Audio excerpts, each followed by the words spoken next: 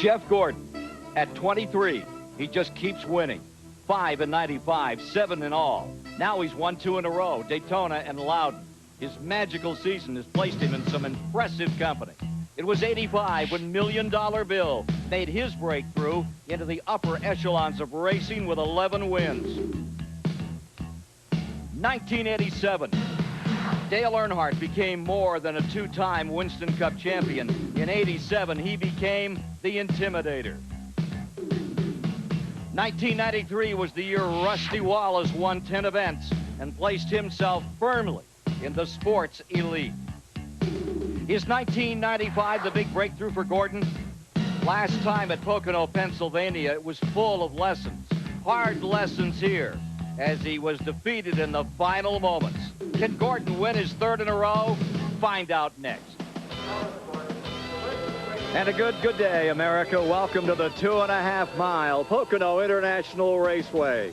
Time to go Winston Cup racing with the Miller Genuine Draft 500. The prime issue today here on TBS.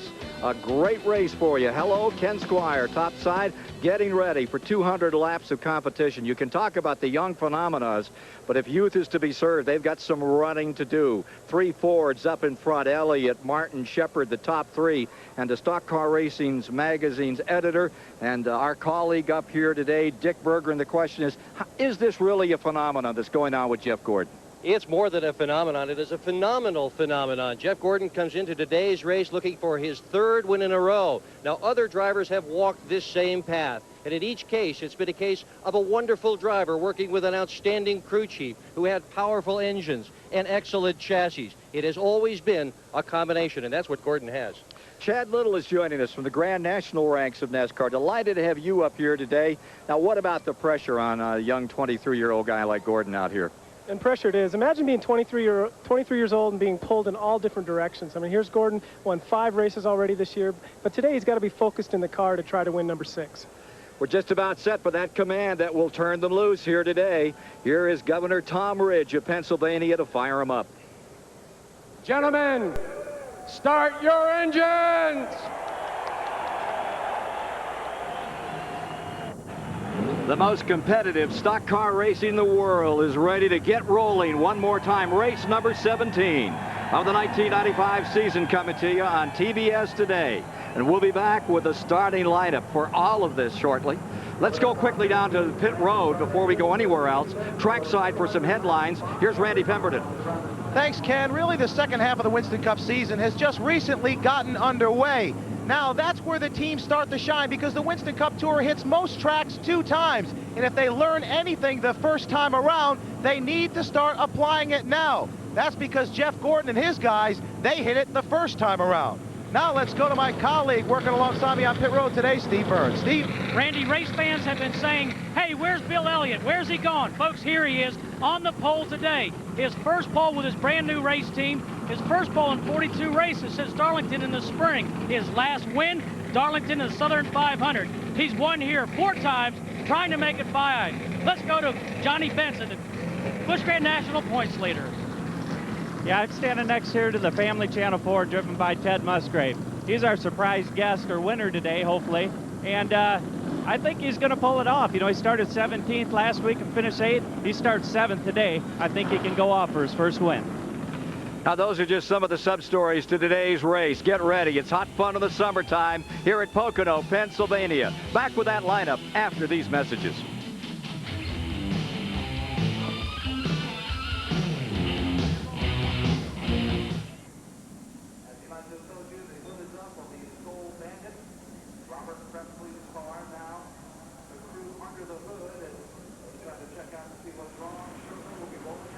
Okay. Hello. I'm going to start here in the window. We're live along pit road here today in the STP Pit Communications Center.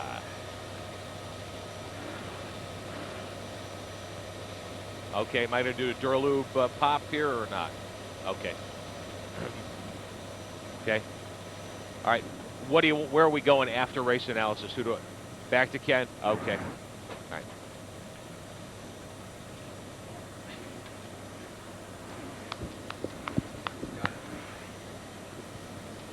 Yes, go ahead. Hello. I knew it was you, Bill. I got it. Yes. Hi. Sorry, Hi, Billy. Can you hear me? Testing throw. 1, 2, 3. Okay. We shall, sir. Oh, yeah.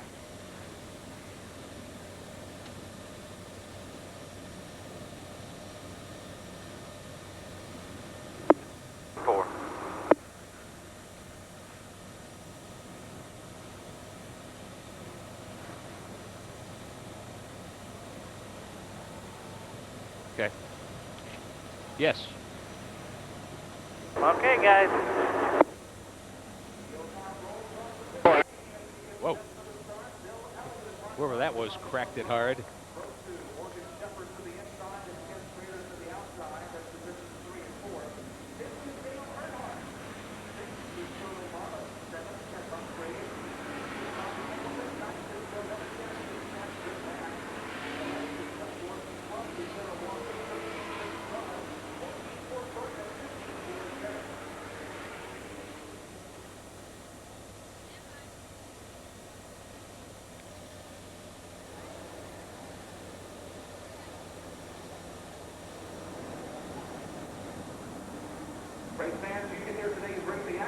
Back live at Pocono International Raceway in Long Pond, Pennsylvania. The cars have rolled off, getting ready for a couple of pace laps around this 2.5-mile tri-oval. I'm Rick Benjamin live at the STP Pit Communications Center along Pit Road here today. A lot of stories we'll be sharing with you, but first we want to give you our AutoZone race analysis for today's competition. We're on a 2.5-mile speedway here. We'll go 200 laps, 500 miles.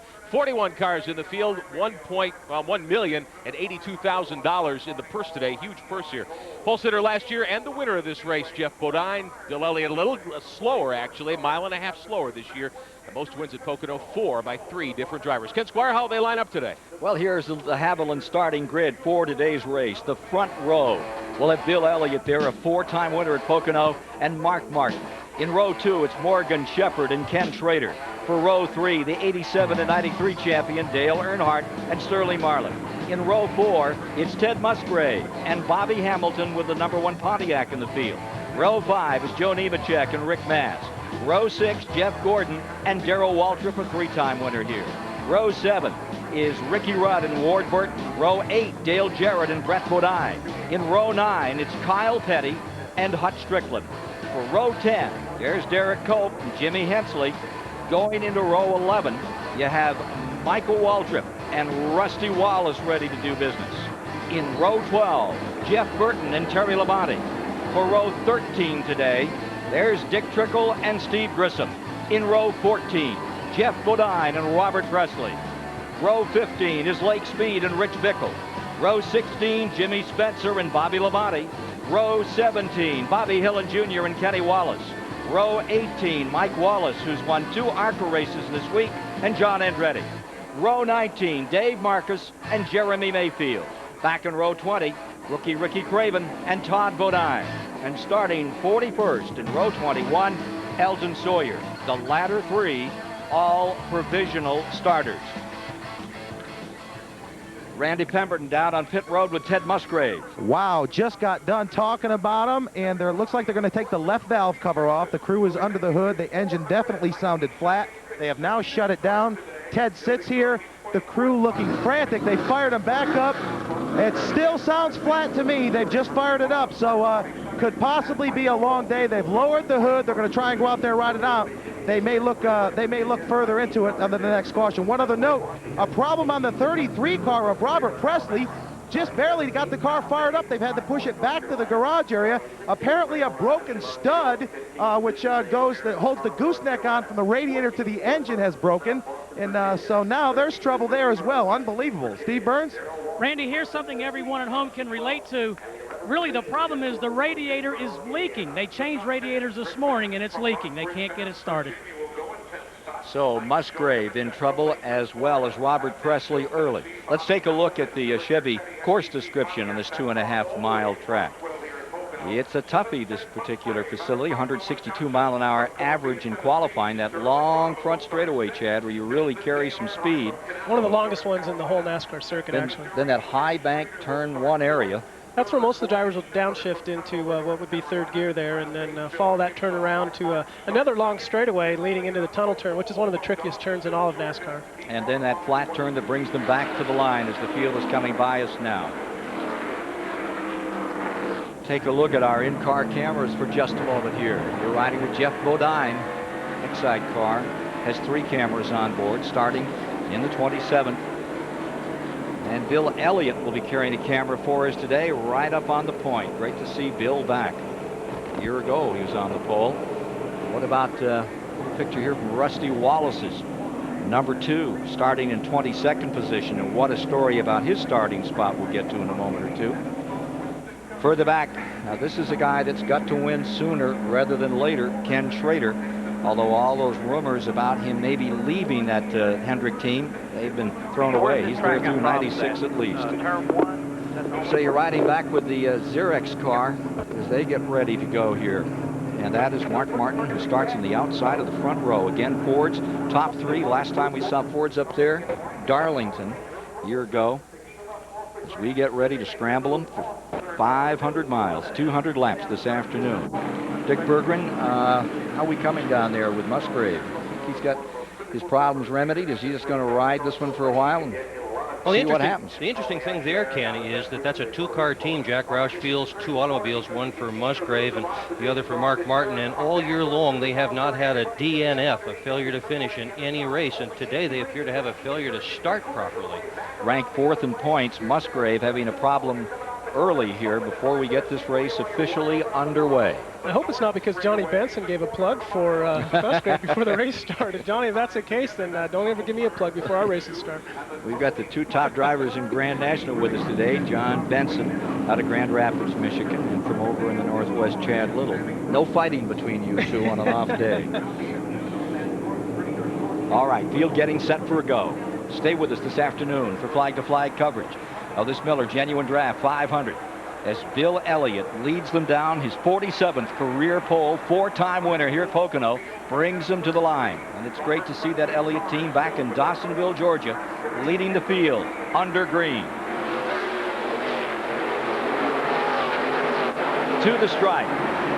And Elliott breaks out in front immediately.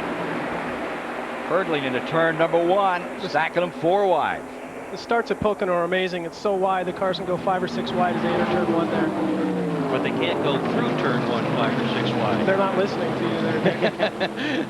you. It's hairy going through turn 1 too wide, especially when you get to the tunnel turn. That's the one you really don't want to be going side by side over if you're racing somebody for position. The guy on the outside's got to give way. Here's Earnhardt getting that move on the inside with Marlin, with Nemechek. They have Schrader pinned on the outside as they go over that 8-degree tunnel turn, turn 2, head into that short chute, and then down into that long flat corner. Robert Presley is still on pit road. They have not yet gotten the engine fired on his car, and he is about to go a lap down. Presley tied for rookie honors with Ricky Craven. Going to hurt him badly. Back they come. And that is the first lap as they come to the stripe that Bill Elliott has led all year. Last race in which he led Phoenix last October. Martin stays right there, and those 3 Fords trying to draw away from the Chevrolet of Earnhardt in 4th, followed by Schrader. And down below the line they go in turn 1.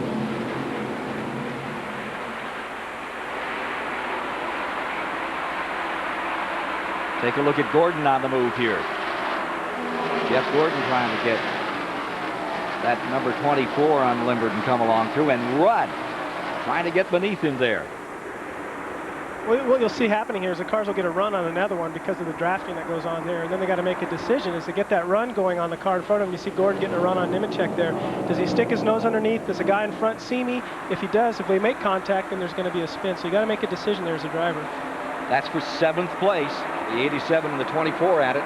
It will be interesting to watch Jeff Gordon today because after the last practice session yesterday afternoon, they totally changed that car around. They changed the rear sway bar. They changed one of the rear shocks. They changed as well the engine, the transmission, the gear, and the brakes in it. This with no practice. This is what we need to know what they didn't change. The driver. They left the driver alone, and the crew chief is still there. That's always a question, too, when the race starts when they make that many changes. Is it going to be better or is it going to be worse? Here's Earnhardt in 4th place. Ken Schrader running in 5th. Those Chevys pulling. Here's Jeff Gordon scooting down to the inside. Makes the move on Nemechek. That's for 6th spot. Here comes Ricky Rudd into it. He's the tied car down to the inside. And Bobby Hamilton in the number 43 Petty car. He's making a good showing here in these first laps. Pocono is one of these racetracks where you really don't want to be tight. If your car is tight coming off the turns, in other words, you have to turn the steering wheel more than you want to. The car wants to push straight. You're going to have a long day because you can kind of see, I think Joe Nemechek's kind of fighting a tight condition right now, and the cars are able to get underneath him coming off the corner. They're able to keep more RPMs in their motor. Working lap number 3 on board with Ken Schrader. He goes chasing after Earnhardt. Schrader in 4th, Earnhardt in 3rd. Up in front, Elliott Martin. Take a look at this battle. Here's Michael Waltrip still looking for that first win under Rick Mast.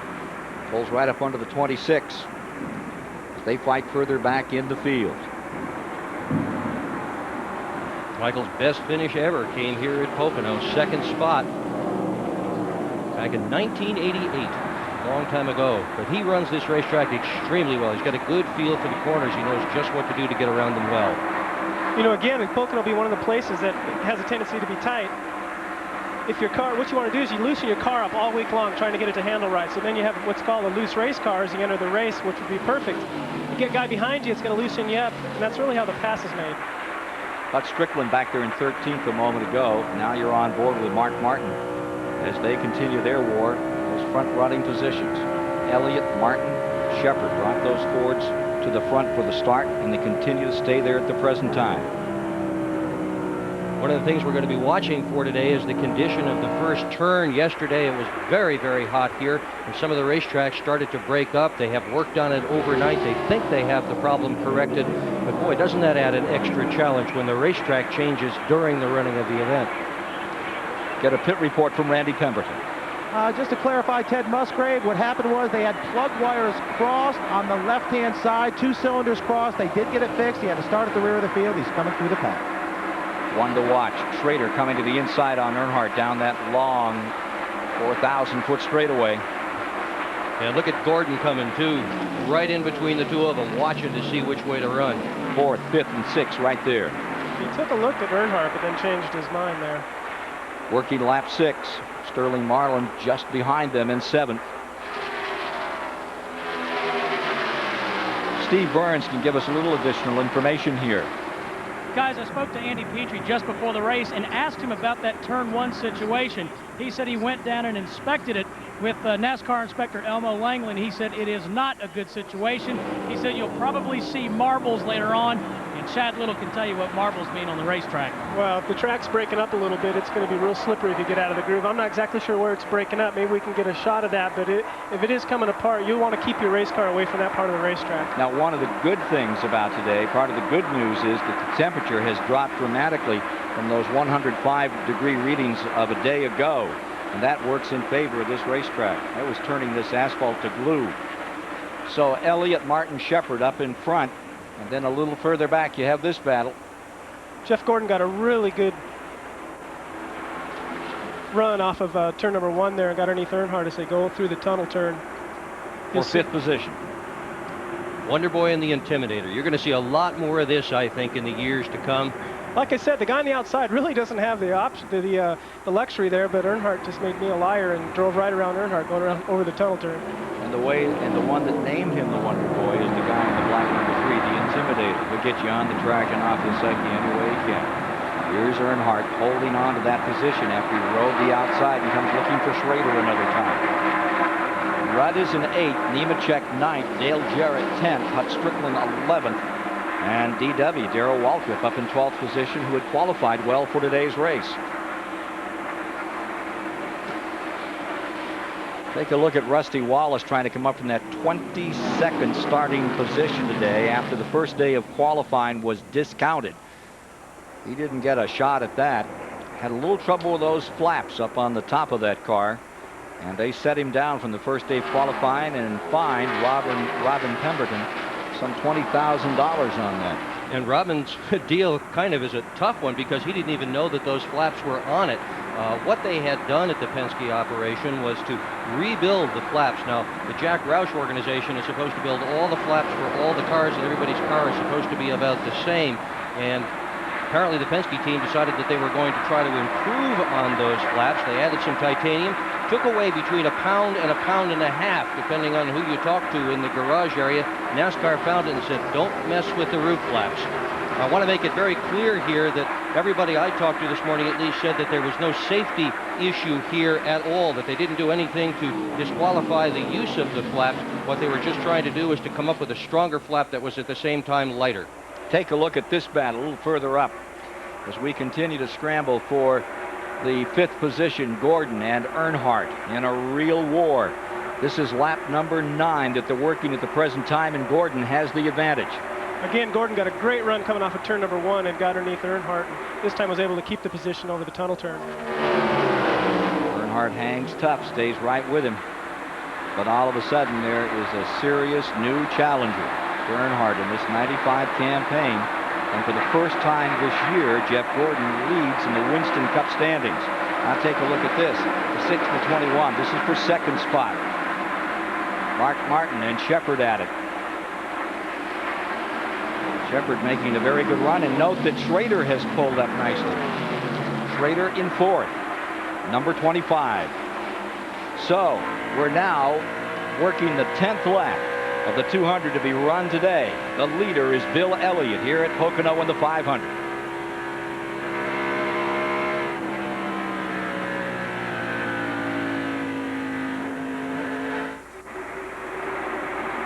Oh, it's strong. Thank you.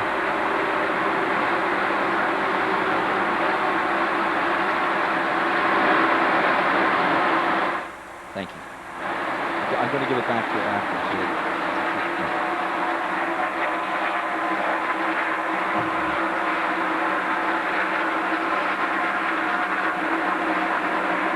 Boy, Schrader's coming. Yep.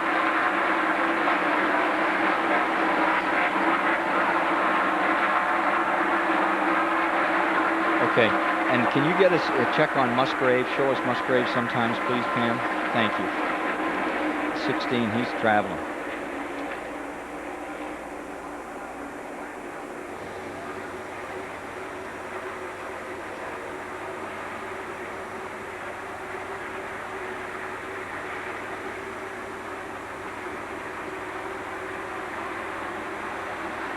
Okay, if you get a chance, the 33 cars back out finally, and I did take 5 seconds of that and get rid of it.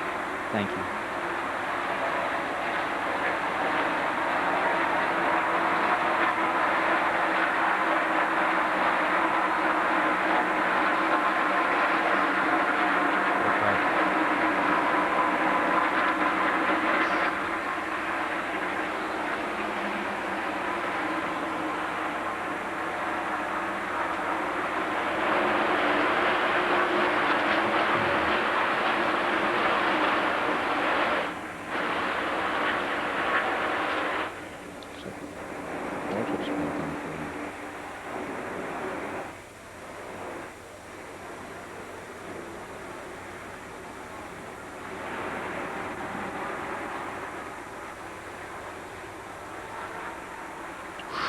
Wow.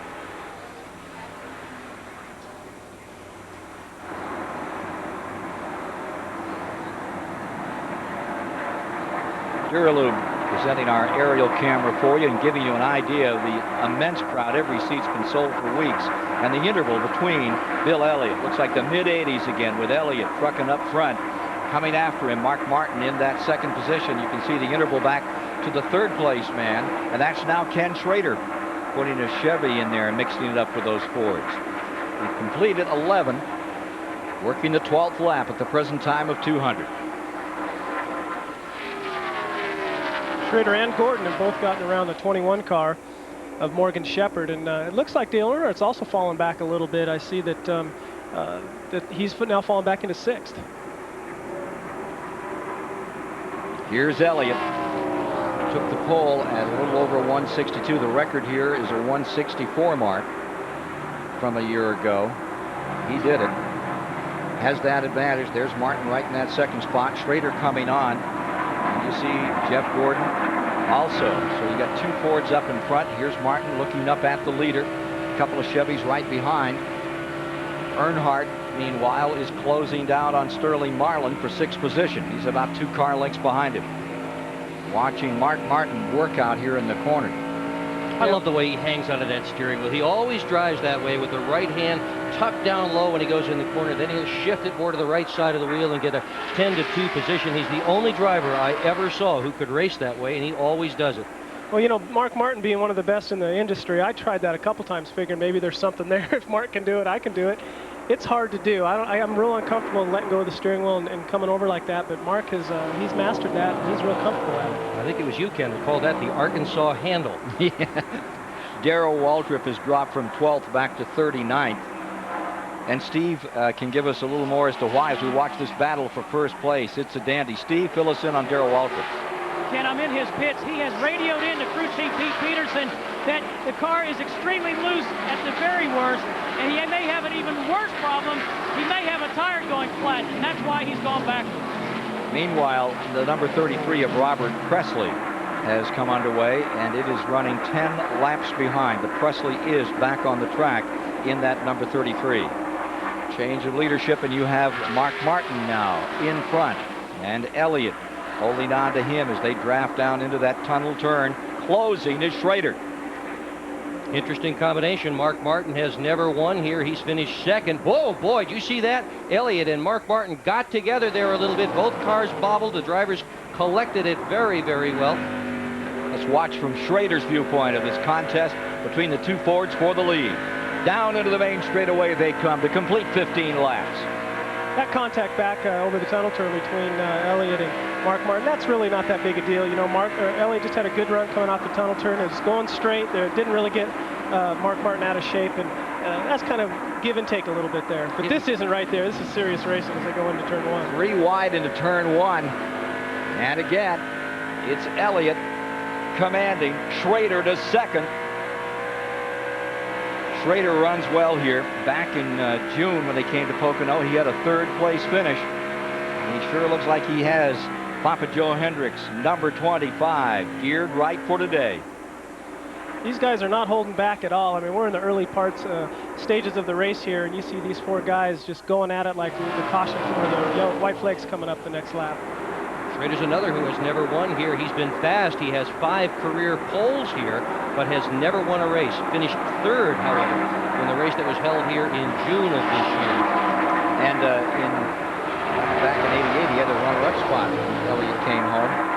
So he knows his way around this place. Here he is making a run going into turn 1. This is the corner that's shaped a bit like Michigan. That second turn a little more like Pocono. And the 3rd, take your choice. Phoenix, Milwaukee, wherever you want to go, it is flat. Now look at this. Gordon's going to follow through. Those are team cars. Schrader and Gordon. You know, the 25 car is very hungry for his first win in a long time, and I'd love to see it happen here today. Yeah, a long time indeed since he has tasted victory. This could be the time. Hasn't won in the Winston Cup since Dover, Delaware, 124 races ago. 1991 at Dover. Well, here's Gordon clambering up. Remember, he started in 11th position. And he is making his weight felt at the present time. It shows how fast things can happen here. A lap ago, you had Mark Martin challenging for the lead, and now he's sitting back in 4th place. He might have just decided to wait for a while there. Those guys being maybe a little too aggressive than he wants to be right now. He knows he has a good car, and he just wants to wait. Terry Labonte won here in June when Jeff Gordon came down on a restart with just a few laps to go and missed a shift. So, Jeff, you missed a shift, and you missed a victory at this track back in June. How do you feel about that now? You know, since we were last here at Pocono, I mean, heck, I thought the season had taken a big turn when we were ready to win a race, and I missed a shift, and man, it just seemed like it was downhill from there. And actually, since then, that's helped us out tremendously. We've you know, finished 2nd at Michigan and won a pole and won 2 races since then. So, you know, if anything, that missed shift here at Pocono has helped us out a bunch. He also said he was so embarrassed about that he wanted to come back and rerun the race the next day.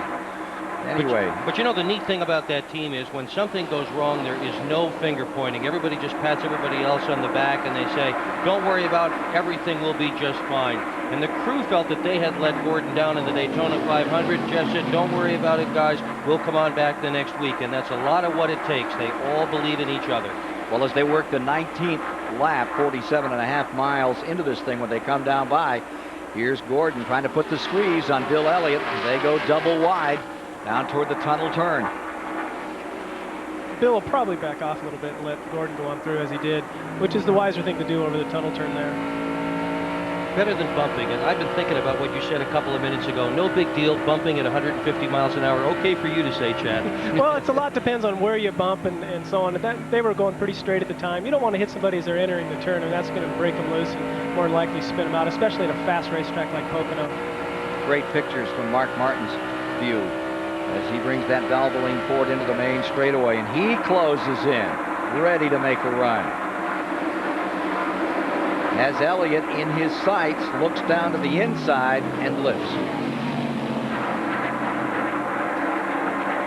Love to watch Mark Martin race. So determined. I mean, he gives you every ounce. He has every single lap, every foot of the way. Yeah, he's definitely Mr. Intensity. Take a look further back. Oh. Here's Derek Cope scooting to the inside on Michael Waltrip. Here's Rusty Wallace pinned on the outside and Ward Burton just in front. That's for 10th spot, folks. Just saw Rusty hit his shift lifter there, changed gears going into the corner. Rusty in 11th. Trying to close some ground. Morgan Shepherd has fallen from 5th. Well, actually from 3rd at the start. But in the last 4 laps, he's gone back to 14th position in the Wood Brothers, number 21. I tell you, there's a big day coming. Oh, down to the inside. Here's moved by the 24 car, getting under that Robert Preston machine. Lap car, 10 laps down. Understand that Glenn Wood's going to be 70 years old. You can imagine the years that he's put into racing. They're going to start a museum up there. Caution is on the track. First time. It comes as they have completed 20 laps. Caution is out for debris on the track. Not sure where, but it's out. NASCAR sees it. We know that. Doyle Ford has the flag in hand, and so we have our first caution of the day as we complete 20 laps. They're 50 miles through. Watching Schrader's number 25 leading the way at the moment with Jeff Gordon now to second. The Chevys have come up to first and second. The Fords of Bill Elliott and Mark Martin third and fourth, then Earnhardt in fifth. Dale Jarrett has come to sixth in the number 28 Robert Yates car coming up. So before 62,000 in those seats, and looks like another 62,000 plus in the infield. There's over 200 acres of infield here. Got yourself quite a crowd, and for a moment they get a chance to sit back for a second. Nice day for a race. Temperatures just about perfect, not anywhere near the high temperatures of yesterday or the day before, or for that matter the last couple of weeks. How about that? Now it'll be time for the drivers to relax a little bit, get a drink of water, and the pit crew to go to work. This is where they earn their pay. Now they should go, what, about 34 laps today as we watch Schrader? Yeah, that's what I figured. Talking to some of the crew chiefs this morning, is that you'll see 36, 37 laps as a maximum. But I believe that they'll all be coming in right now. Check their tire wear, get a good temperature on the tires, and go back out. Ward Burton may have the record. Last year he went 41 laps in a single tank of fuel, but it was out by the time he crossed the line. Pace truck has the field in hand as they get them woed for debris on the track. Our first caution of the day.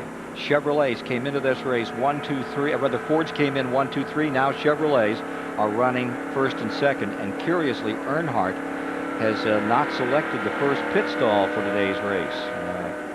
Anybody got any idea as to why? He usually likes to be right down there on the end, or he can scoot out.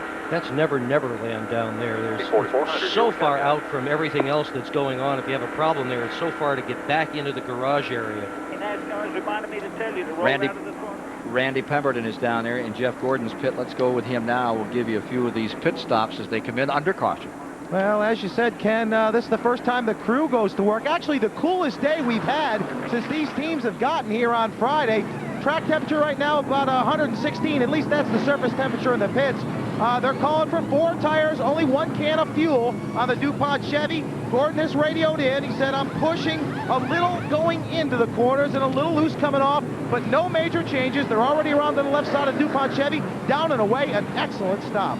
Yes, it was. There's Schrader out just as quickly. And here comes number 6, Mark Martin, not to be outdone. There's a 5 o'clock traffic jam. Yes, sir. A little after 1:30 in the afternoon Eastern here on TBS. It's the Miller 500 from Pocono, Pennsylvania. Stay with us.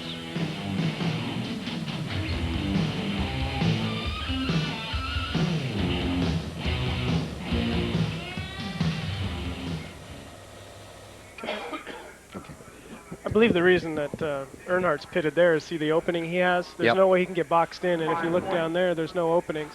Only guy I ever saw that picked that pit was Gary Nelson. Oh, Anytime really? he had a chance to do that, he went way, way, way down there. But it's so far away from anything, from the tires, from the fuel, and it's uphill. That pit road is uphill. I don't know if the uphill, really makes that much difference to him That's right to the now. guy pulling tires. Yeah. Yep. 105 yesterday, right? What is the temperature right now? Anybody keep out the thermometer?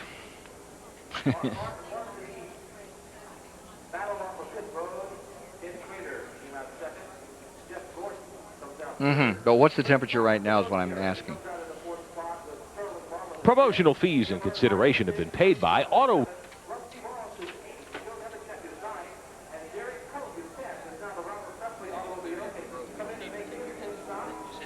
Mute.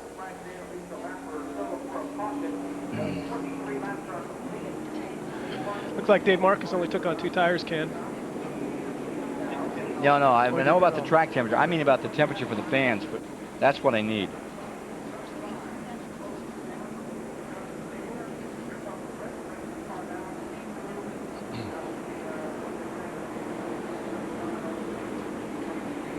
Thank you.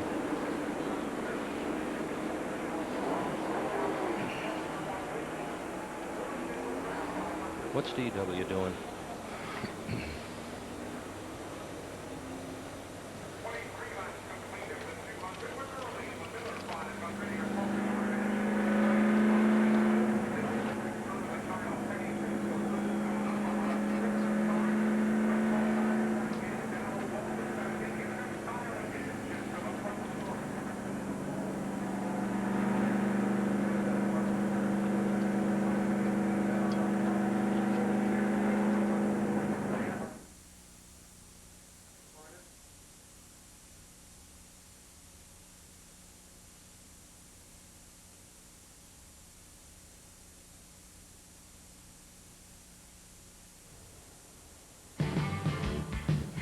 Promotional fees and consideration have been paid by Auto Week, America's only enthusiast weekly. For a 52-week subscription for only $19.95, call now, 1-800-232-1522. And by Liquid Wrench with Teflon, the non-flammable spray lubricant with thousands of uses around your home, shop, and car. And by STP, makers of fuel performance additives like STP Super Concentrated Fuel Injector Cleaner and STP Gas Treatment. So no matter where you drive, go with STP and drive a better car. Working the 24th lap, 60 miles. There's the 17 car of Darrell Waltrip that's been in and out of the pits a couple of times. Let's go to the pits for more information from Steve Burns. Ken, major changes on the 17 car. They came in twice on pit road. They took a spring rubber out of the right rear and also adjusted the track bar. Bill Elliott also, although he's right at the front, also having some handling problems. They took a round out of the right rear as well. Said the right rear tire was wearing badly. Hey, let's go to Randy Pemberton.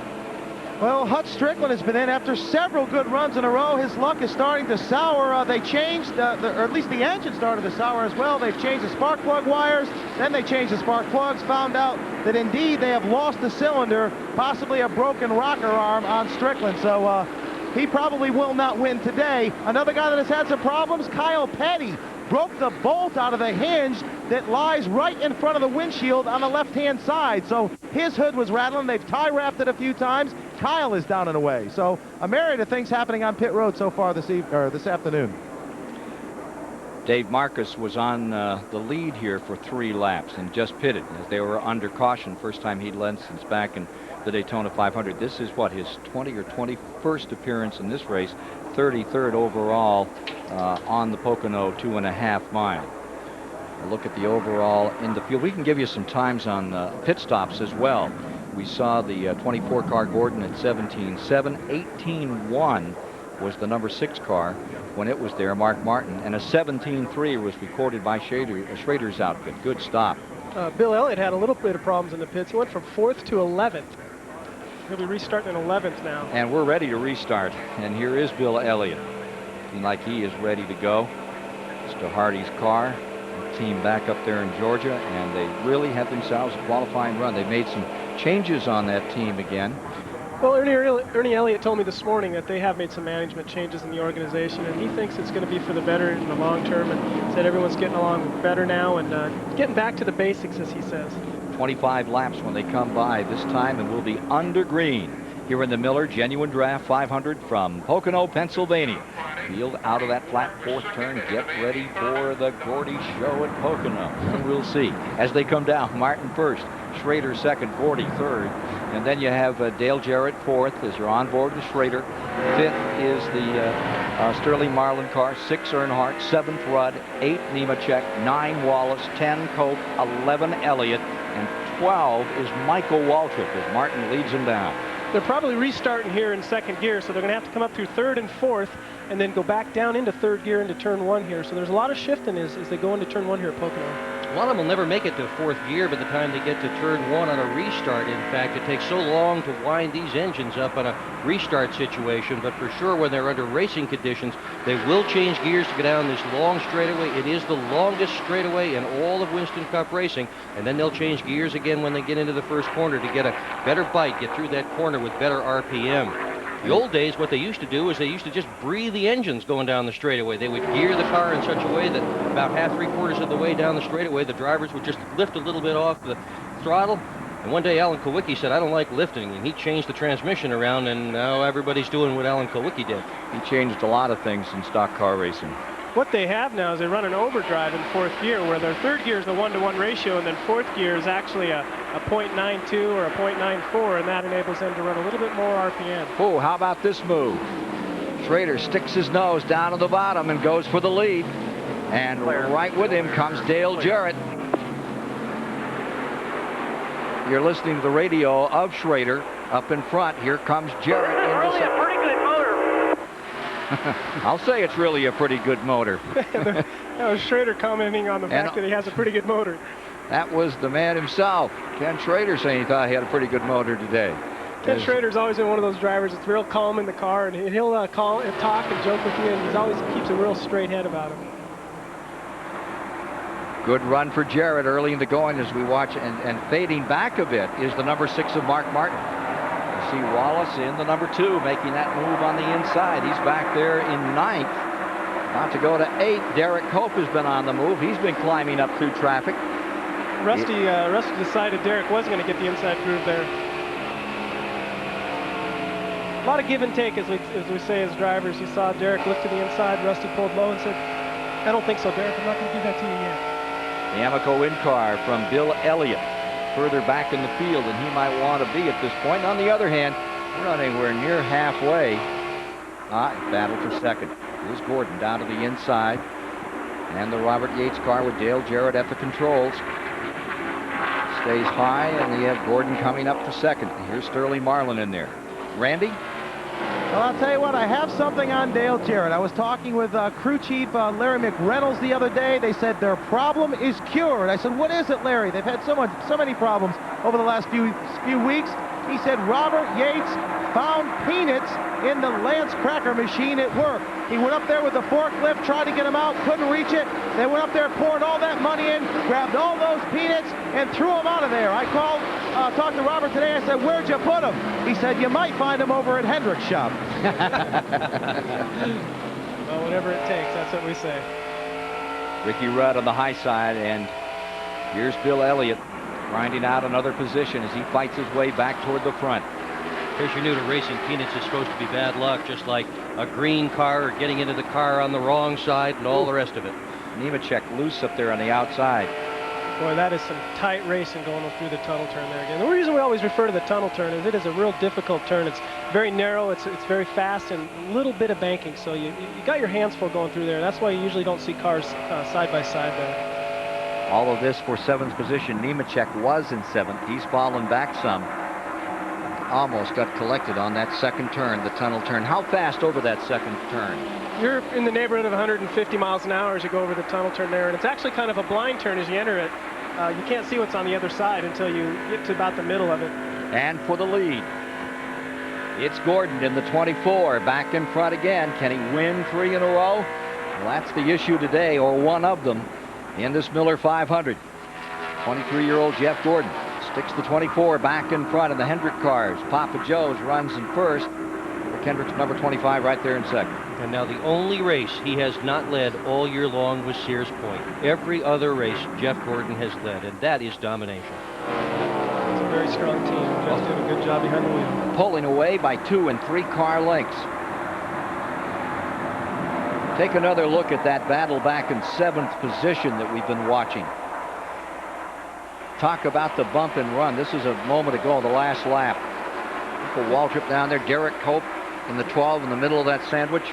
You're just kind of holding on there and hoping that nobody slips, because if there is a slip, it's going to be a wreck. That's for sure. You can see the rumple strip that right now Derek Cope in the 12 car is running over. It's real bumpy right there. The car doesn't grip real good when you get down that low. So that's some good hard racing right there. Here you see the deuce and the 3 still at it pretty good, and that's for 5th position. Wallace into 5th. Earnhardt challenging.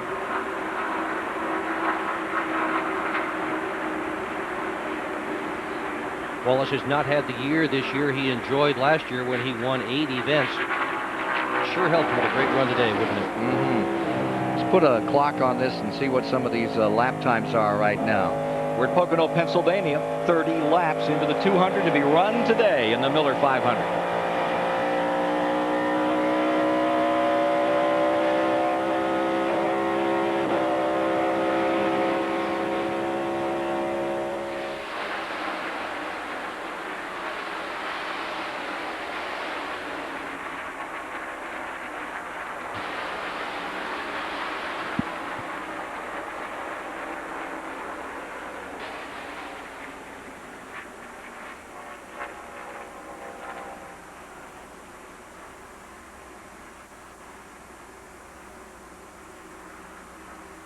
Can you hear me? There you go. Could you not hear me on talkback? I've been talking to you and to Jeffrey, and okay, I've been trying to speak to you, and okay, okay, okay, okay, okay. We'll do that. All right, we'll do that in the monitor here with the video. We'll see the race. Will you racing first? Okay.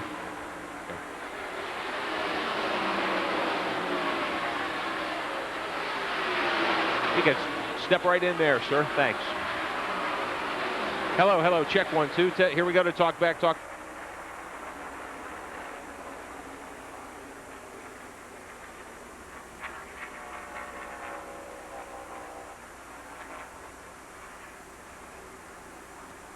All right, good.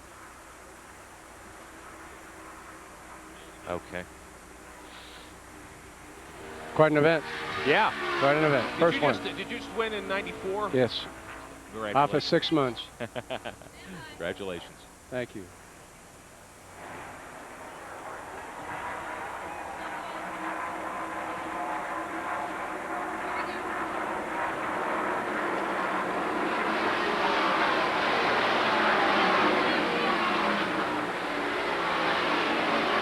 Welcome back to Pocono International Raceway, live this afternoon on TBS Sports, the Miller Genuine Draft 500. We're watching Jeff Gordon on the racetrack right now. Gordon and Kenny Schrader have been putting on a great battle here in the last several laps. Rick Benjamin here at the STP Pit Communications Center, welcoming Pennsylvania Governor Tom Ridge to our broadcast. Good to have you with us today. Glad to be with you. Glad to have NASCAR here in the Winston Cup Series. Great to be with you. Terrific event, a sellout crowd here as always, and you had some specific business to take care of with Richard Petty today. We've got some pictures to show. Well, tell us about this. Well, we wanted to make Richard Petty a part of Pennsylvania. It's appropriate to make exit 43 off of Route 80 that comes into the Pocono Speedway, the Richard Petty exit, and was a real thrill for me to have the opportunity to meet the King. A lot of speculation about him wanting to possibly be governor. Sure. I told him, why would you want to be governor when you can be king? There's the sign for exit 43. You made that presentation earlier this morning. Yeah, well, we were real proud of the Pocono International Raceway. Richard Petty had come to Pennsylvania on several previous occasions on his own time. Just because he's a good citizen, North Carolina claims him, but he's been helping folks out in 50 states around the country. We thought it was a nice and appropriate way to honor him. Well, we appreciate you stopping by. It's certainly a great honor for the King, and pleasure to be here in the Poconos. Well, I want you to know this is the premier, one of the premier sporting events in the Commonwealth of Pennsylvania. We're delighted to have you here. Look forward to seeing you next year. Thanks. We appreciate you stopping by as we watch Jeff Gordon and Ken Schrader go at it, Ken Squire. Indeed. Battle for the lead as they come around for the 35th lap. They'll have covered 87.5 miles, only one caution to date. That was for debris if you're just joining us and you're on board with Ken Schrader as he comes into the main straightaway. Wraps out some real speed. How fast will you get it all the way down to the mat on this main straightaway? Oh, they're approaching 200 miles an hour at the end of the main straightaway here as they go down into turn one. Hard brake. Look at that right there. I mean, that's exactly what you're up against. That's good racing right there. And at 200 miles per hour, it is Schrader to the inside, passing teammate Gordon and taking over in first spot. Dale Jarrett still stays third. Rusty Wallace fourth. Marlin is fifth. Bill Elliott sixth. Earnhardt seventh. Rick Hendrick, who owns both of those cars, is in the pit area today, and I'm going to tell you what, when he sees a deal like this, he doesn't even want to watch. He is one nervous camper watching several of his cars going at it for the lead. I think that Rick Hendricks is probably the most nervous in a situation like that because I don't think Schrader or Gordon are even thinking about it one little bit. Look at Wallace just blow into third spot. Steve Burns can add something to the story on Rusty Wallace today. Ken, Dick Berggren mentioned the roof flap incident from qualifying day. Rusty Wallace started 22nd. As you see, he's now third. He is driving his favorite race car. That's Midnight. He has an incredible record in that car. 26 top fives and 13 victories. Yeah, that car has done some winning, done some great racing here. Seen it many, many times, and it is one of the favorite machines. He's one of the few that names his cars. He debuted this car back in Richmond, way back in 1992. They keep adding new sheet metal to it, and we saw this car at Dover, Delaware in June. That was the last time it was in that big crash. Remember, early in the going, didn't look like it was going anywhere. Came back to finish ninth that day.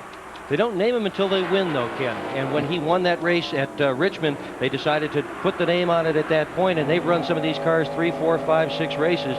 No name on it until it wins. It's just PR and then the number in the order in which the car came off the jig at Penske Racing. 09 was the original number on this car that you're riding in right now with Rusty Wallace as he closes down from third spot on the leaders. Rusty, what was all that controversy over the roof flaps about? But this is just a non-approved part, and the reason we got to fine at all is because they're trying to deter these manufacturers from building trick parts and trying to sell them to people, and they want to get a good control. So I understood it. I said, I appreciate your position on it, appreciate you being kind about it and understanding it, and that was it. It's been around for so long. Robin Pemberton didn't even know it was on a car. He was shocked. I said, I got something I got to tell you here, buddy. The Miller Genuine Draft In car, you're riding with Rusty Wallace. Interesting thing is how anybody discovered that. Anybody got any ideas? The roof flaps? Yeah, the roof flap. No, the roof flap that cost $20,000 to Pemberton. Well, they're all watching each other in that garage area. NASCAR inspects those things very closely now. I mean, it's been a real safety factor, those roof flaps. They look at those every race. That's why, as Darrell Waltrip referred to yesterday, there might be a little bit more to that story than we're hearing. But the other teams watch the other teams too, and each crew member is watching the other crew members, and they're all looking for something that they can blow the whistle on because they don't want anybody to have any sort of an advantage here. Importantly, the Penske team was very, very involved in the development of the roof flap. It was originally drawn out on a napkin that Don Miller still has in the Penske organization. So they certainly didn't want to do anything that would jeopardize safety, particularly after Rusty went upside down so hard at both Talladega and Daytona. And that's where that flap started. But the flap about how they got caught on that deal, I think, is about. It's a matter of who parks beside who in the garage area. I was going to say, that NASCAR plan where you can't have a closed garage where it's all open really takes care of business, doesn't it? I didn't even have to ask Steve Meal this morning, who was with the 6 team. He just came over to me and said, Dick, we don't care what they do. It doesn't matter to us. And he was parked next to the 2 car. Well, how about that? Here you see the leaders continuing to duke it out with Ken Schrader, Jeff Gordon first and second, Rusty Wallace third, Dale Jarrett fourth. Hey, folks, we're 38 laps in, and Hutch Strickland is having an unscheduled pit stop and going behind the wall. That's too bad for the Kenny Bernstein team, still struggling. We'll look back here as the number 21 gets, Morgan Shepherd's got a handful of 21. Terry Labonte after him. And there's the 24 on the shoot and scoot. Down to the inside, double wide for just a moment, and Jeff Gordon goes back into first. Schrader stays in second. Those guys are really running close. They've been going back and forth every other lap. I think they're having a ball. Yeah, ball's a relative word right now out there. I mean, there's a lot of work, and they're working at it, as you can see, hustling the cars. But obviously, they both have really good race cars, or they wouldn't be able to trade positions like that every lap. And they love to race so much, and they're really giving them a show. Take a look at Earnhardt in the middle here with Derek Cope just in front. Cope has made a great run in the 12 up to 8th position. Mark that as 7th now for Cope. Push Earnhardt back to 8th. Marlin in 9th as they circulate around this track in their 41st lap. Let's go to Steve Burns. Ken, this is unusual. Jeff Gordon radioed into Ray Evernham about 5 laps ago and said that 25 car just blew by us on the front stretch. And Ray said, that's okay, just ride in behind him. Jeff then replied and said, I guess I'm getting loose, but now it looks like the car is getting better. If that's loose, gets it up a little there. Look at Rusty Wallace coming on. He is coming, isn't he? Look at the strength Rusty Wallace is showing. Remember, Rusty started 21st, too. 4-second spot, Rusty Wallace. And closing on leader, Jeff Gordon. More from the Miller 500 after this.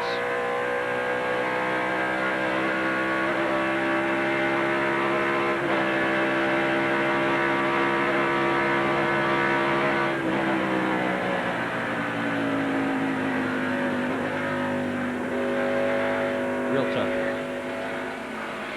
Is Bobby Allison here today and in his pit? Yes, he is. Could somebody get me a headshot? I mean, just get me a shot. I want to do something about leading all these races, but I want to show Bobby to tell my story. Could somebody get me that sometime along? Yeah. Thank you. And tell me when you got it. We were talking about Jeff Gordon. It goes back to that theme. 2 laps ago, there was a good shot of the straightaway, and the car's snaking back and forth. I think it was Mark Martin. Just blew and by him. If you want, I can tell people about the draft and why they do that little snake there to kind of shake the guy behind him.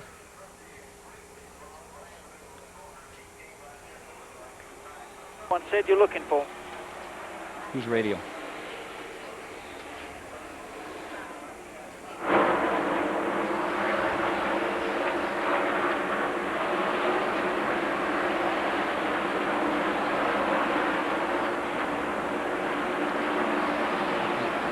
Wow.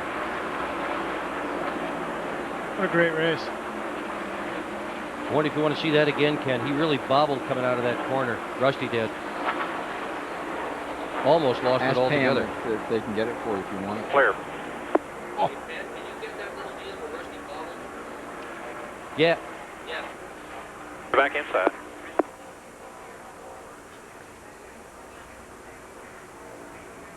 Clear behind him.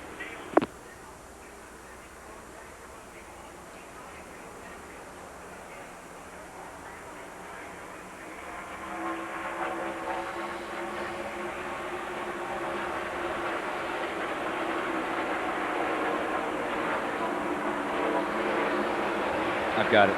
Yep. Yeah, sure. I'm going to keep this.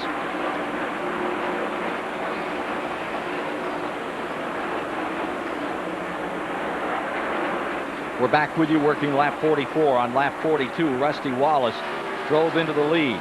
Then he backed up, and it was rather dramatic. Let's take a look at what happened. Coming out of turn number 1 there, and you can see that Rusty had a good good run going into one, and then here comes Gordon right alongside of him. He had a better run coming out of one, so you kind of set yourself up for that. Might give up a little bit getting in for more coming out. They usually say coming out's what's important because that leads on to the straightaway of where you're going to accelerate and get your speed. But the thing that had pushed him up happened just a moment before that. He got himself into the rough stuff on the low side, upset the chassis very badly, and up he went, and went from first right back to third. So that was lap 42. We're now working on 45 with the leader, Gordon. Wallace back to second, Schrader into third. Those are the top three. There you see Rusty Wallace, who had this race for a moment, stuck the nose of that car out in front. I don't know if he got an official lap on that one or not, and got himself the 5 points. Had that lead briefly, but here's Jeff Gordon back in command another time. Jeff Gordon's a very smooth driver. As you mentioned earlier, Gordon has led 16 of 17 races this year. Times are beginning to fall off just a little bit. On lap 21, they all took on new tires, and they were running in the low 59s, or low 57s rather. Right now they're running in the low 58s, so they've slowed down a full second in the last 23 laps. And that's what happens as the tires begin to wear out. The cars get more difficult to handle, and they slow down as well. Here's where the big battle is right now. Is back just a couple more spots with Derek Cope and Sterling and Earnhardt there. They're really going after it. 7th spot, Cope, 8th Marlin, and Earnhardt all in there in a bundle. And it is, again, the number 3 of Earnhardt that's challenging, the 2-time winner of this 500. And see Jimmy Spencer in there. He's running well, too. He is charged from well back up to 8th now. He started 31st on the day. He needs a good run. Spencer has had an absolutely terrible year in 1995. Began by failing to qualify for the Daytona 500, and from there it just does not seem to have gotten any better at all. But a good run here could help get rid of a lot of bad memories on this season. Little tippy in the tail end right there as Earnhardt closes down. Marlin comes with him. That's an example of how the cars get loose again, because they loosen them up because the track has a tendency to be tight, and you can see there Earnhardt gets right on his bumper or on his back and does loosen them up. And Marlin comes to the inside to challenge Earnhardt. That for 9th with Spencer just in front of them. Here you see Derek Cope, the number 12 car for Bobby Allison, in 7th place. Jimmy Spencer, he is flying. Nemechek getting under Earnhardt. Makes you wonder about the 3 car at this point, Dick Berggren. Yeah, he got Earnhardt bobbling. It was almost an Earnhardt move done by another driver on Earnhardt. Nemechek got his nose right underneath there. Earnhardt got a little wobbly, and there it went. Well, for the lead. Yep, and then some. Wallace is so strong this afternoon. Wallace bounces back into first spot by 2 car lengths. This while they're working lap number 47. When they come by, they'll have 117.5 miles in the book. That's the 12th lead change of the day. It puts Gordon back to second, leaves Schrader in third. Some kind of racing. Here's Schrader ready to make a challenge. That 200-mile-an-hour mark on the racetrack, down into turn number 1. Schrader all the way on the bottom. Rick Hendricks chewing his fingernails again. Guaranteed. Looks like Kenny's going to get a run on the long side of him here going down the short chute leading into the tunnel turn. He'll probably end up with a position as they go across the tunnel turn there. And he does. He's really not had a problem running fast. Kenny Schrader has run fast in many, many races this year. He just hasn't had any luck. It seems as if every time he gets going really well, something goes wrong with the car. At Charlotte, he lost an engine while leading. In fact, he lost it while dominating. At Talladega, he lost an engine while leading. At Atlanta, he crashed while running fourth. At Rockingham, he crashed. So it's not a question of speed. Schrader has had that. He just has to have the speed and the finish in the same race.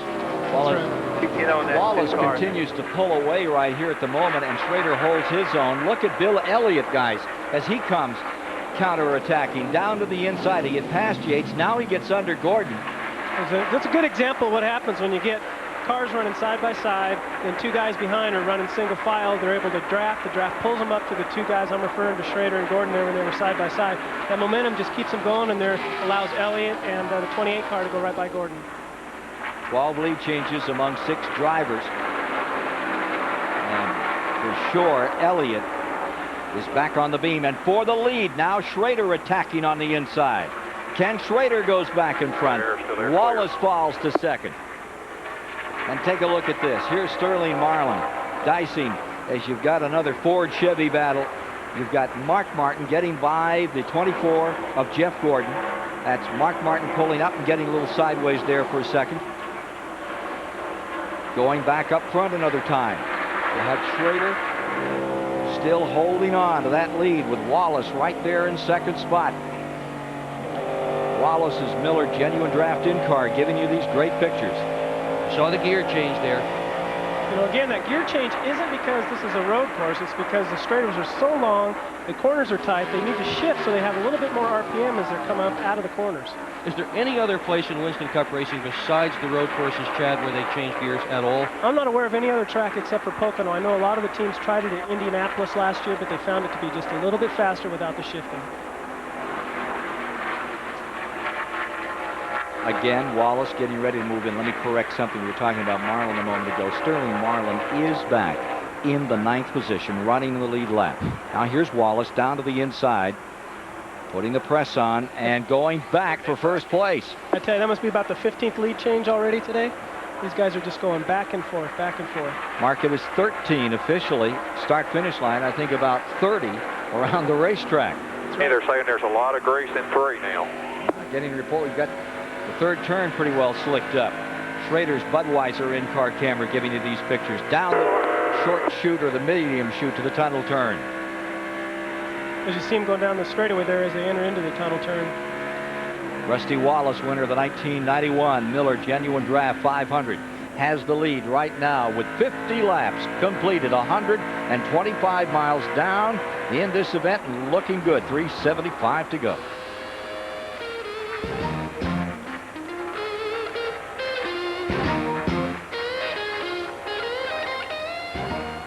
How do you know what lap they're on? Right there in Oh, front. you're looking at the leaderboard. Okay, I think. Yeah, this thing is always a lap behind. Okay. I'm sorry, what? Oh. Yeah, that was some pretty good contact right there. That's not.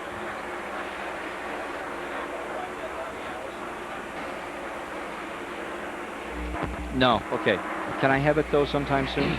I think that bent up the front end of Earnhardt's car too. Did it? I think it did. I can't really tell. The sheet This would metal. be a place where aerodynamics would hurt you. Yep.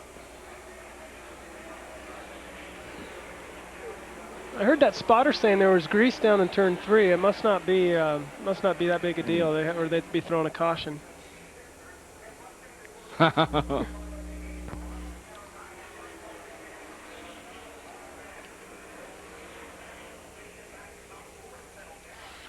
need to pose a question. Let the picture of Bobby Allison pay it off. The question is, who has the all-time record for leading most consecutive races? We're talking about how good Jeff Gordon is, and that.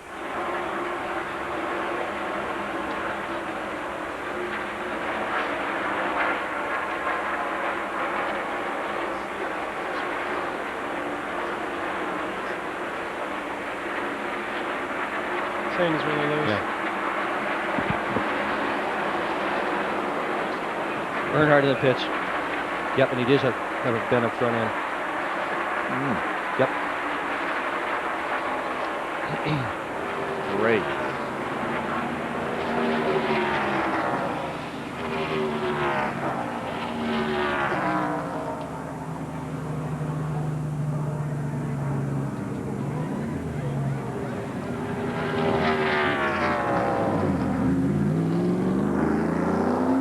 Unscheduled stop for Dale Earnhardt just leaving pit road. He had been running back in 16th position. This takes him out of the top. This is at lap 53. You can see the damage to the front of the car, left side, and take a look at what happened. Looks to me like they're going down into turn number 3 here, and he got into the back of the 5 car a little harder than he probably wanted to. He's on the brakes real hard right there. You can see the front end squatting down. I don't think that's why he pitted, though. I think the car was just, look at the parts falling off right there as he makes the contact. But I think it's about 5 laps probably before the scheduled pit stop. This car wasn't handling right. They decided to come in, maybe take a look at it. They didn't touch the damage at all. Here's Randy. Yeah, that's exactly right. They did have a little of that damage. They were a couple of laps from pitting and getting fuel and rubber anyway, so they decided to go ahead and pull it in now. If it's an aerodynamic advantage or a disadvantage, then they're losing a little time on the racetrack. So they wanted to come in a lap early, get it fixed. The 25 car of Kenny Schrader scheduled to pit probably about lap 57 or so, so they're all going to start coming here in the next 5, 6, 7 laps. Earnhardt back on the track. I would think it would be a little bit of an aerodynamic problem, Ken, because this is a kind of track that the speed is important. Leaders now coming in. Saw Kenny Wallace in here just a moment ago. Now you're seeing Jeff Gordon, first among the leaders, to head on to pit road. Again, we've had reports that the 24 car was getting extremely loose, so he's coming in a little bit early, too. It's early in the race. You don't want to get down this early. Randy's there. Well, so far, a typical 4-tire stop for the Rainbow Warriors. They're going strong on the right-hand side. Looks like a little bit of a problem on the right-hand side. Not as quick as I've seen before. Up pit road, a couple of other cars now starting to pit. Left side tires going on. A couple of cans of gas in. Gordon down and away. 22.9 for Gordon. Not their best, but they wanted to make sure they got everything ready. Schrader coming in just a moment or so. Jeremy Mayfield has pitted. Kenny Wallace on pit road. Right now, the leaders are all coming down pit road. Rusty Wallace has pulled in, as has Schrader. Steve is with Rusty Wallace. Let's go to Steve Burns. Ken, you're about to watch one of the best pit crews in the business. Todd Parrott, Scott Robinson slams the jack underneath the car. Billy Wilford on the front tires. These guys are poetry in motion. They clean the windshield. Robin Pemberton said they will not make a chassis adjustment. This will be a normal 4-tire stop. Robinson to the left side of the car. The car goes up cleanly. Wilford to the front tires. Clean the windshield. He's down and away. 17.5. Let's go to Randy. Well, Kenny Schrader is in. Everything going A-OK on the Budweiser pit stop. Left side tires now on. Rights are already completed. Schrader down and away. That was a very good pit stop by Rusty's team. I tell you, I know that my crew tells me they love it when I come over the radio and say, I don't want a chassis adjustment. That means things are going good, and that just gets everybody excited. Fired up. Here you see Derek Cope coming back out, giving the Allison car a really good ride this afternoon. Rick Mast has made his pit stop and is back underway. Bill Elliott, who inherited the lead, he is now on pit road with number 94. Green flag pit stops are so important. You just can't afford to lose any time at all. At 160 miles an hour, 1 second lost in the pits is worth 235 feet on the racetrack, almost the length of the football field. So a second means a lot. Steve is in Elliott's pit. Let's get down there for a moment. Ken, so far it's a clean pit stop. They are making a chassis adjustment to the right rear. Looking at being tightened on the left rear. They're down and away. Clean pit stop. Good pit stop. Watching Lake Speed come in, making his pit stop. Steve Grissom in. Jimmy Spencer making his. Ward Burton. I anticipated some of the cars maybe just changing 2 tires under green here, but so far we haven't seen that. The tire wear must be a little bit more than to get away with that. This is the same tire that they used here in June, and Earnhardt tried that. He tried changing 2 tires and wound up losing the lead as a result. So these guys know what happened here in June for sure. Todd Bodine and Ricky Craven pitted.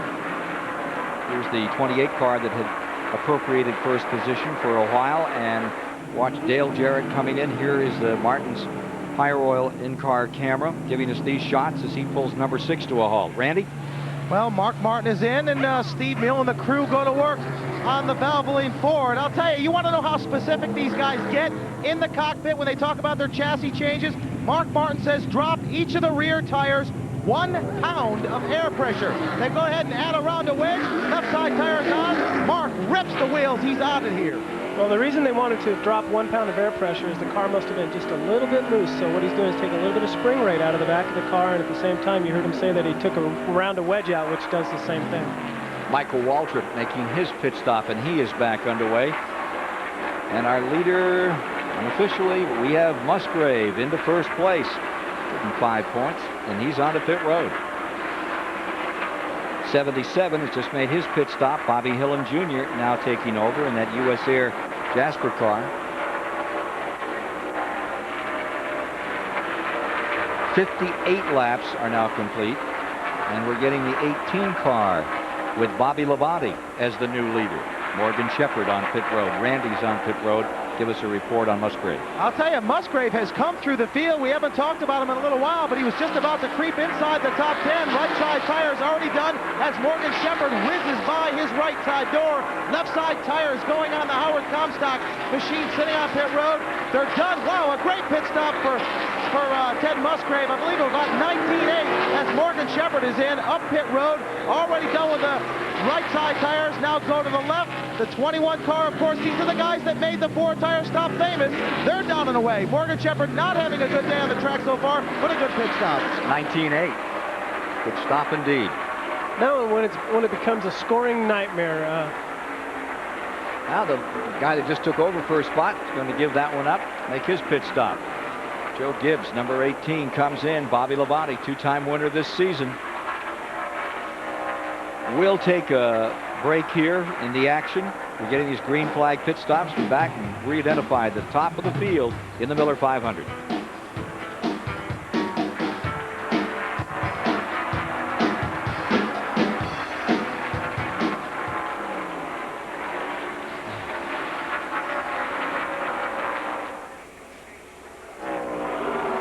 Boy, did they crank some wedge into that thing. On Mark? Oh, no, the 18 car. Oh, I didn't out, see. I shouldn't say in, I should say out. Unless they were changing the track bar, and if they changed the track bar that much. Great. Oh, let's go. Okay, you want me to establish the leader and then come back? I hope we know who the leader is. We got Darrell Waltrip is leading, right? 17. Okay, he just went in there, changed his clothes. Mr. Fuel Mileage. Who, DW? Yep, thank you. He said yesterday that he thought he had a really good chance to win today, too. Who? DW. Yeah. How you doing? If he does, forgive me if I cheer, because, boy, it'd be nice to see. 48 years old. Look at his pit board sign. Stop. Who's that, DW? Yeah.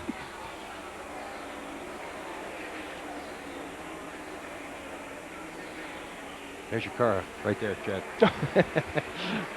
It is. It's right in there.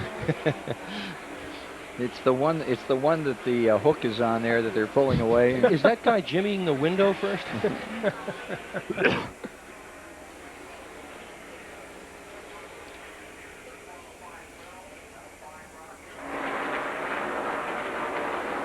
Great.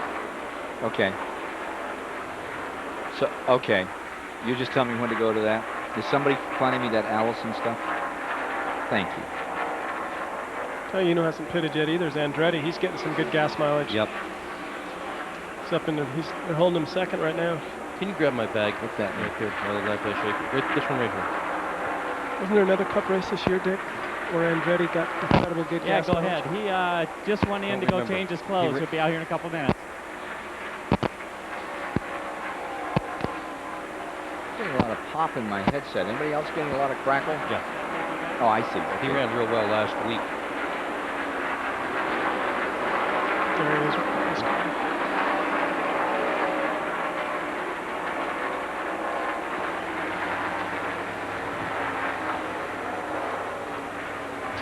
Duralube platform giving you these shots of the 2.5 mile Pocono International Raceway. Great racetrack, and what an event we are having.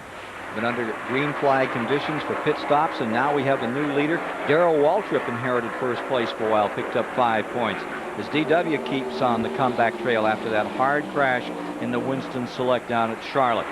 Rusty Wallace has the lead for the moment. And we're showing Ken Schrader as the second place car. And by the way, we've talked about Hut Strickland going back behind the wall. Well, Johnny Benson up in Grand Rapids, Michigan, #1 in Grand National Racing's with us today. And he can tell us more about Hut. Yeah, Hut Strickland driving the Quaker State Ford had a really good starting spot in 18th and looking forward to a great race. What happened?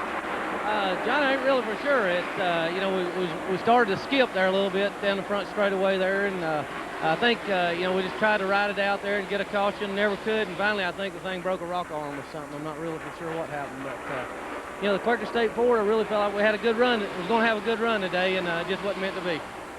Yeah, he definitely has been on a good roll this year, and looking forward to seeing him in victory lane yet this year.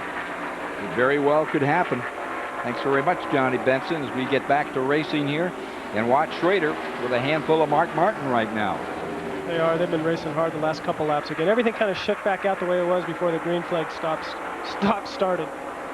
2 3/10 seconds from first place. Wallace back to this battle for second position. Whoops. Mark Martin and the Schrader car with the Budweiser in-car camera giving you these shots. They go down that short chute for the tunnel turn. You can see those cameras right on top of the roof of the car. They're just right behind the windshield. There's Schrader's roof cam. What a view, huh? It's pretty accurate too. I mean, other than kind of no more tunnel vision right there, but that's about how fast you see the fence post coming by, and you know how it's bumpy like that inside the race car too. How about the hood shaking and that kind of stuff, Chad? Can't really see the hood from inside the cockpit of the race car, but it's going up and down. You can feel the vibrations, that's for sure. How far ahead would you be looking here? Right now you'd be looking at the car in front of you and maybe kind of drifting out to the left and seeing what's ahead of you every now and then to make sure nothing happens on the straightaway. Well, where's Jeff Gordon? Let's take a look here. See where our Jeff Gordon car is, and there you see it. Back there in 5th place. Man in between is Dale Jarrett in the 28. Up there in 4th. Gordon going for 3 in a row here today after victories at Daytona and New Hampshire International Speedway. Morgan Shepherd has lost a lap. Had to make 2 green flag pit stops back on lap 58, and he's back in here on lap 61. Unfortunate situation for the Wood brothers.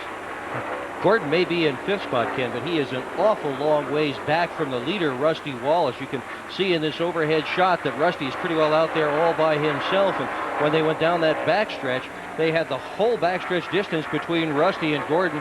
We still haven't seen Gordon. How to find him right about now. There he is. It's a long ways back. That was a long pit stop that he took under green. And just ate up a lot of time, and that ate up a lot of racetrack. Well, would you say 200 feet or 160 feet per second? Oh, I got to go look it up now. 234.66 to be exact, at 160 miles an hour. Oh, my heart just slide ruled it. 9.91 seconds, guys, between Gordon and this guy up in front. We get a report now on Rusty Wallace, who we can in just a moment, and bring you up to date on laps. We've completed 65, 162 miles are down, 135 to go. Look a little further back here as Jeff Bodine scoots under number 4, Sterling Marlin. John Nemechek there and Derek Cope. Pretty good struggle going on. Jeff Bodine in the 11th spot. That battle is 11th, 12th, 13th. It's the same car Bodine had here last year when he won the race. He absolutely dominated, led the most laps. But it's a big difference. The difference between last year and this year. He had Hoosier tires on it then. He was testing almost every weekend for Hoosier, and that definitely helped. Story in this week's USA Today, however, Bodine says, all the problems with my team this year, they are all mine. He was going through a very difficult and unpleasant situation, a divorce situation, and says it has gotten in the way of running well. Best finish in 1995 so far, 7th. His only top 10 this year. You see him working that steering wheel as he goes down into turn 1. It gives you an idea of what the drivers are going through in each of these turns. It's not just a Sunday drive down the interstate. The Exide Batteries car dominated here a year ago. Led well over 150 laps. He's a great racer, and he is going to come back, Ken. And I bet when he comes back, he's going to come back stronger than ever. And he may well do it at a place like this. His career was very much cut at Pocono International Raceway. Well, he looked great at New Hampshire last week. He was terrific. And he was down the lap, and he got penalized. He still kept coming on. He had the car as fast as anything. Notice how I almost said truck. The car as fast as anything on the track. And it was all torn up. You did say truck now. You were at the truck races yesterday. I did not say that. I said car. You came that close was yesterday. What'd you think of the trucks? Hey, I loved them. Weren't they great? They were. I had a good time, too. Yes, we were in Denver yesterday, Chad, and saw the truck race out there. And we'll have it for you in this Auto Week report upcoming. I mean, incredible finish. Anyway, take a look at Bobby Allison's number 12. That's Derek Cope. And there's Bobby Allison. Hey, you know, we were talking earlier about Jeff Gordon leading 16 to 17 races this year.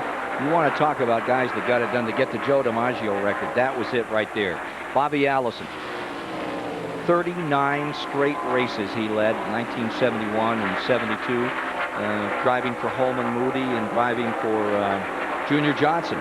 take a look at this as you see the 28 car moving under the 25. If you talk about DiMaggio and his record of 56 consecutive games of Joltin' Joe hitting the ball, 39 straight races. Robert Allison, those were in his golden days. And back to that theme we were talking about with Jeff Gordon earlier. Is this going to be his year like Allison had in those early 70s? Stay tuned. 19 lead changes among 9 drivers thus far today. Steve Burns is down there with the crew chief on car 2. Ken, Robin Pemberton has been at the center of the roof flap controversy. He was fined $20,000 and put on probation until August 20th. But, Robin, you've got this team ready to race today. Yeah, they're doing a good job. The pit crew's done an excellent job. They knocked out a couple of good stops. They're running pretty good. Kenny and Mark are awful strong. We're only a little over a third of the way through the race, so anything can happen. We're pleased right now. Thank you. We'll take a quick break and be back with you. 70 laps complete. And come by the line this time in the Pocono 500 with Rusty Wallace out in front.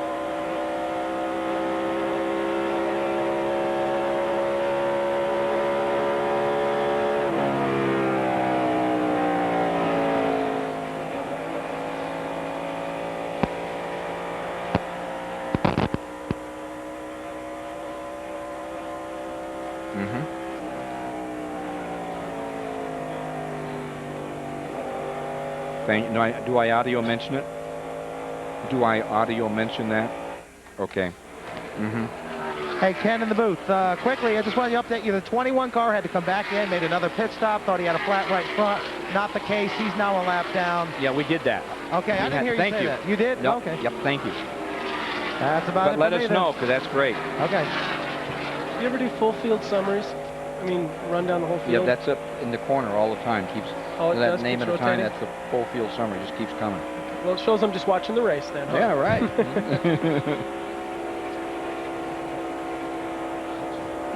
Here comes Mark.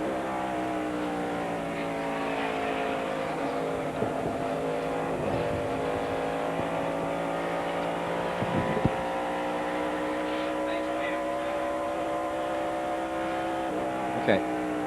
Yeah.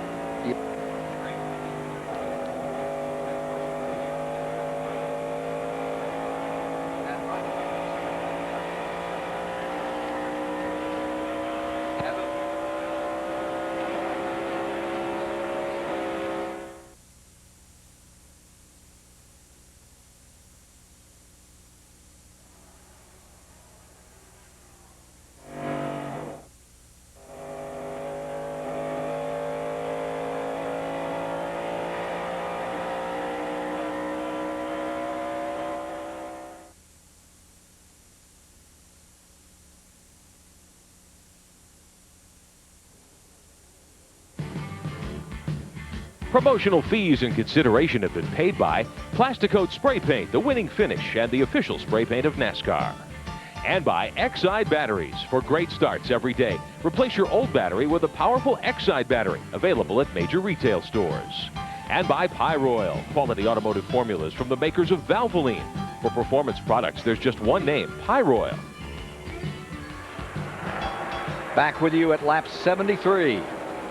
Pocono, PA, and what a battle. Mark Martin has just moved around Rusty Wallace. Closing in is Dale Jarrett. Right behind him is Schrader. The top 4 all still locked together. And picture this, only one caution for 4 laps. That for debris. Other words, caution free, and they're still stuck together like stamps coming down this back straightaway. Take a look at the number 28, right back in the thick of it. Mark Martin just making the move as we came back from commercial to get around Rusty Wallace and put that Ford of number 6 from Roush Racing back in front of the Penske machine. Let's put things in perspective a little bit here. What's going on in big-time auto racing is virtually every racetrack that we're gonna go back and take a look at this pass for the lead here. Mark Martin just blows by the inside to take it over. To put what's going on here in perspective, virtually every racetrack on the NASCAR circuit has had to add additional grandstands. They are all sold out. Many of these stadiums now hold over 100,000 seats. And as soon as the promoters announce that they're going to pour footings for another grandstand, the tickets are all gone. And a lot of people are saying, well, it's NASCAR hype. They do a great job of promoting the event. I disagree. I think it's racing just like this that's selling this sport to America. Nobody's going to disagree with that. Not one snitch. I'll tell you, the racing here over in a Ford and Chevrolet, and of course, Chevy for the present time is back there in the standings. But look at this battle as you watch these two Fords right up there in front. Now you got three, excuse me, Jarrett's there.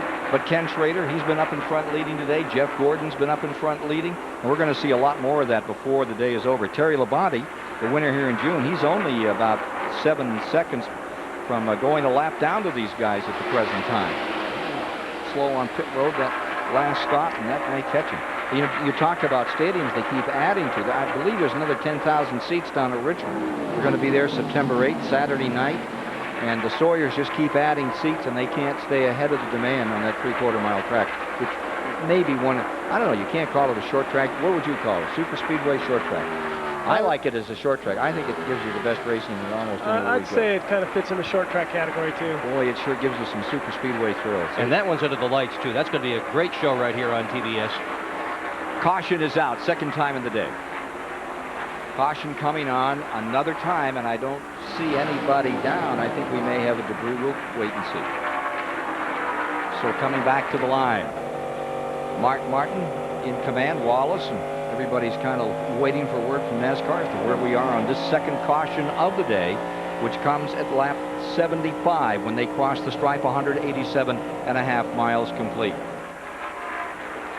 So we'll take this break and then rejoin you for more of the action in the Miller 500 from Pocono, Pennsylvania on TBS.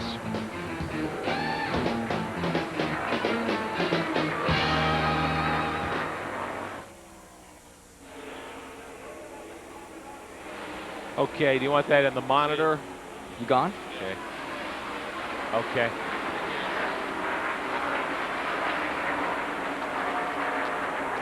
Okay.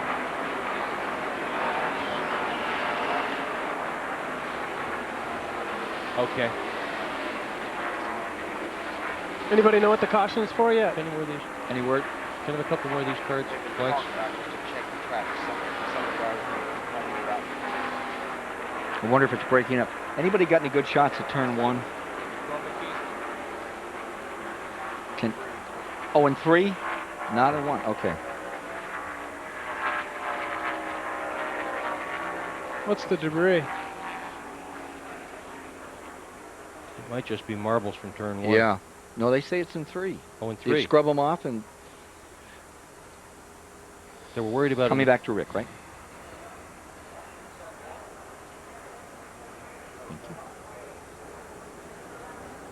Mm-hmm. Mm-hmm. See if Gordon can do a better job this time. Yeah. Bet they do, too. I bet they do, too.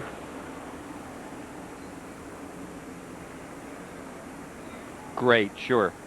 Good.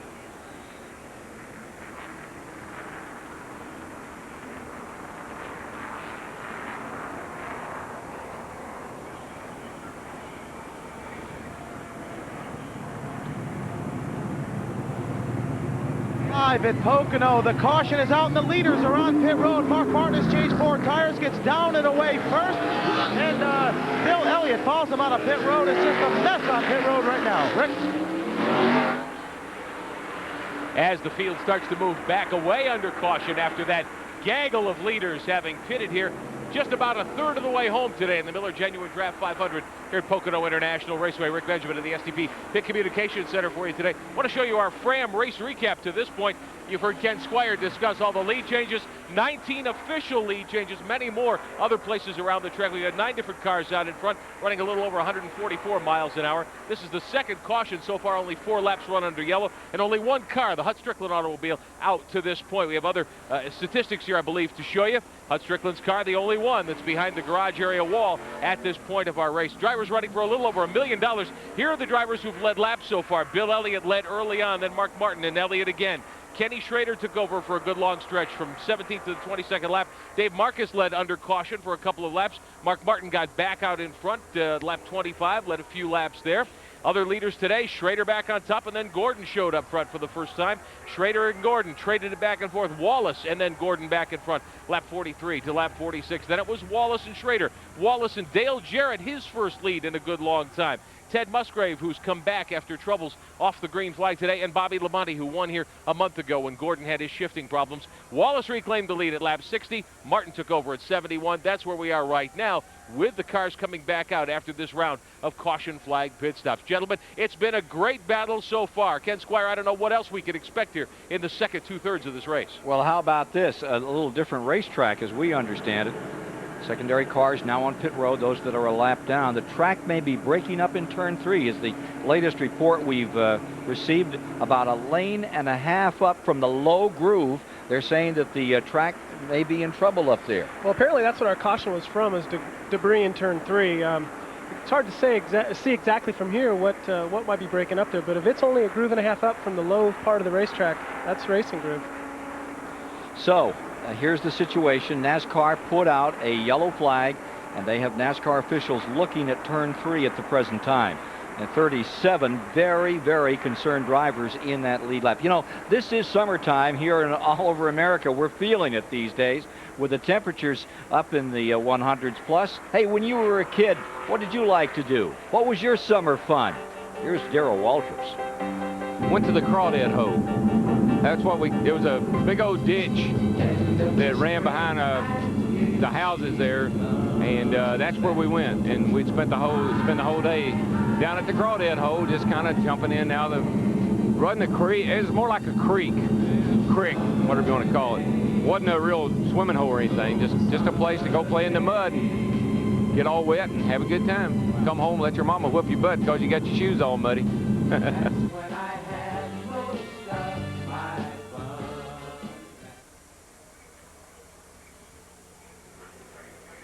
Some hot summer memories from Darrell Waltrip. We'll get to a few others before we finish this afternoon. I wonder if Darrell did get his butt whipped. Oh, I'm sure he did. And I don't think it was his mom. I think it was Leroy. Now, there's a guy. He looks whipped. It's a hot summer tip right there. 78th lap is now being worked here at the Pocono Raceway.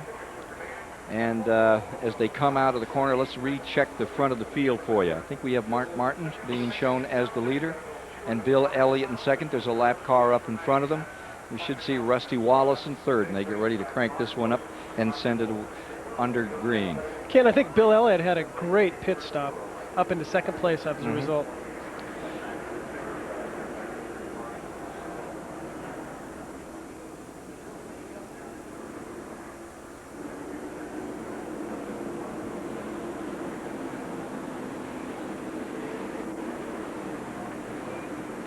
We be in the chroma key for this one too?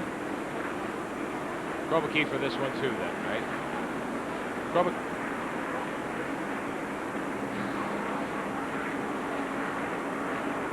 Thank you so much. Will I be voicing over the track breakup, or will I throw it back to Ken for that? Okay.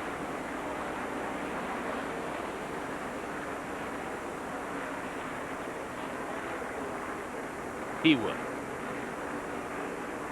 Yes.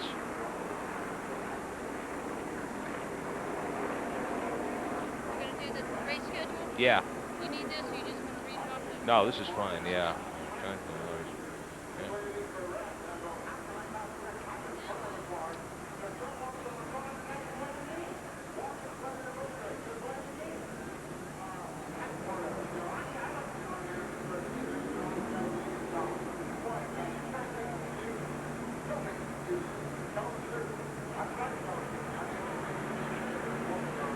And welcome back to Pocono International Raceway, live on TBS this afternoon. We're under caution, concerned about the track surface in turn 3. We'll hear more about that in a moment. Right now, I want to show you our official directory race schedule here on TBS Sports. Rest of the season, we'll be with you from Richmond on September the 9th. That's the Saturday night show that everyone enjoys so much under the lights at the sold-out Richmond Speedway. And then on October 9th, we're back in Charlotte for the UAW GM Quality 500. You'll see that Sunday afternoon, of course, too, here on TBS. Now, for all your race schedules and track maps, phone numbers, it's found only in the official directory of NASCAR Racing. Call 1-800-RACE 345. That's 1-800-RACE-345. Just $21.95 for the book. Orders are taken 24 hours a day. Give them a call. Get your credit card handy. You'll find out all the information you need to get your official directory and be in shape when you make your next trip to a Winston Cup event. Ken Squire, interesting situation with this track surface. A lot of worry about that here. Indeed. Corner 3 is where they're taking a gander right now. The NASCAR officials up there continuing to look over a lane and a half up from the low groove. And when you think about the pounding that this track has taken, they've had 2 major ARCA races. We'll tell you more about that in our Auto Week report shortly. They've had some sportsman racing here, a lot of stuff, and you can see they've already brought the brush out, and they're trying to clean up some of that third turn. So this is a real issue. Yeah, you can see, look down there, that's turn that's one. That's a 1? Yeah, and you can actually see where you see the NASCAR officials down there looking. I mean, their primary concern is safety. You got to remember that. I mean, we want to put on a good show, but we've got to have a safe show. And you can see right there the pavement is actually breaking apart.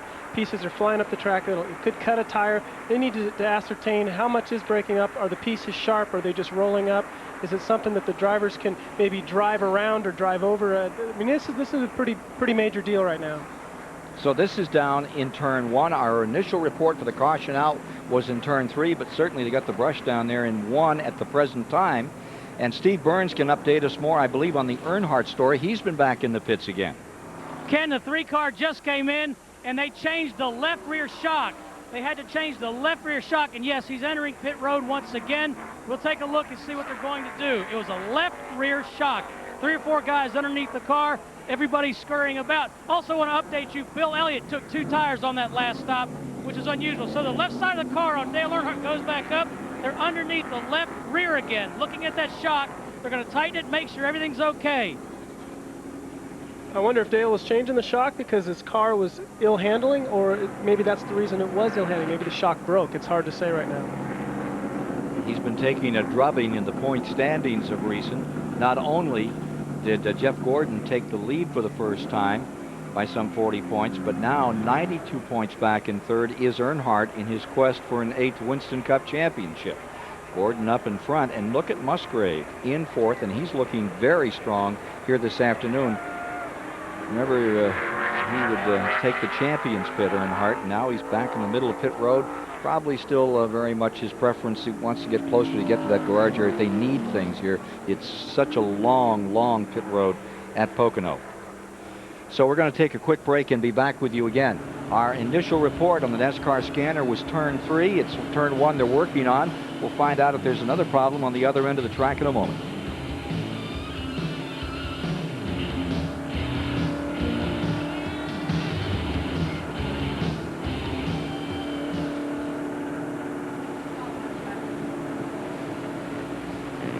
Sounded real good, Ken. You are. And that NASCAR scanner thing threw me for a loss. It's all right. Because they said 3. Yeah, that's and, okay. And he got it. Greg headed us 3. Yeah. I don't know what they're up to. It makes you wonder if they've got another problem. They've got a real problem in turn 1 with it breaking up that much, I think. And that's where it gets the heaviest pounding. It's got the most bang. And there's so much of it that's breaking up. If it's just a little bit, you can sort of dodge it. But boy, it looks like the whole groove down there. I wonder if Earnhardt's changing that shock. Can we hold?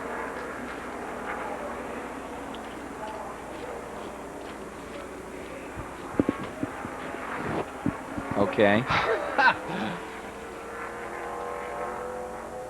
Maybe we could follow him in there and get a... Can we have one of the pit guys find out why Earnhardt changed that left rear shock? See if he's trying to get through those bumps in the first corner better, or if it broke. Yes. Earnhardt is still in the lead lap. He's next to last with Andretti. Yeah. I just asked Andy. He would not say. They're coming back in. Okay. Okay. Well, let's stay right there with that story because you may get it from somebody else, Steve.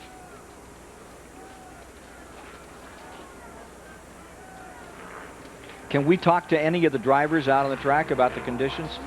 Ooh, good idea. Yep. That hot fun was great, but I thought we were still on when it ended. That was 5 with Randy.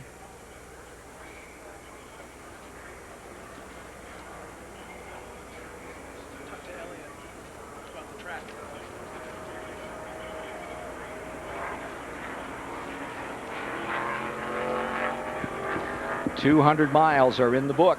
We're under caution for the second time, and the issue is turn 1.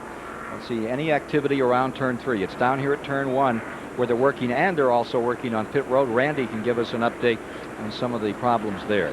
Well, Terry Labonte in particular, he's been on pit road. They've had to drill a hole in the right rear corner, try and bring a bungee in to try to straighten out that fender a little bit, give it a little more secure feeling. Other than that, little hot tempers down here, but that's just the way it is. A racing incident, so to speak, and that's about it from Labonte's pit. Now let's go up pit road to Steve Burns. Steve? Randy, Dale Earnhardt's back again. This time, they go to the right rear. They have a shock ready to put in, but I'll be honest with you, folks, I asked Andy Petrie what was wrong with the left rear, and he said, I don't want to say, but I can tell you for a fact, they are putting a new shock in the right rear. New shock in the right rear. Let's go to Rick Benjamin.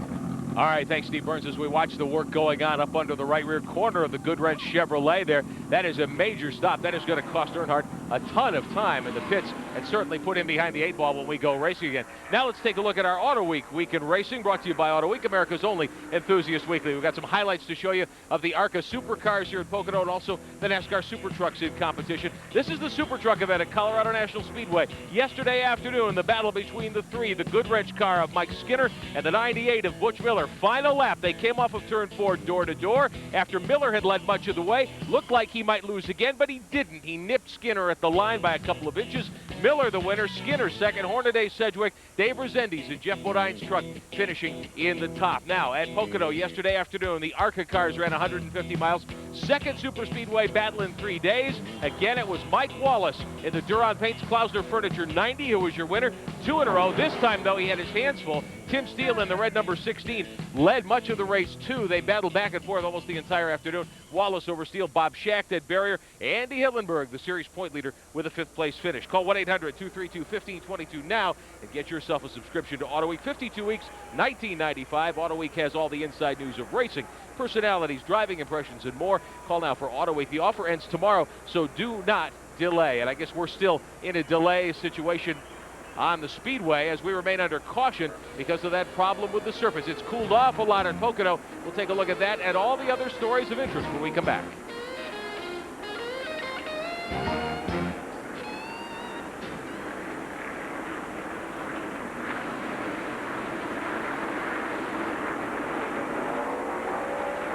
Ken? Yeah. We ought to update this. Earnhardt's just went gone down a a lap. Earnhardt is going down a lap right now. Let's see if they stop him. He's got to go down the lap. Oh, he's down now. Yep. It's history. We should talk about what's happening with shocks.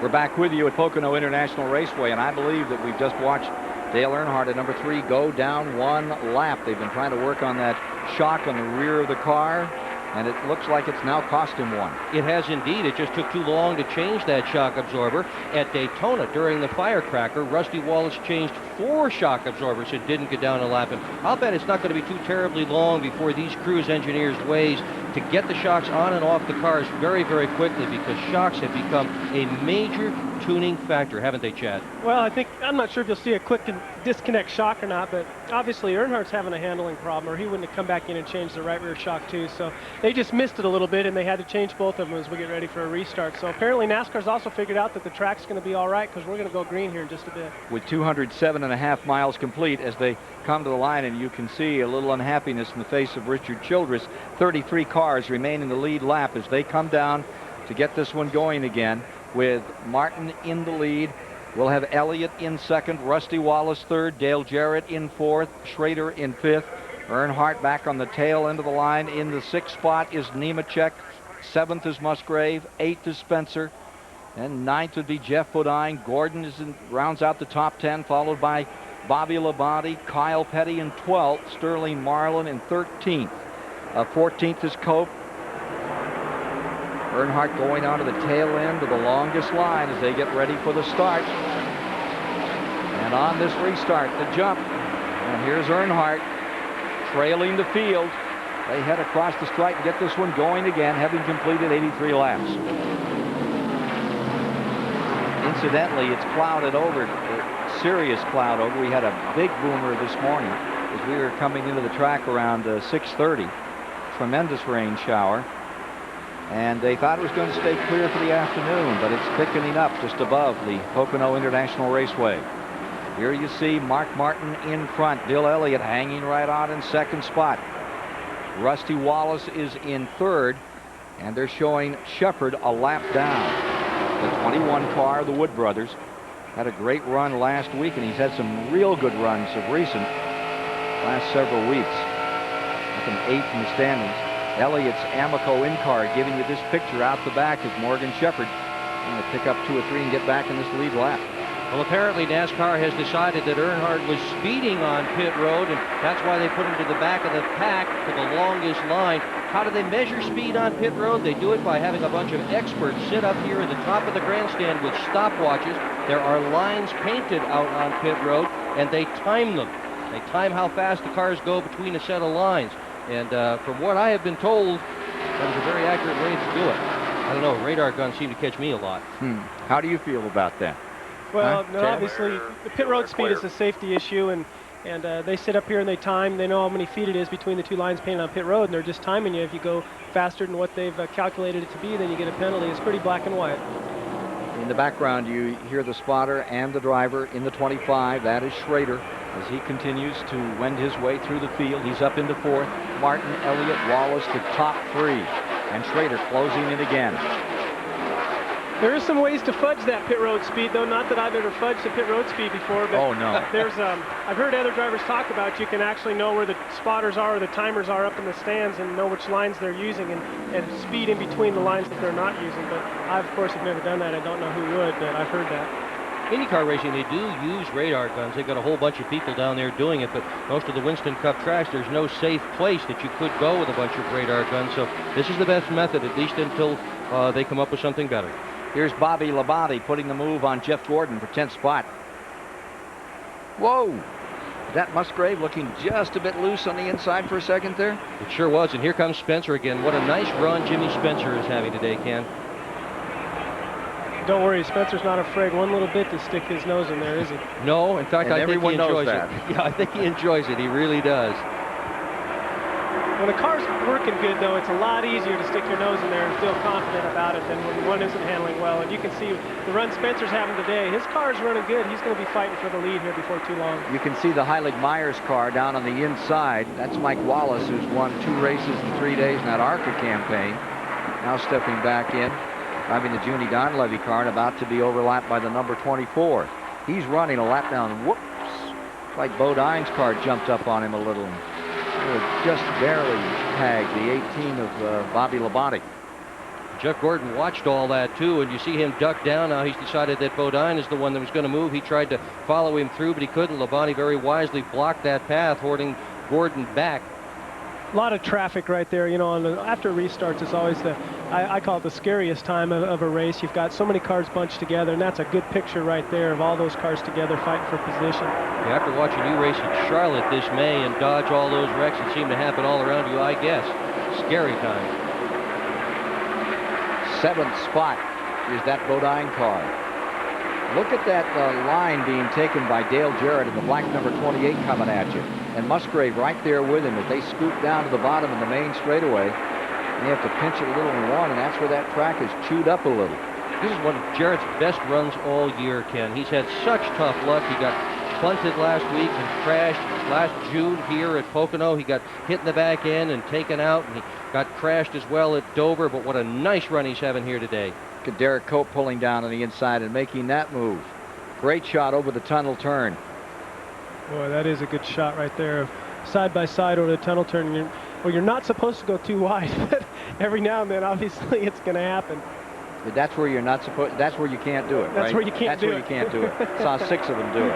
And the drivers are now saying that there are so many different camera angles, good angles like that one, that you can't roughhouse anybody anytime on the racetrack. Used to be you'd get off of the back straightaway somewhere and you could bunt somebody, you could root them and get away with it. Now, boy, there's just no safe place. Now look at that. That's Cope, front of your picture, left-hand side, in that number 12 car, and he is up to 11. That's and good. flying. It's good to see Derek have a good run today.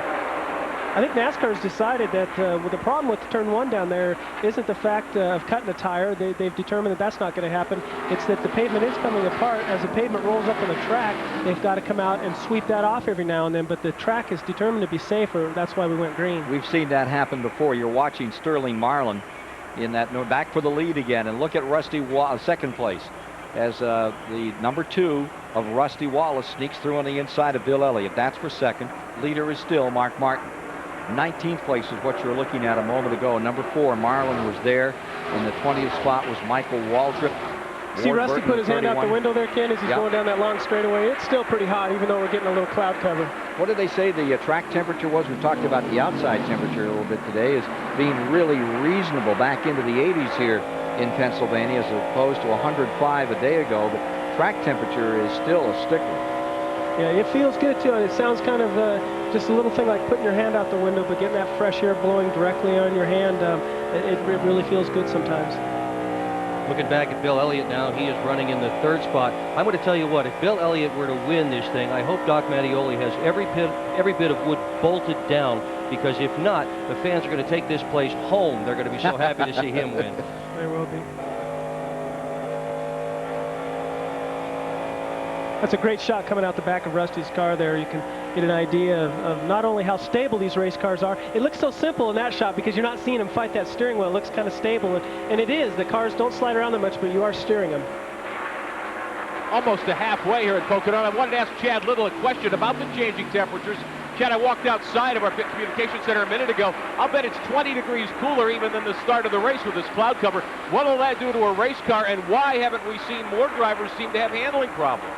Well, I think generally when it gets a little cooler outside, the cars will tighten up just a little bit. But, you know, the temperature's changing outside doesn't make a lot of difference at a track like Pocono. You see some places like Charlotte where it makes all the difference in the world. But it's still hot out. It's still very muggy, and that's why you see guys like Rusty putting their hand out the window. Remember, we talked about the start of the show, this track tends to be tight, so the guys set their cars up as loose as they can to get them to turn coming off of these corners. That's why you see a guy like Darrell complaining that as soon as the race started, my car's too loose, it's too loose. Martin and Wallace running 1 and 2. As to track temperatures, we can get a little more from Randy Pemberton. It has dropped significantly, at least standing here in the pits. I've got the barometer on the pit road here. It's down to 110. Early on, we had it as high as 125. Now, when we started this race, the sun was blistering down on us, and it has blistered all during this weekend's practice sessions. That could be why some of these guys have missed the chassis now. It's hard to say. Maybe the track hasn't changed that much, but the temperature here on pit road has gone down significantly. 15, 18, 20 degrees. You notice that as a driver, too. The changes outside. It's still hot, muggy, but you do notice when it gets cool like that. Rick?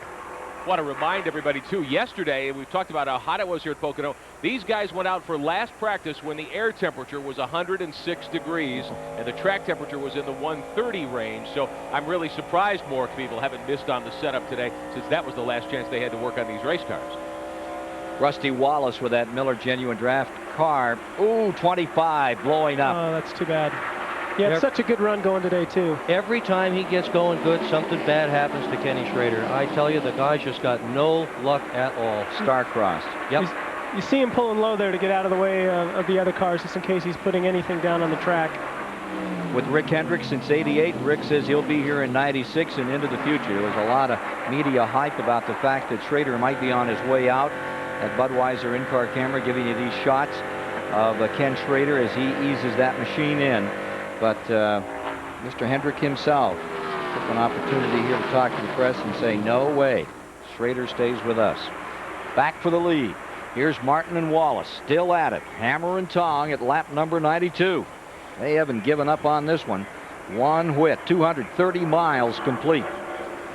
You know, it's interesting that we don't see the Fords having the handling problems that some of the other racetracks they've seen so far this year. You see Martin and Rusty there. Is that because they've got a little more blade, a little more spoiler on these things? I don't think that can hurt at all. Obviously, NASCAR's gave them a little bit more spoiler, but I think it also has to do with the fact that the corner speeds here aren't nearly as fast as they are, say, some of the high-banked ovals that we race on. The other interesting thing is, as Schrader goes down pit road and out of this event, that neither of his teammates has lost an engine in 1995, and Schrader has had nothing but engine trouble. They all are designed the same, basically all built the same. The number 5 of Labonte and the number 24 of Gordon and Schrader, but Schrader is the one that's having the problems. So Ken Schrader eases it back in. Still looking for another one. It'll be 125 before he gets a shot at another win since Dover.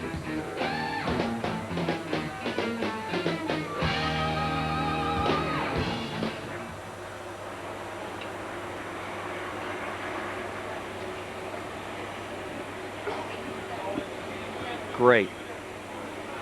Yep. Do you want that as interaction or as a report? You want me to ask him some questions, Pam? Okay. Sure. Thank you. Yeah. Where's Gordon at? And can you just take me back through the front 6 there? Sure, Pam. Can you take us back from one of these top shots to the top 6 cars? For the first time today and the first time I can remember this year, you've got Fords in all the top 6 positions. Just ease on back and tell that story. It's kind of off a little bit, isn't he? Okay. He's been off all day since that first round of stops, yeah. But he's not had track position either. You know, if you're off a little bit and you got track position, you don't look so bad. He lost that track position initially, and he's never gotten it back. Thanks. See how fast they're running now. Yeah. Good point. I love Darrell. Get your shoes on, Darrell.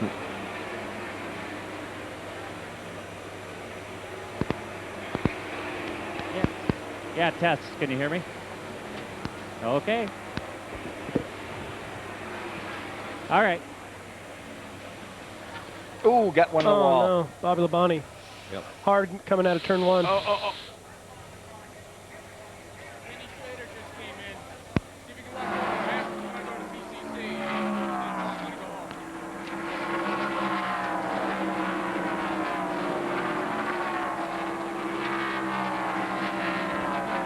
Hope that wasn't from the track coming apart.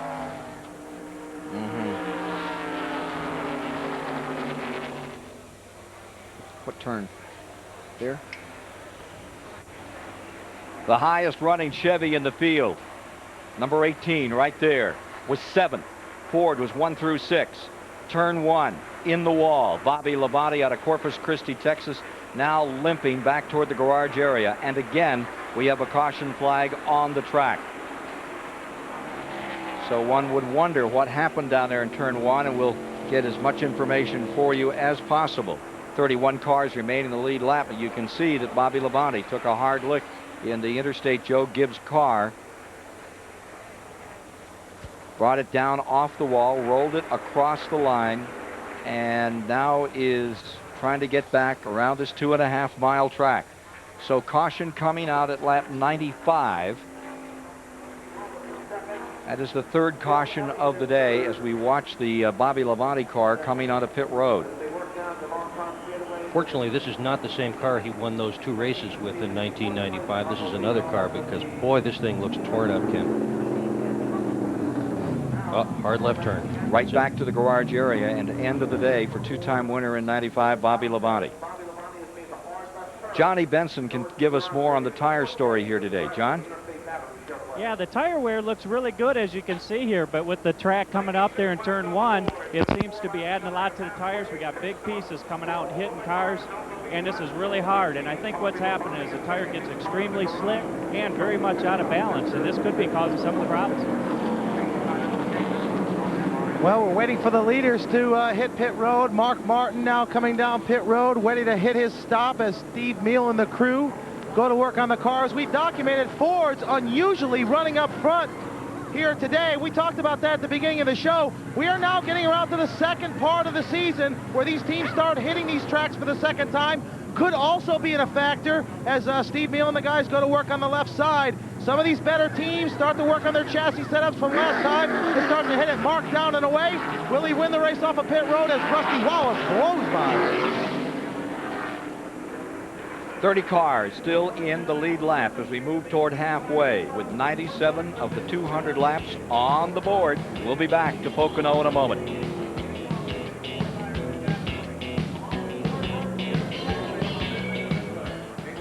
Gordon took 2. Gordon took 2. He's done that a lot, hasn't he? Yes, he has, and it's worked to his advantage. That's the thing you and I were talking about. Maybe we should get into that after the break about the track position deal.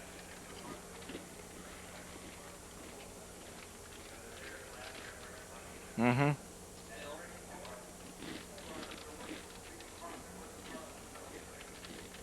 How does it pay off? Has it got the average in here? Oh, come on. No, we can't do 6 pages.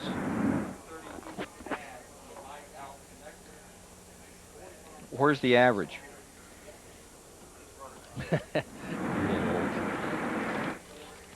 Okay. But do we come up with an average? Thank you. Okay. Boy, it isn't on that first page. That average.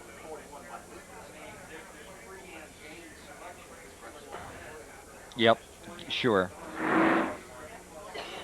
That average is way under. Ken? Yeah. I'd just go with the average of the guys that go over the wall. Yeah, They're the so ones would that I. I mean, we don't need all that other stuff.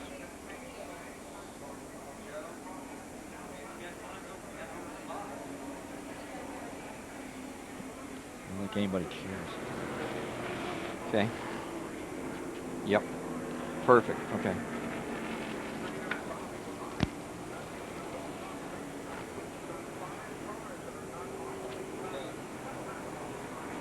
Thank you.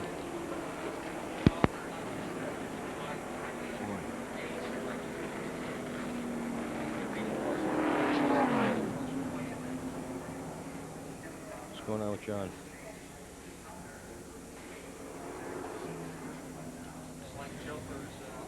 What's this motor run? died. Huh? John John Andretti's Andretti's crew running down to get him. What a great shot if we come back. How soon back? got it started.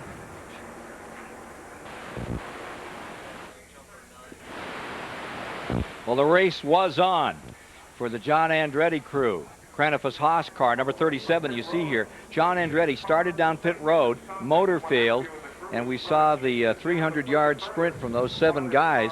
They were looking in pretty good shape, and all of a sudden John got it started. He said, thanks, guys, but I can do it myself from here on. Talking about young warriors, let me tell you what, those guys are veterans, and they are not kids anymore. Johnny Benson is standing by with a guy who's really had hard luck here today.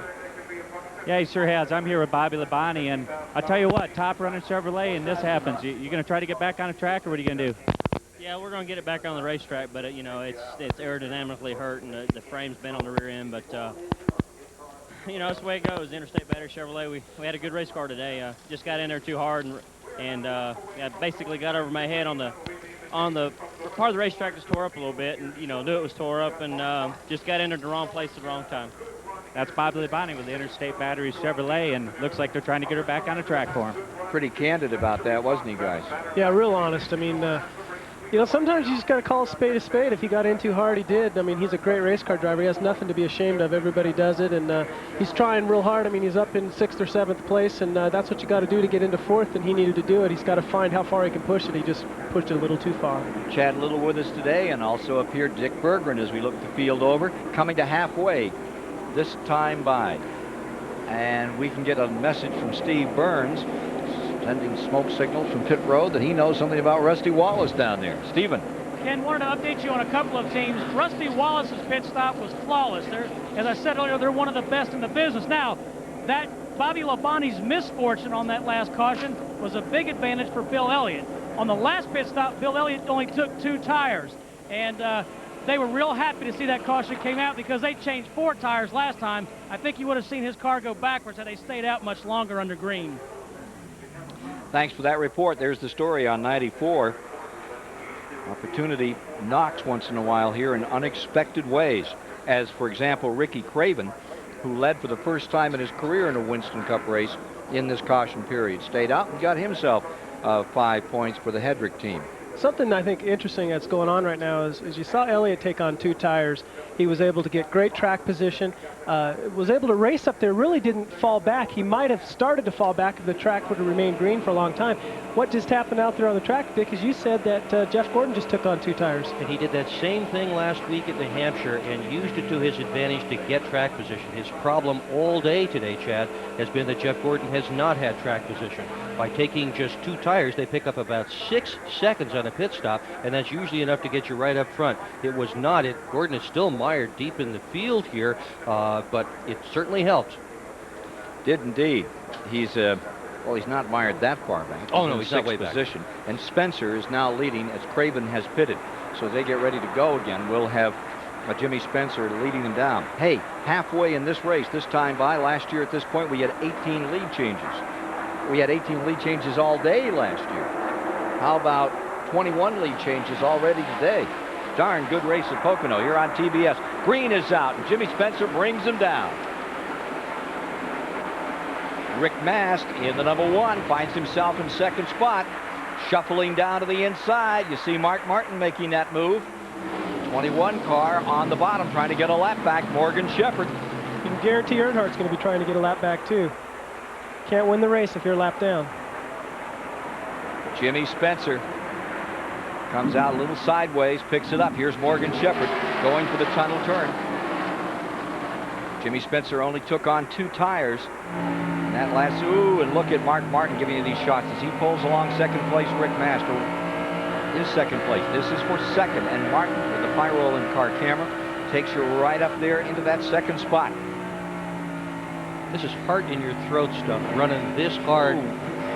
Earnhardt trying to get his lap back. You see Morgan up there. He's going to be in a good position if the caution comes back out. It looks like Earnhardt will be also. Mark Martin makes a 3 wide going down the front straightaway as he go down into turn number 1. Take a look at this. That's Martin on the inside. Did I say 3 wide? I meant 4.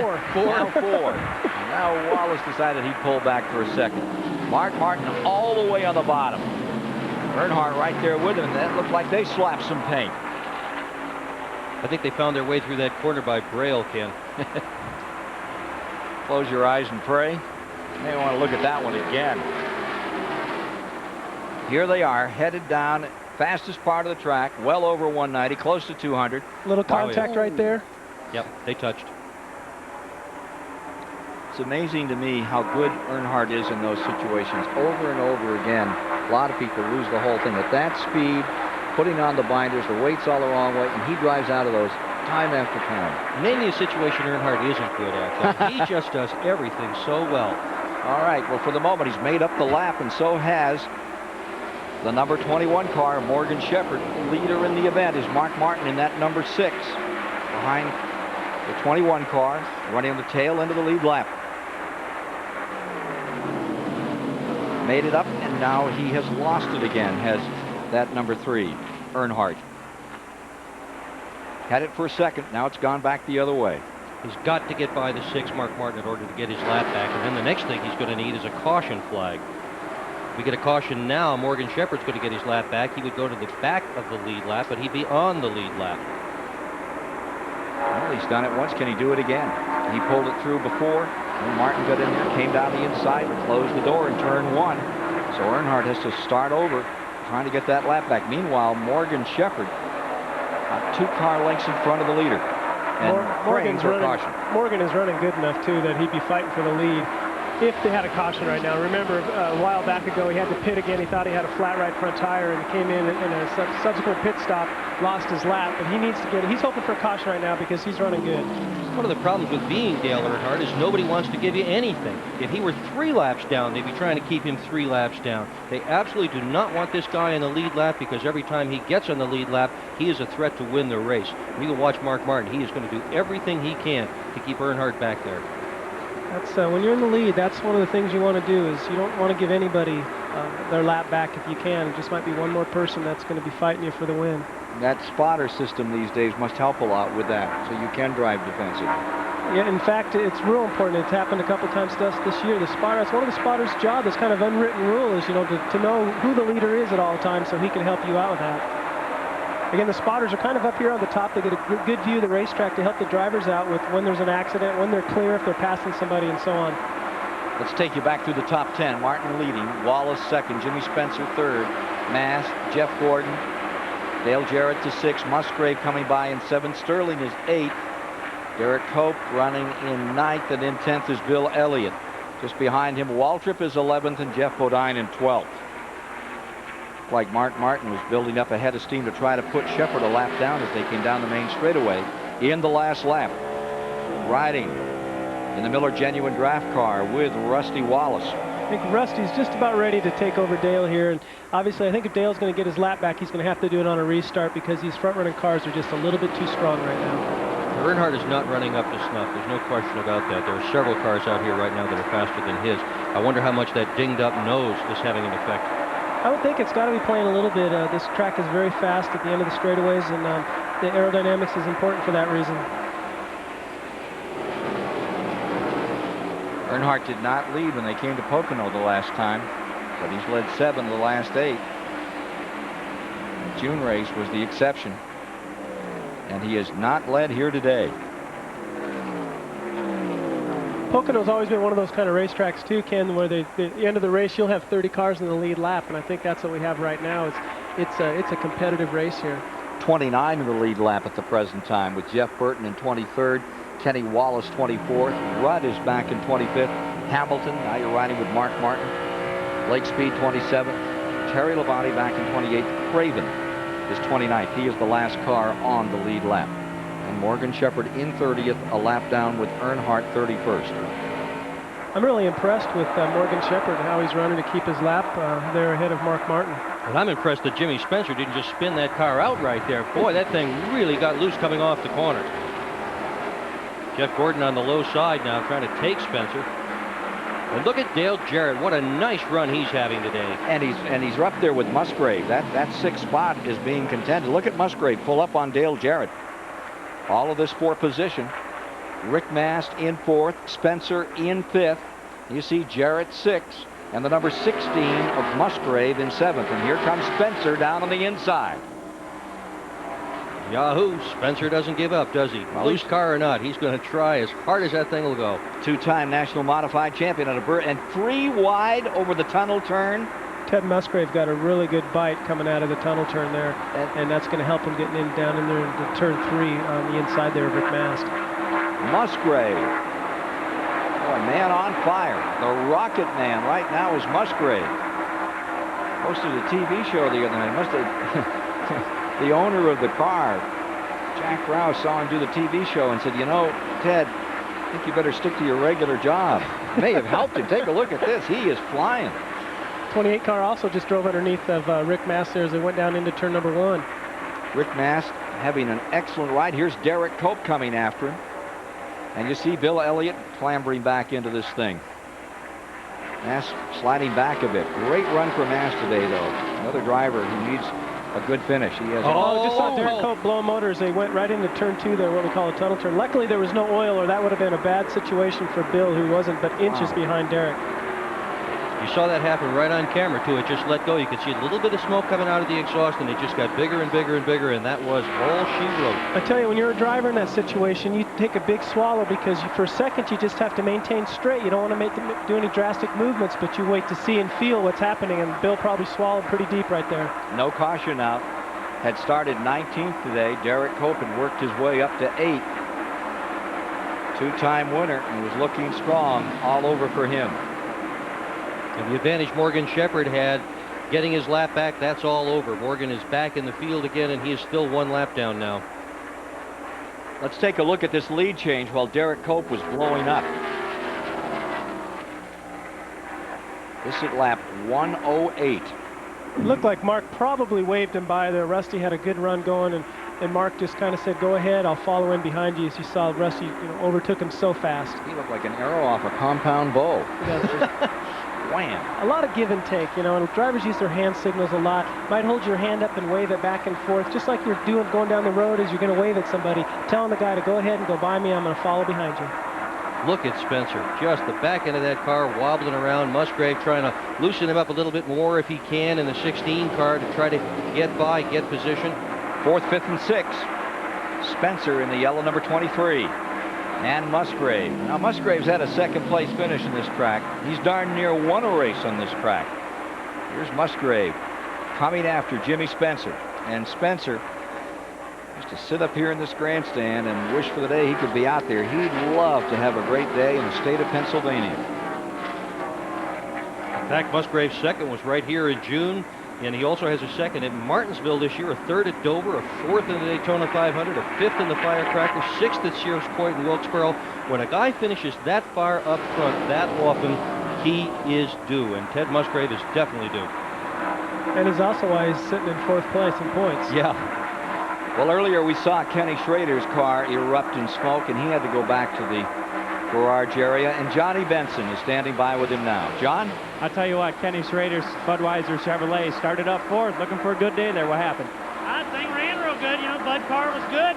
Ran top 4 or 5 all day, led a bunch, but something serious in the motor, Johnny. You know, that's one of them days that makes a lot of noise, don't run good, and pipes, smoke comes out the pipe, so we weren't going to fix it. Yeah, it's one of them things us drivers don't like to hear. Sorry about that. Yeah, you guys know a little bit about that. You've had a couple of DNFs, haven't you, this year? You had 4 wins, Chad. Yeah, we experienced a little bit of motor problems at the start of the year, and knock on wood, we haven't had any since then. But we lost a motor at Richmond and again at Atlanta. Other than that, we've had a good year. From the Duralube aerial, as you watch, Musgrave flying through traffic has taken down the Jarrett colors in number 28, done the same to Spencer, to Mast, and he's continuing to close on the leaders. Johnny Benson, down here working in the pits with us today, first time, is the guy that is number 1 in Grand National points. Hey, let's take a look at Spencer a moment ago. A little arm wrestling out here. Arm wrestling. I like the way you call that, Ken. Yeah. You know, Spencer right there got a little bit loose and had to turn it away. And I'll tell you, Dale Jarrett was almost the recipient of some bad luck there. So was Jimmy Spencer. Yeah. Well, he's a pit bull in a shoulder harness. That really fits with but you know, guy in 23, he is isn't it? so brave too, Ken. I mean, you see a guy with a car like that, I think almost anybody else would just say, well, I'm just going to ride this one out. Jimmy Spencer will get everything that car can possibly give. And a little more. Sometimes, yeah. You're watching Earnhardt slipping back here.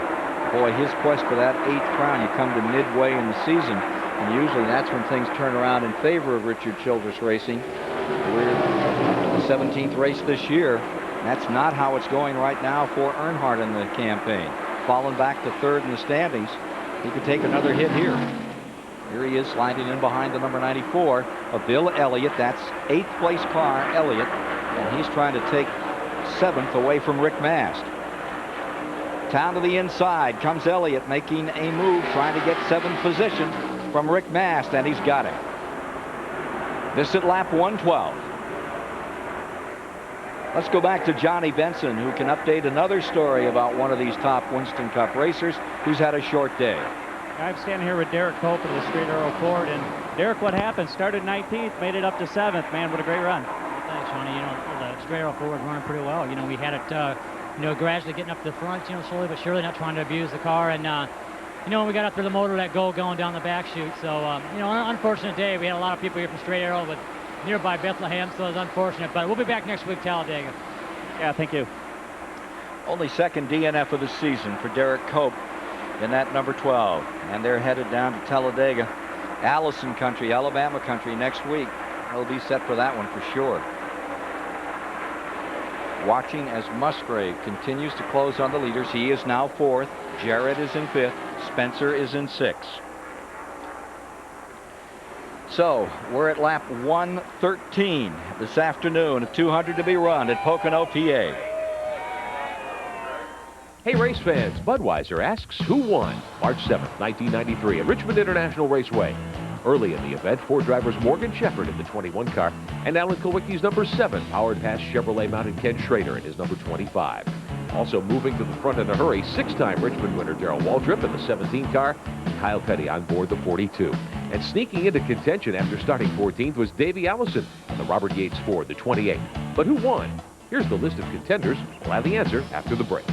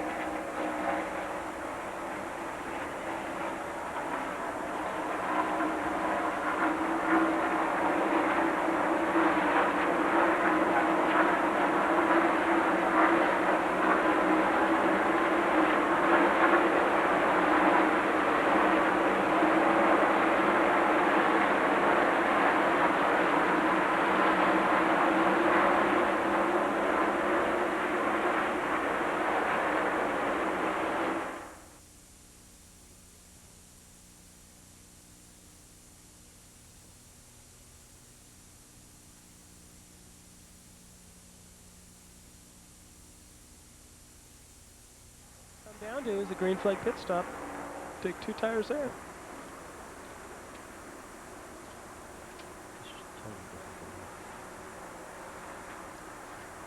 Can I ask Johnny a question after that about his feeling about the race thus far?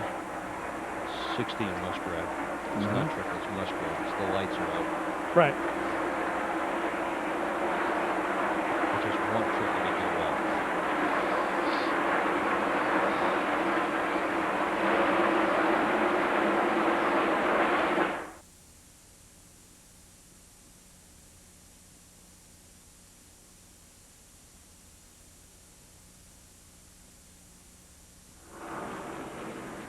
After starting 14th, Davey Allison picked up his second victory at Richmond. Allison's toughest competition this day came from car number 42 and Kyle Petty. Petty led the most laps, but lost ground to Davey at the end.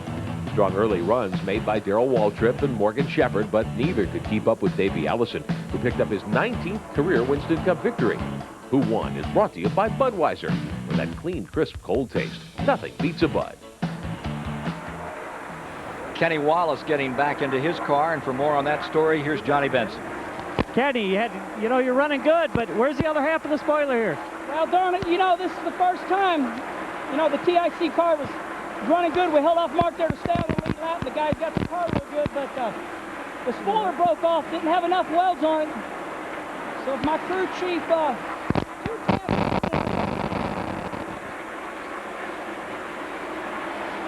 buttoning him back up and getting him ready to go out there. A little spoiler problem for Kenny Wallace.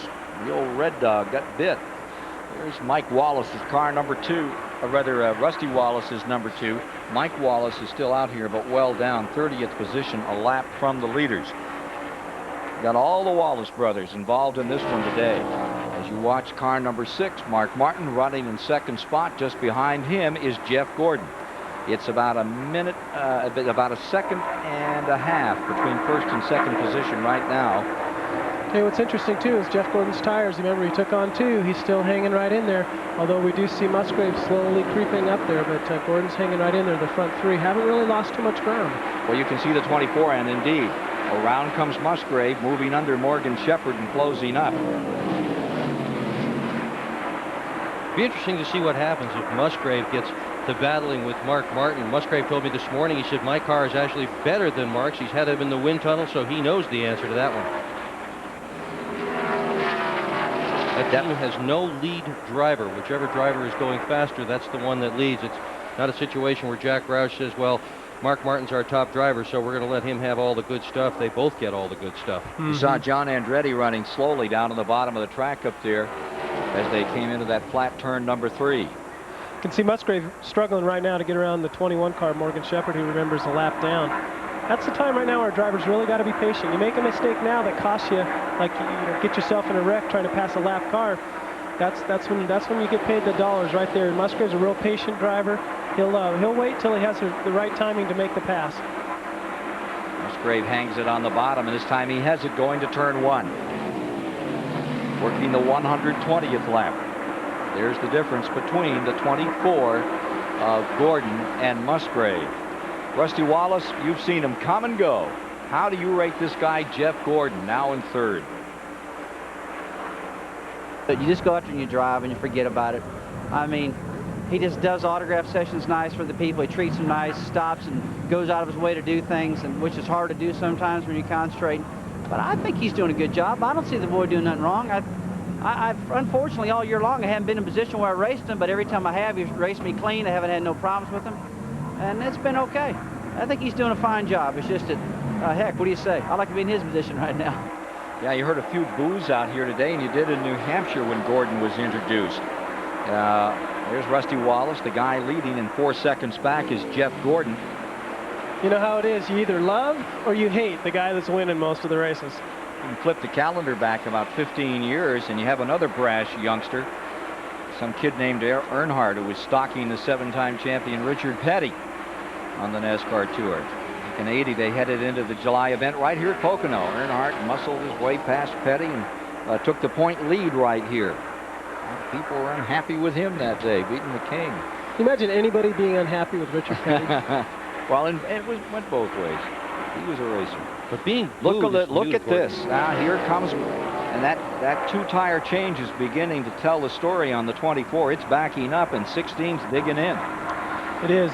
Ted Musgrave just made a nice clean pass right there, going down into turn number 3. And I think the two tires are now starting. He's starting to slip a little bit more. He can't quite get the grip that the other cars can with the 4 tires that they changed.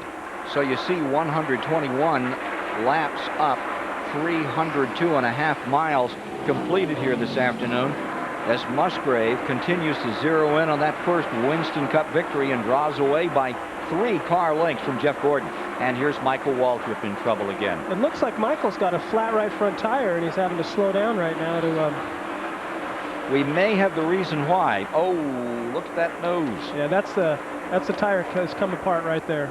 He and Todd Bodine maybe, huh? He's not pointed the right way there, as you can see, so they have made some contact, and Michael probably did a good job avoiding the wall. I think he scraped the wall. Did he? I think he banged it a Yes, little. he did. Yes, he did. And there were some tire marks there too, Ken. Mm-hmm. Yeah, see the inner liner right there? That shows what the inner liner does. It's holding the car off of the rim, and then the car right now is resting on the inner liner. That's the safety feature that NASCAR has. What was the speed limit today on pit road? 60, 65? Anyway, down on pit road is Michael Waltrip, who had been running in the number 30 up there in 15th position.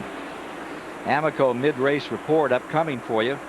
Tell you how it was through the halfway point in the race. Look at that. More lead changes in the first half than in the entire race last year among 11 drivers, averaging 133 miles per hour. Those are the cars out. Strickland, Schrader, Cope from the 41. And here's a look at your lap leaders so far. If you're just joining us, we got about the first 40, 50 laps in with just 1 caution, 2 or 3 laps for debris.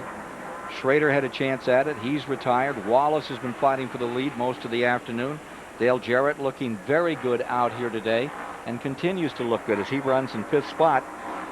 Yeah, that's how the leadership has been split up thus far in the Miller Genuine Draft 500. So we'll take a quick break and be back. One of the riders out here that we haven't talked too much about as we get ready for another pit stop is Jeremy Mayfield. That story when we return.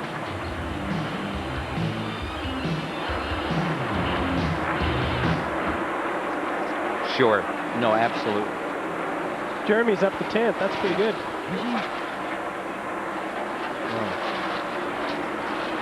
It's been 25 laps since they pitted, so you can figure that's about how long those 2 tires are good for. Yeah, I think they wanted to see, you know, if anything, track position possibly with a 2-tire stop if they got a short green flag segment to finish this race. Just to let you know, lap 132 expected on pit road is Mark and Rusty. 132. Correct. Thank you. Expected. Expected. Did you guess that? Yes, ma'am. Okay. Oh, my heart. That's your rental car, Ken.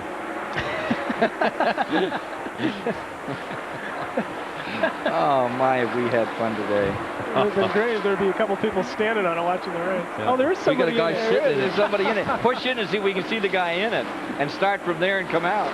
Huh? Huh? We have... Yeah. We have mud bogs on a the hot dog in the bog. They told Gordon to go ahead and follow the 16 car in, and maybe they can, you know, at least hook up, get a semi-draft back to the front. Hey, Jeffrey. When he pits.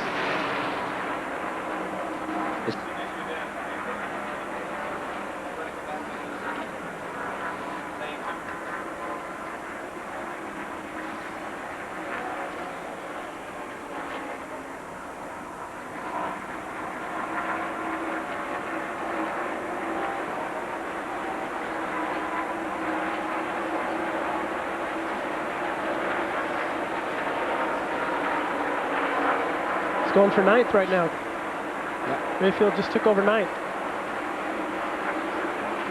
You know, you look at the side of his car too. He scraped the wall. Yeah. Or somebody else. Yeah. It's sort of concave.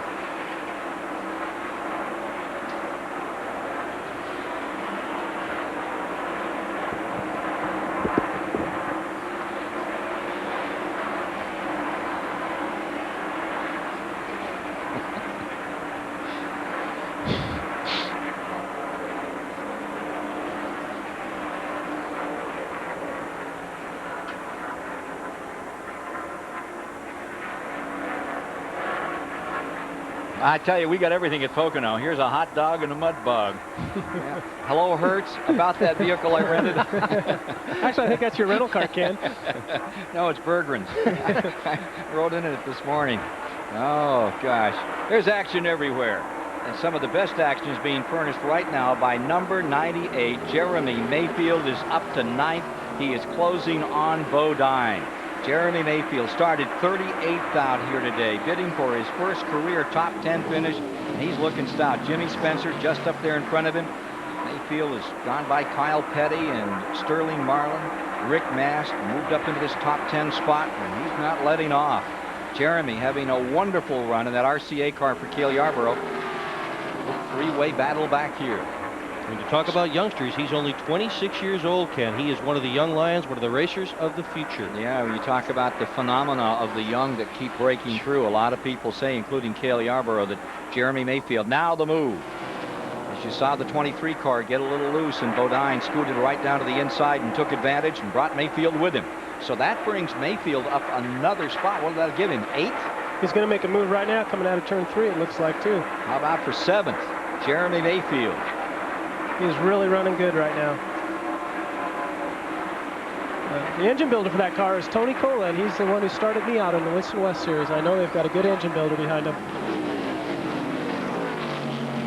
Getting a report that the 42 car is showing a loose tailpipe now on Kyle Petty's car. But look at this struggle. Up to 7th, and that is Bodine. And he has 7th spot. It may be just a momentary hold in that position as Jeremy Mayfield bears down. Crew Chief Bob Johnson's done a lot of work on this car, and it's performing beautifully for Jeremy. So much irony here. When Jeff Bodine was a young man, a racer trying to make a name for himself in this sport, this is the racetrack where he made moves like this and where he suddenly came into national attention for running so well, so strongly. And look at this.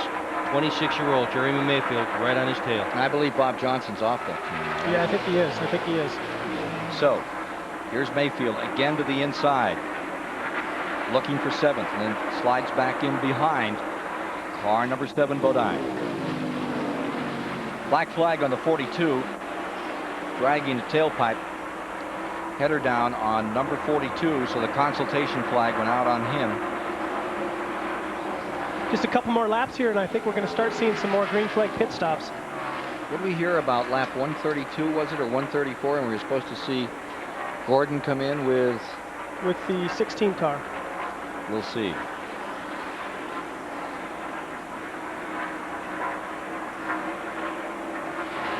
Now Petty going to be coming in for that tailpipe. You know, the crew chiefs talk amongst each other and try to make strategy for when they should come in. It was interesting this morning. Tony Glover gave Ray Evernham a real hint as to what he might do to speed up his pit stops. He said, you know, we start out the day with the car just about neutral, just about right. He says, and every time Sterling comes in, he wants another round of wedge, another round of wedge, another round of wedge. He says, we're just going to stop the whole thing. We're going to start it out with 4 rounds of wedge before the race starts. We won't have to touch the bridge bolt at all. Ray thanked him very, very much for that advice. A constant battle all the time. Now, boys, good stop. You hear Kyle and them talking about having a good stop. It's always a constant battle. You know, crew chief driver, need a round. The car's loose. The car's pushing. You never can get it perfect, except when you win the race. And even then, sometimes you're saying, you know, I could have lapped the field if it would have been just a little bit better. 129th lap as we watch this, the first of the pit stops. Get him pretty close to home. 19 and 8 seconds. Get us all you can now, buddy. To get us all you can means go as fast as you can down pit road without exceeding the speed limit. Do not exceed the speed limit or you get in trouble. You know where those timers are. 3rd and 4th place coming at you.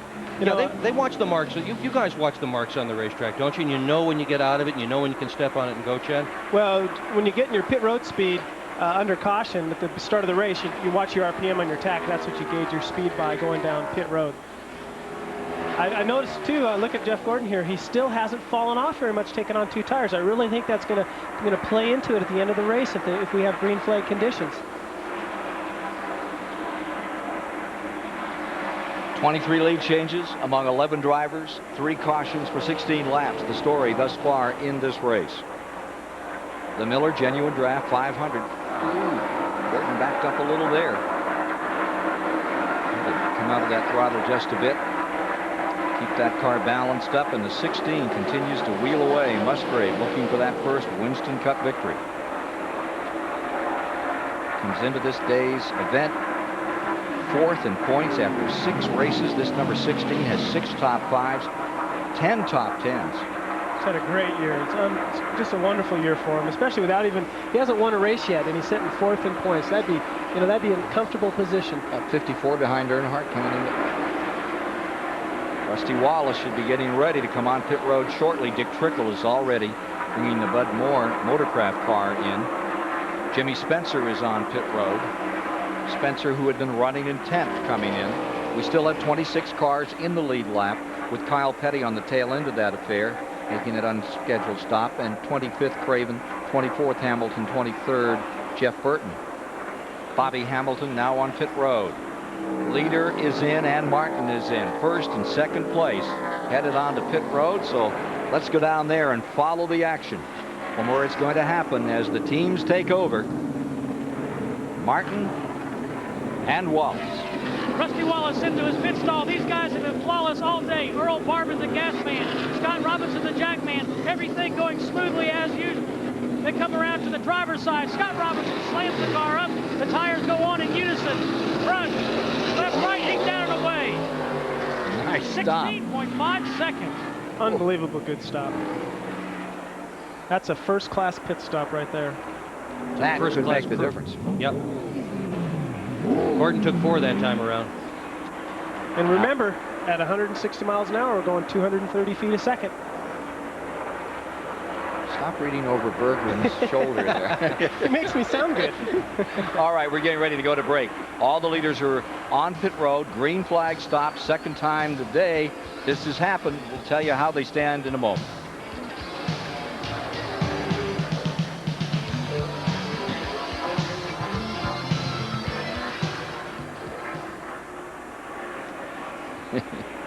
Boy, Musgrave waited a long time to pit.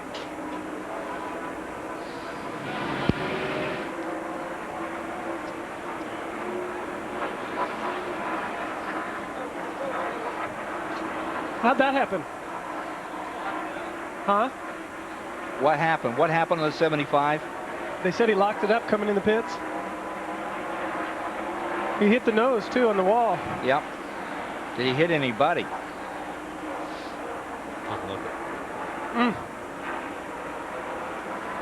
Oh, he came in he was entering the pits too fast. Yep.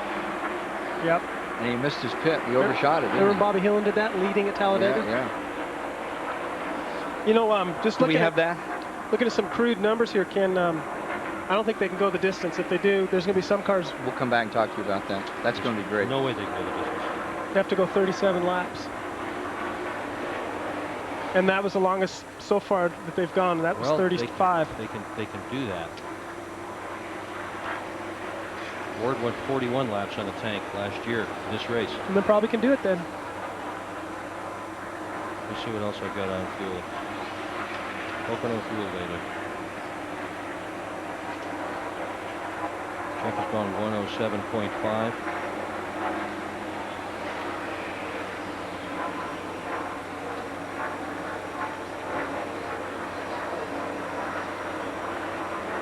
Thank you.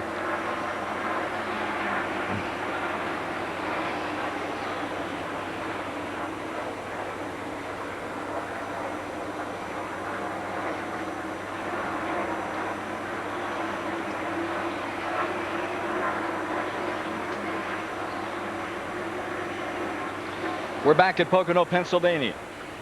That strangely shaped, highly competitive 2.5 mile track, and from the Duralube aerial platform you get a view of what these drivers are competing over today as Rusty Wallace continues to lead with Mark Martin in second, Musgrave third, Gordon fourth, and Jarrett fifth after this pit stop. Now the mathematicians are at work here, and the question is, can you go home at lap 135? Well, I think the longest green flag stop we've had so far has been about 35 laps. Just simple math to tell you they have to go 37 then to finish the race. It's a 200-lap race. I think they can probably do it, but there's probably going to be some cars that are going to run out and not make it. So you've got to make at least one, maybe two, to get us home this afternoon. Yeah, at least two. Oh, You've got to make definitely two. gotta make two. You've got to make two no matter what. Yeah. You absolutely have got to make two. But so many times the race here at Pocono has come down to a matter of fuel mileage, and about as long as we have seen them go is 42 laps. One day, Jeff Bodine, won in Junior Johnson's car. He went 42 laps on a single tank of gas. And at that point, Harry Gant, of all people, ran out of fuel, giving the race to Jeff Bodine. That was July 1990 in this race. July 19, 1992, Darrell Waltrip won on fuel mileage, beating Harry Gant. 10 years earlier, Darrell Waltrip had lost on fuel mileage. This race is very often determined by fuel mileage, and it's something we'll watch as it comes down to the end. And we're looking at a third-place battle that's far from the end right now. This thing has been a scorcher all afternoon, and for the moment, Musgrave has position over Jeff Gordon. Gordon going for his third win in a row. That doesn't happen any too frequently, and he is really putting every bit of effort into this. Ray Abraham and company has tried to put together a car for him that would give him the balance to take him home. We'll see what happens. Howard Comstock, Ted Musgrave's crew chief, is standing by right now with Randy Pemberton. Let's go and get a report on that number 16. Howard, another heck of a run for you guys. You had some problems off at the top of the race, but you got them fixed. What's Ted saying about the car? Yeah, we got him behind real bad at the beginning there, and I hated that, but he drove it up through there. It's a little bit loose when the sun comes out, so if the sun stays out, it's going to be loose the rest of the race. We're hoping for some clouds. Come on, clouds. Okay, that's Howard Comstock. You think the weather, if not the temperature, makes a difference? Just the cloud cover can affect these chassis. And you're seeing that shadow from underneath those cars. Sun has come back out, although we have a lot of overcast. There's some breaks here, and right now the track is being favored by them. You heard Howard Comstock say they were hoping for some clouds. I think the reason why is because he's a little bit loose. Clouds will make the track tighten up just a tick, which would be towards his favor. The guys that are a little tight right now, they're wishing just the opposite, that the sun stays out. Watching as the 16 car running in the third position, those looking for Rusty Wallace in first and Mark Martin in second. And you have Fords currently showing 1, 2, and 3 on the field. The fourth place is the Chevrolet. We were watching that in the right-hand corner of that shot, Ken, that grandstand absolutely packed. When was the last time you saw a shot of a baseball stadium where every single seat was sold out? You're going to get in as much trouble as I do. You better leave that alone. Oh, it's just so nice. I mean, those of us who've loved auto racing all our lives, to come to a place like this, and when this racetrack first opened, the grandstand was perhaps a quarter this size, and it was only half full. And Doc Mattioli and his family have worked so hard on it. NASCAR has worked so hard on it. The drivers have done such a good job, and this place is packed. Look at this crowd, and it just makes those of us who love racing very happy to see. Dr. Mattioli's spinach patch is packed today. It's like 120,000. Take a look at those folks enjoying this Winston Cup race. And next week, same story in Talladega, Alabama. And yesterday, the same story in Denver, Colorado. Dick Bergen and I were out there for the truck race. 8 o'clock in the morning, they'd sold every seat. Unbelievable. So, Rusty Wallace has the advantage, and let's check the interval, first to second spot. Tell you that Musgrave is third, Gordon is fourth, Jarrett is fifth, Nemechek is sixth. There you see Martin, your second place runner. Back in seventh is Elliott, Spencer is eighth, Mayfield still ninth, Kyle Petty 10th, Jeff Bodine 11th, and Darrell Waltrip. And there's that interval, and it's tightening up now between first and second position. We're down to 22 cars in the lead lap. There's Musgrave in third and Gordon in fourth. We talked about Gordon trying to get that third straight. One of the tough ones to do to get to that. Herb Thomas, remember that name? Yeah, I sure do. In the 50s? And he did pulled that off. He sure did. But the tracks in those days were places like Macon, Georgia, and your old favorite, Langhorne, Pennsylvania. Yeah, Richard Petty's pulled 3 straight. Rusty Wallace has pulled 3 straight. Darrell Waltrip has done it. Earnhardt has done it. John Andretti in the 37 car just pulled in off of the track and behind pit wall. I wonder what happened to him. He's been limping for some time. For the lead, Wallace versus Martin. Lap 140, no contest. 6 goes down the inside. Martin's there. Now Wallace coming back after him. Let's see if he's got anything for Boy, him. that is some tight racing. Give and take like we talked about earlier. You know, I think Rusty probably gave him the old hand signal to go ahead and drive underneath me. I'll follow you for a while. We'll see how that works. Those Fords really having a great day. Ricky Rudd was saying that having that little bit of extra rear spoiler on these cars didn't have much effect last week at Loudon, but this week it could because of these long straightaways, in particular this main straightaway. You don't want any more drag than absolutely necessary, so your speed down the straight will be good, but you need enough rear spoiler to get the rear force down needed in the turns. You can see Wallace right here falling back a bit, but the Fords have a little bit more than they've had before. Let's go to Randy. Well, Steve Neal sitting here on this toolbox watching Mark go by. Are you better in the sunshine or the shade? It seems like it's nip and tuck with you and Rusty, at least for now. Ted's coming on as well. Yeah, Ted's good no matter what. Rusty was better a while ago in the sun. We were better in the shade. Now the sun's out. Looks like we're a little bit better than Rusty. So it's a matter of a pound of air pressure around the wedge or track bar height back and forth. Rusty's real good. The darn Ted's right there coming, and that 24 is always lurking. So we just have to wait and see. Got a long ways to go. Hey, how come the Fords seem to be better today here? We're working hard, working real hard. We got our tails beat the whole spring and realized we maybe didn't do as much as we might have all winter. This whole crowd has pulled together and worked real hard, and we're having a pretty good day. Yeah. Caution is on the track at lap 142, 355 miles deep in the event. 145 to go, and they've thrown the fourth caution of the day. The 22 car down in the grass, Jimmy Hensley taking over in this machine, a couple of races back, comes to rest. So we have a caution period. That'll bunch up 21 cars for the lead. They'll come back to the stripe. Hensley's had no fun at all in this car. This is his third drive in it at Daytona in the firecracker. The engine failed on the last lap in the second race last weekend at New Hampshire. He crashed hard, and here he sits in the grass at Pocono. This is a hard-working team, Bill Davis group, and you can better believe that they're going to get it together and get that car out front where it belongs. Jimmy Hensley back with an old friend, Chris Hussey, who as a 12-year-old kid started to come out and follow him at the Caraway Speedway, with him off and on over the years, through some great years, and delighted to be back in that Bill Davis team. But it's not a good day for either Chris Hussey or Jimmy Hensley, or for that matter Bill Davis right now, as the 22 car lies stationary on the grass here at Pocono. Remember, Pocono is one of the hardest racetracks of all the NASCAR tracks on motors. The valve train turns so hard here at the end of the straightaway. That's also one of the reasons that they started using the overdrive, so you wouldn't have to turn the motor so hard at the end of this straightaway. So it's about this time of the race that you start to see motors let go. The valve train just gets abused. You start breaking valves, breaking springs. Attrition rate beginning to build. Chad Little with us. Dick Berggren along this afternoon on TBS as we cover the Miller Genuine Draft 500 for you.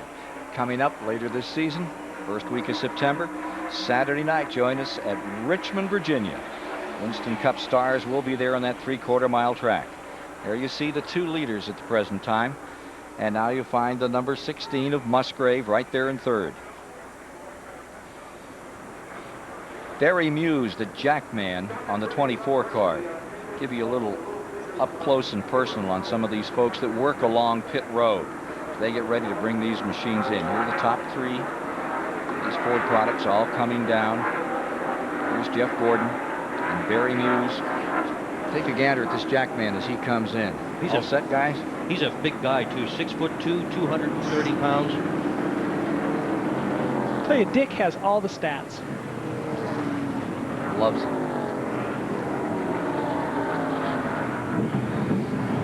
Here he goes. They use those special jacks now that just require maybe 1 and 1.5 pumps to get the entire car off the ground so the tire changers can pull the tire off. 2 tires, about 8 seconds. Barry Muse working on number 24, getting the job done there. Again. Gets them back out on the track as you watch the Mark Martin activity here, and he's back, and we'll be back with more in a moment.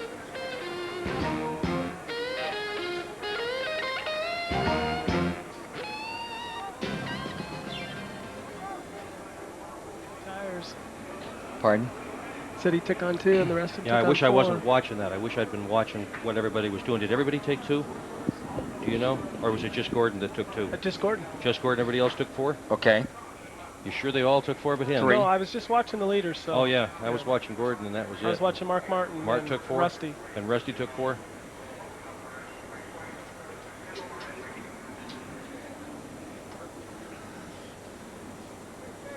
So they understand what happened on the pit stop. Yeah, Gordon took on 2. It was only 12 laps since they took on tires, so there was nothing to them to change 2 rides. But Gordon took on, but Wallace took on 4, right? Yeah, I think I'm guessing everybody took on 4, but because Gordon got down in a way Except so Wallace. fast. Gordon's car was loose. 2. They lowered the rear air pressure in the 2 rear tires. Lowered air pressure in the right rear for Gordon. Mm-hmm. Randy will have a story about that crew. Okay, yep. Well,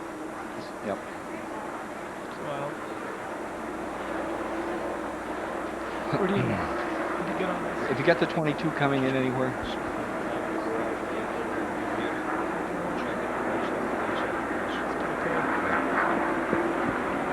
When you can use it. Thank you. That's the kind of stuff that the people just eat up. I think so. Is he down a lap? Is the Ford down a lap? Who? The Ford. No.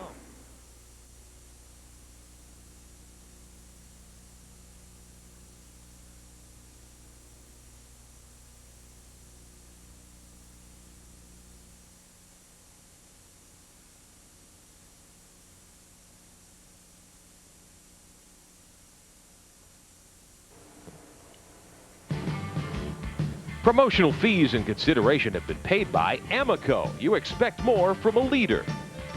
And by Budweiser. Beechwood aged Budweiser, the king of beers. This Bud's for you.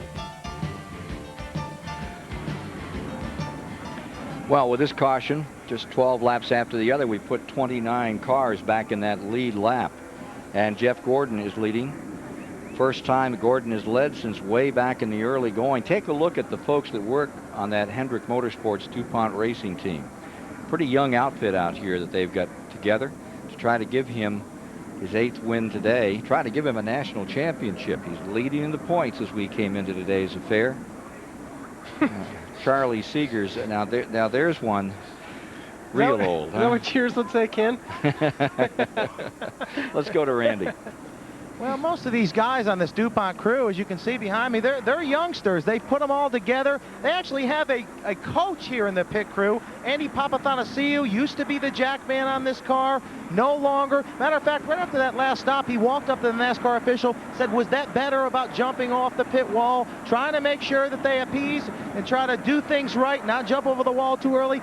Tried to talk to a couple of these guys, get them on camera for a little recognition. Don't want anything to do with it. They said, our man is the crew chief himself. We don't want to talk. He's the guy that runs this program, does everything. So that's the way it is. Ray Evernham is the man. They said, we defer to him. If you want to talk to anybody, let Ray Evernham do it. So this team is total unity. Before the race, they had a little march out on pit road. Everybody high-fived each other, all in unison. It's quite something to watch. I mean, they are professionals all the way. Now let's go down to Steve Burns. Randy, I'm with Larry McReynolds, Dale Jarrett's crew chief. Dale Jarrett's average finish in the last 6 races has been 31st. Before this pit stop, you guys were running 5th. It has to be a big shot in the arm, all the adversity you faced.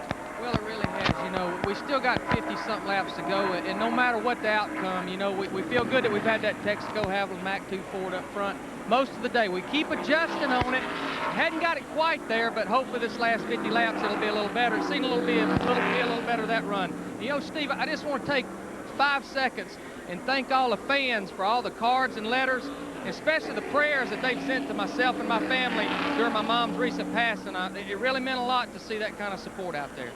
Okay, thank you, Larry. Larry McReynolds, who does an outstanding job in the pits, working on TV when he's not working on that car number 28. He certainly contributes a great deal. A guy that came out of working on stock cars over in Tennessee, proud to be a part of racing, and it certainly shows. Here is Jeff Gordon bringing the field down, getting ready on this restart.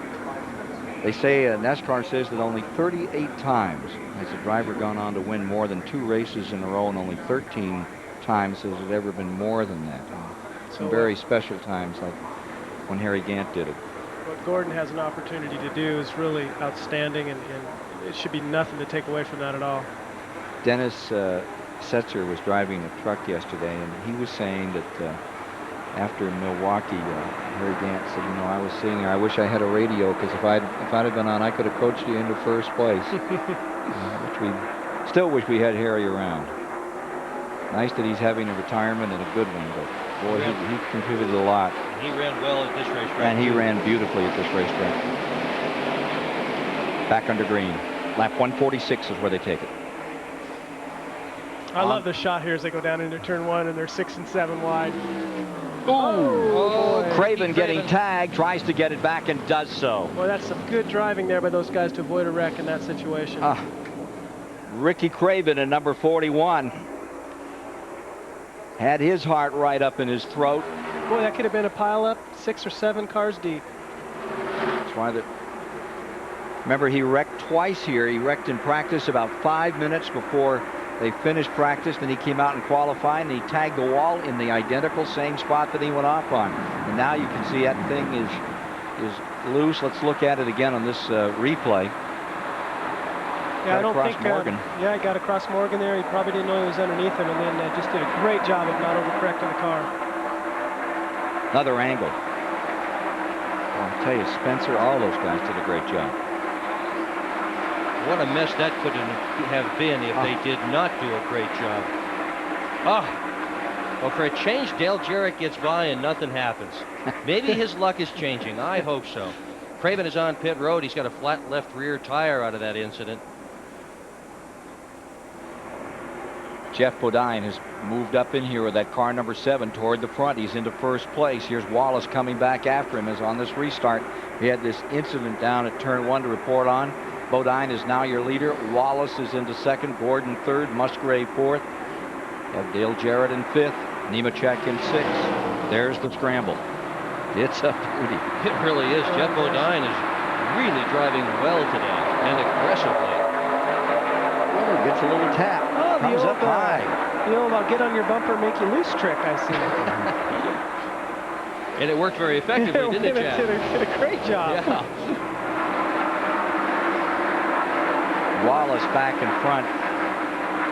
Bodine may have his sights set on him for more than a reason of getting back to first place here now. Wallace first, Gordon second, Musgrave third, Dale Jarrett in fourth. You know, everybody talks about what a phenomenal sensation Jeff Gordon is and how he's done so well with so few races under his belt, but very few people are aware that his crew chief, Ray Evernham, has barely more experience in Winston Cup racing than Gordon does. In fact, Ray Evernham has crewed for Gordon in every single race he's ever won, and he only ran 7 other events as a crew chief, 6 for Dick Johnson and 1 for Jim Sauter. So neither one of those men are extensively experienced in the jobs they're doing. There's Morgan Shepherd just out that front 4.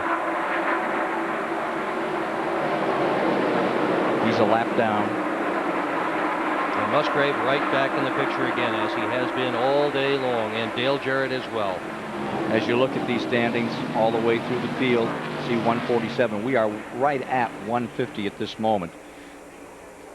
375 miles on board in the Miller car with Rusty Wallace looking back at Jeff Gordon. Got yourself a Ford Chevy Confrontation up in front in the Miller Genuine Draft 500 in Pocono, Pennsylvania. 29 lead changes. That's the most lead changes. Let's see. Go back to Charlotte. They had 32 in the 600 this year for the whole race. And this one's far from over. 50 laps to go. We could break that thing. Oh, Morgan Shepherd just keeps plugging away. He remains a lap down in that number 21 car. He's tried all day to get the lap back that he lost so early in the going. That 132-mile-an-hour average is well down from the all-time race record that Alan Kowicki set here of 144 miles per hour. Mark Martinelli got the position on the 7 car, Jeff Bodine, as they, well, yeah. Again, Jeff makes a liar out of me. Jeff said, I don't think so, Bill. I'm going to go ahead and keep this spot right now. Getting a little aggressive out here as we get down toward the end of this one. Well, it's frustrated as a driver when you get hung on the outside and you know the people on the inside are going to have the position on you. He got shuffled back. Bodine, as you saw from the very point, he was up there leading when Wallace came up on the rear bumper. So it's Wallace, Gordon, Jarrett, Musgrave, and Jeff Bodine. Back to Steve Burns. Kenny with Paul Andrews, Jeff Bodine's crew chief. Paul, things got a little hairy with Rusty. Did Jeff say anything about it? Yeah, he said he pushed him. Yeah, you know, we done those 2 tires trying to get that Exide Ford out in front. It worked good, you know, we got a good car. We've been struggling our way up to the front of the pack. You know, we've got a real good car here for the end of the race. You know, it's a shame the guys had to get a little carried away out there. I know Rusty's got a great car, getting a little impatient.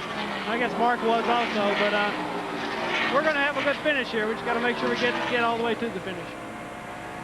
The Exide Batteries car of Jeff Bodine, having slipped back in the field after being up in front, trying to charge back through. Meanwhile, for the lead, Wallace and Gordon running in first and second. Just behind them, change of position here. You've got Dale Jarrett coming into third and falling to fourth is Musgrave. Randy Pemberton. One thing to think about as this race continues to unfold here, they're looking at pit stops with about 20 or 25 laps to go. Now, Gordon's team knows that he runs well with 2 right side tires. That would mean if they wanted to take on 2 rights, they would go the final 55 laps on their lefts. I don't even think that's a problem, but where it might become a problem for the rest of these teams, if they pit under green flag and Gordon comes in after they do a lap or so, could he force these guys to take on 2 tires? Because if they take on 4, he is going to take on 2, and he's going to do it in 10 seconds, and they're going to do it in 19, and they'll be running second for sure. So a lot of pit strategy down here to try to figure out as this race unfolds. Yeah, and that is exactly right, and what we were referring to earlier, saying that if it does come down to green the rest of the way Gordon's car's been running on just 2 tires, he's in the seat right there. He's going to force the other guys to either take on 2, or else he's going to beat them by position on the track. Because again, you can go, how many, 230 feet at 160 miles an hour? Well, they talk about Earnhardt being the intimidator. What's really happening this year in Winston Cup racing is that Jeff Gordon and his team are forcing other people to have to play their game. They're causing the rest of the field to do what they are doing if they want to keep up. We'll take a quick break and be back as we watch these 3 cars actually getting collected right now by Musgrave moving in and Nemechek back in 5th along with Martin.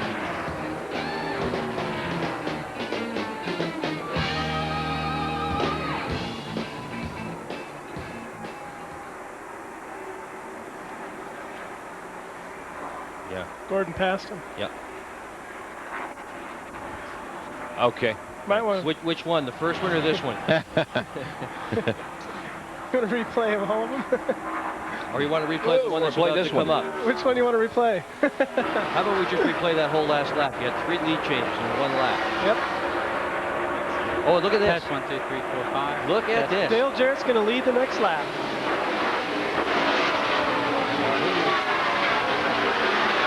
Look at that. Wow. Test 1, 2, 3. That's great. Sorry.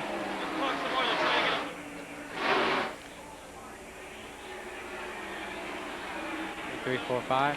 That's 1, 2, 3, 4, 5. That was a pretty good lap, wasn't it? I guess. And it ain't over. Yeah. NASCAR is all hype. Let me tell you what, that's why the grandstands are full right there. Yeah, how many people, I mean, look out here, how many people are sitting down? I don't know why they bother to buy seats or put them in.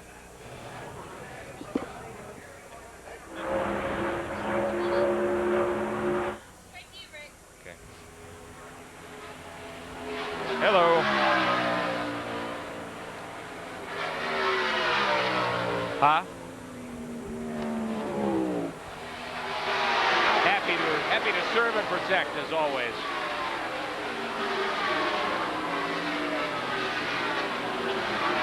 Okay. Okay.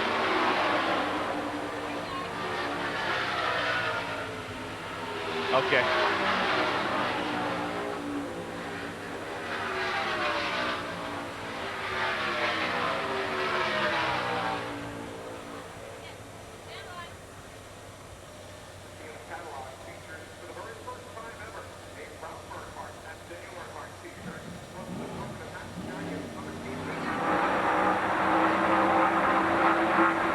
We are back live at Pocono International Raceway on TBS Sports. Great to have you with us for exclusive live coverage of the Miller Genuine Draft 500.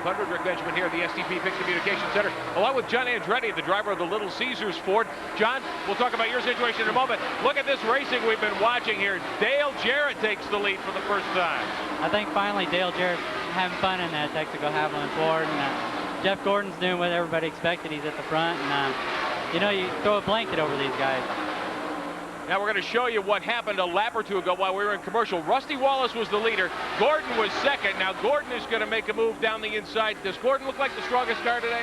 Well, I don't think you can really pick the strongest car right now, because as you get in there, see, he'll get a little bit loose. He'll slide up. Rusty will end up going back underneath him. Kind of like running Indianapolis Raceway Park in a midget. Some slide jobs coming up here. And we've got trouble on the race course. This involves the 81 of Kenny Wallace. Looks like one of the Skoll cars, the 33 of Robert Presley, also in trouble. This would be down in the inside of turn 3. Cars are coming off of 3. Jarrett will lead this lap. Ken Squire, wild action indeed here at Pocono. Lap 158 as Jarrett brings him across, with Gordon in second, followed by Rusty Wallace third. Robert Presley, rookie in the Winston Cup ranks, clambering out of car number 33. Took a pretty solid hit down there. Turn 1 is the area of the track where this incident has taken place. And here's the Marcus car badly torn up, car number 71. Kenny Wallace's 81 looked like it had already taken some abuse. Presley came down to the inside. Marcus got involved in it. And there you see the 71 tagging the 33. 3 cars involved in Kenny Wallace walking away. They just haven't had anything at all happen for them in Winston Cup racing this year. Nothing good. It's a frustrated look on Kenny's face right now.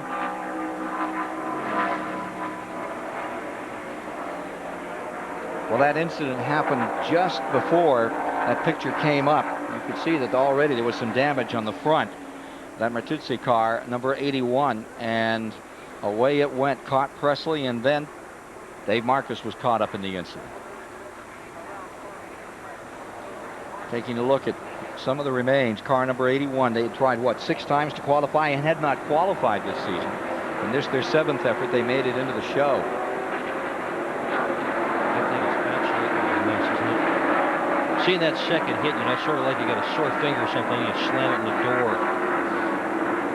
Pit road's a busy place. Here we go. He took a wallop in the wall. Whole front flip is gone and moved back on car number 81. Kenny Wallace. And this could be the final set of stops. Somebody, yep, somebody could go all the way from here, Ken. It's possible. It's been done before. Somebody could also run out of gas from here trying to do it. That's also been done before. Yes, it has. Let's get to Randy. Well, the 28 car is in. Jeff Clark down with the Jack 4 tire stop. He's down and away.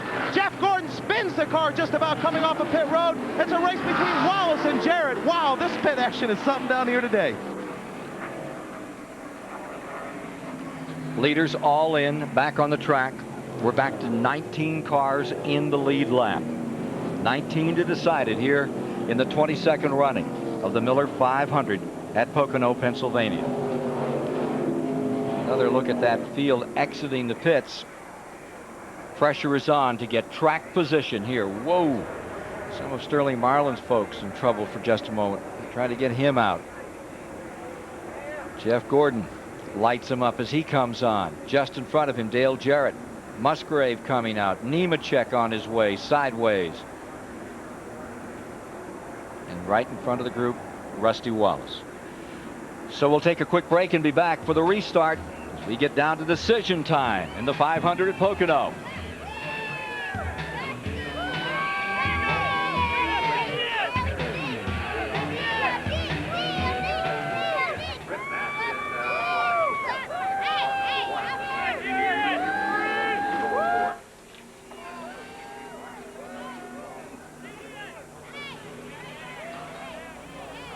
Okay, I don't know how much of an effect this will be on Mark Martin, but Steve Sparr, who's been jacking these cars for a long, long time, had the 6 car fall on him, not this stop, but the one previous to that. if it's under green flag, the guy that's substituting, no way he could be as good. So what I'm saying is Steve Sparr is out with a bad foot. The tailpipe hit it, and he's pretty well out of here. So just to let you know on that, as far as the next green flag stop, if there is one, the 16 will be a little deficit. And you can see, well, Mark came out pretty fair there, and and Steve did not jack that car. Sorry, Steve, go ahead. Oh, okay. I was just going to say, I was talking to Robin Pemberton. They cannot go the rest of the way. And No, well, of course they're going to say that. I'll tell you, I've got a pin. I'll tell you what you got here, though. What you might have here, though, you still got a strategy that helps Gordon because, well, are we going to need 2 cans of gas to go all the way? That's the key. The question is how many laps they keep him on caution right here and who dives in and who doesn't. Absolutely. That's what's going to make the difference. Yep.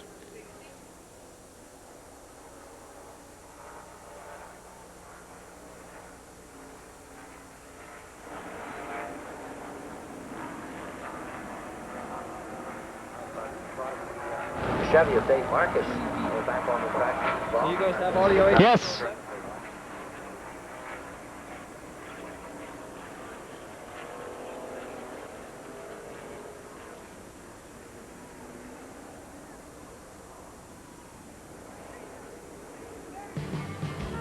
Promotional fees and consideration have been paid by Miller Genuine Draft. With Miller Genuine Draft, the world is a very cool place. And by the Official Directory. Call now and get your complete guide to Winston Cup racing for only $21.95 plus shipping and handling. Call 1-800-RACE-345. And by Duralube Engine Treatment. Tomorrow's technology today. Back live at Pocono, under caution, 39 laps to go after the wreck down in turn 1 involving Kenny Wallace, Dave Marcus, and the Robert Presley automobile. Back with John Andretti, driver of the Little Caesars Ford. I wasn't going to let you get away as we look at Jeff Bodine out through the windshield, actually, of Bodine's car. We're going to show that pass that we started to show before this caution. Some great racing going on. This is out of turn 3 here. Gordon and now Dale Jarrett makes it 3 wide. Do you dare do that at Pocono? Yeah, Pocono's the one place where you can go 3 or 4 wide, but the further down you go, the bumpier it gets. You'll probably see Dale Jarrett start bouncing as he gets in there, but a great pass, and that's where you want to be, in the lead. He made it work, indeed. Now, what about your car today? Well, I'll tell you, it's like Tim Brewer said, the Kmart Little Caesars car was on self-destruct because at the beginning, maybe even before the first yellow, the motor started going away a little bit. It broke a shifter link, so it got stuck in 4th. And then at the end there, it screwed out a wedge bolt so that we didn't even have any wedge in the car. So it was just like everything was happening, but I didn't call in and tell them that the thing was really loose because I figured they had heard enough for the day. We just didn't want to kill the motor. Sure. Well, good to see you here. Sorry you didn't make it all the way. A lot of folks think you're going to get your first victory here soon. Are you ready to win? We are, and I think that the team is ready, and I think that we've come a long way, and we thought we'd have a good race today. Pocono's not been very kind to us, but we think that, that victory is around the corner, and we're trying hard for it anyway. Look forward to seeing you soon in victory lane, John Andre. Now, one other thing, where these guys are stopping with 39 to go. Can they make it the rest of the way? Well, with Tim Brewer, they can. But I think with it depends on how many cautions are going to go here. Yeah. If they go enough, you might be able to squeeze 36 laps out. And I'll tell you what, if I was up there, I'd go for it. Well, we'll look for you to have a chance to do that later this year. Thanks, John. Thank Randy you. Pemberton on pit road. What are these leading teams going to do here in the late stages of this Miller 500? Oh, Rick, this is getting good. I mean, these teams don't know if they can make it. I walked up to Jack Roush in the Mark Martin pit, asked him, do you think that you can make it? He said, well, it's a possibility. Now, he and Steve Meal right now discussing the possibility of going, I guess, about 38 laps. Now, Steve Burns has already said, I believe, that Jeff Gordon can go the distance. So possibly the Fords can't. I'll tell you, it's going to be something to see whether or not they can make it. Steve, can that 24 car go 37 or 38 laps here today? Randy, we overheard Ray Evernham on the scanner say, Jeff, I don't think the Fords can make it, but I'm sure we can. I talked to crew chief Robin Pemberton earlier, just moments ago, and he said there's no way we can make it. In fact, he was talking to gas man Earl Barbin, talking about how they're going to get just enough gas and go. He said, I'll count you down 1,001, 1,002, 1,003, take off. Just taking off was Sterling Marlin. For some reason, Hood was up. We'll try to get a report on that. With 92.5 miles to go, Marlin was in a lengthy time with the hood up. He kept working on the car and got it back out again. He had been running in 9th position. three-time winner in Winston Cup racing, Sterling Marlin. Topping off, final time of the day, perhaps. Including the winner of this race in June, Labonte, on the left of your screen, has just topped off and taken some additional fuel. Most of the guys who have been running in the back of the pack have chosen this opportunity to do just that. Realize if they've got a little bit more fuel than the other guys who are in the front who have track position have got to stop and get fuel at the end, then the folks who just took on fuel wind up with a track position. So what a neat cat and mouse game we have going on right now. Nemechek came back in, topped his off. The number 18 car of Bobby Labonte comes back out. A bit rumpled, but he's out here trying to score some points. With 19 cars in the lead lap, Wallace is in first, Jarrett is in second, Gordon third, Martin fourth, Musgrave fifth, Hillen in sixth, and Randy can tell us more about Sterling Marlin's car. Left front shock broke, changed it on pit road, so Sterling back underway. That's about it from the forepit. Looking further back on the restart coming up, we'll have Bobby Hillen up into sixth spot, Ricky Rudd in seventh, Jeff Bodine eighth, followed by Spencer, Bill Elliott rounding out the top 10, and Jeremy Mayfield just behind them in 11th spot as they get ready to turn them loose another time. And we should update that four-time winner Darrell Waltrip has dropped out with apparent engine problems. That'll be his fourth engine problem in 6 appearances here at Pocono. Waltrip behind the wall. Go on board Martin's car on this restart with his roof cam. He is in fourth position. Pyro camera giving you this shot as they come down out of this turn number 3 into this long straightaway. They'll be at lap 163 when they take green.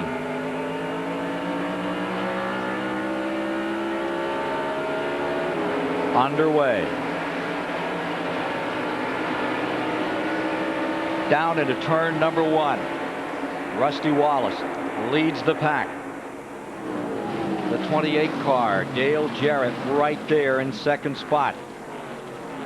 Jeff Gordon getting sorted out on the outside. Remember that Earnhardt a lap down in this affair. Dale Earnhardt being shown back in 20th position. Morgan Shepherd in the 21 is 21st. And Hamilton in the 43 back there in 22nd as they come up. Rusty jumped out to a real comfortable lead right off the bat. He really was flying. Wallace out in front. Wants this one bad. Take a look at this.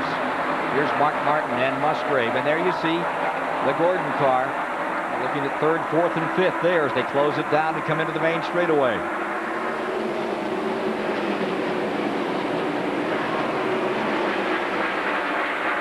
Rusty is ever so hungry, and certainly after all the controversy about the roof flap deal here, he would like to win this race and put all that roof flap conversation behind and instead talk about how well they ran in this race. Well, that would also help pay for that fine they got over the weekend. I think Roger can afford it. You think? Yeah, I think, yeah. From 22nd position up for the lead, Rusty Wallace now in front. Riding Midnight, car that has 13 wins. In 31 races, Ken, what a record that automobile has got. 26 top 5s in those 31 races.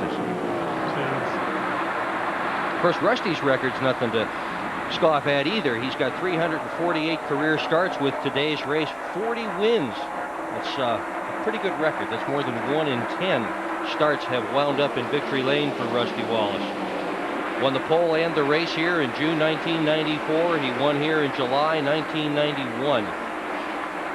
Right now it's Wallace first, Jarrett second, and there you see Gordon in third spot. And there's the 3 a lap down. You know, some of the lap cars here, the 3 car and the 21 car, for example, they could play a part of this race as we get down to the later stages, holding back guys like Gordon there that you see, and some of the other cars running for contention. Dale Earnhardt, Gordon's getting really tough out there. So what are you going to do about it? We got to be more competitive and closer. You can't just, do it by getting beat like we did last week. If we get competitive and start running second, third with him and racing with him more, you work with him more, with, strategy and pressure. But right now we can't put pressure on him not finishing like that. Sure can't put pressure on now. A lap down in 20th position is Earnhardt. Gordon trying to muster just a little bit more and go back after. Those two Fords up in front, Rusty Wallace and Dale Jarrett. Great to see Dale Jarrett, that Robert Yates, number 28, having this kind of day again. And it's really started 2 weeks ago when at Milwaukee he got into a Grand National car and won a race. Didn't even get an opportunity to practice the car or qualify the car because he was off doing other things, but he wound up winning the event. And he looks supercharged today, doing a great job in that number 28. Last win for that Robert Yates team, Sears Point. Ernie Urban was at the controls in May of '94.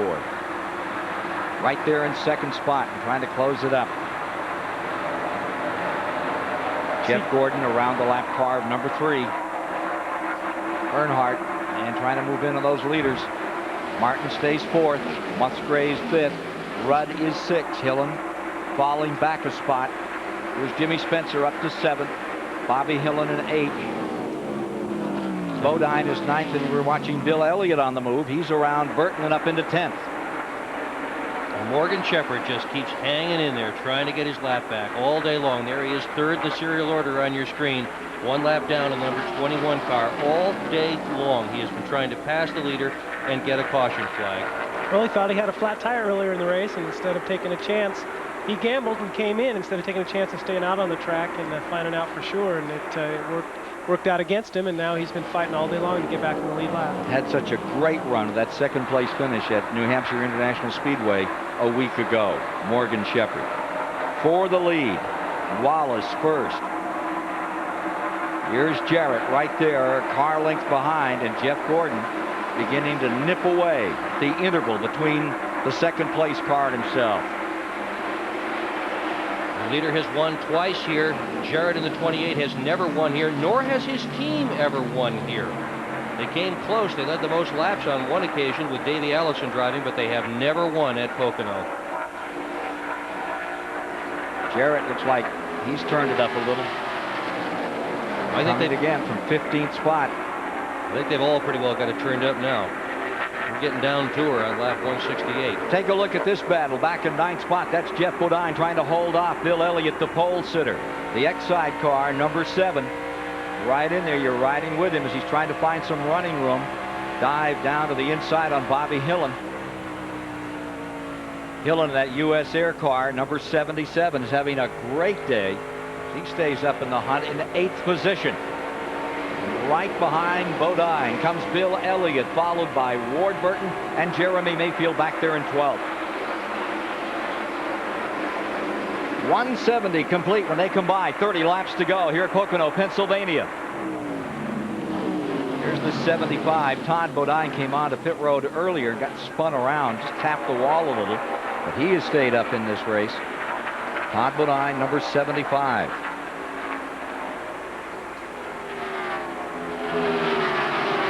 Bill Elliott closing in on Jeff Bodine. Todd's car is 1 lap down, running in 23rd. 18 cars remain in the lead lap.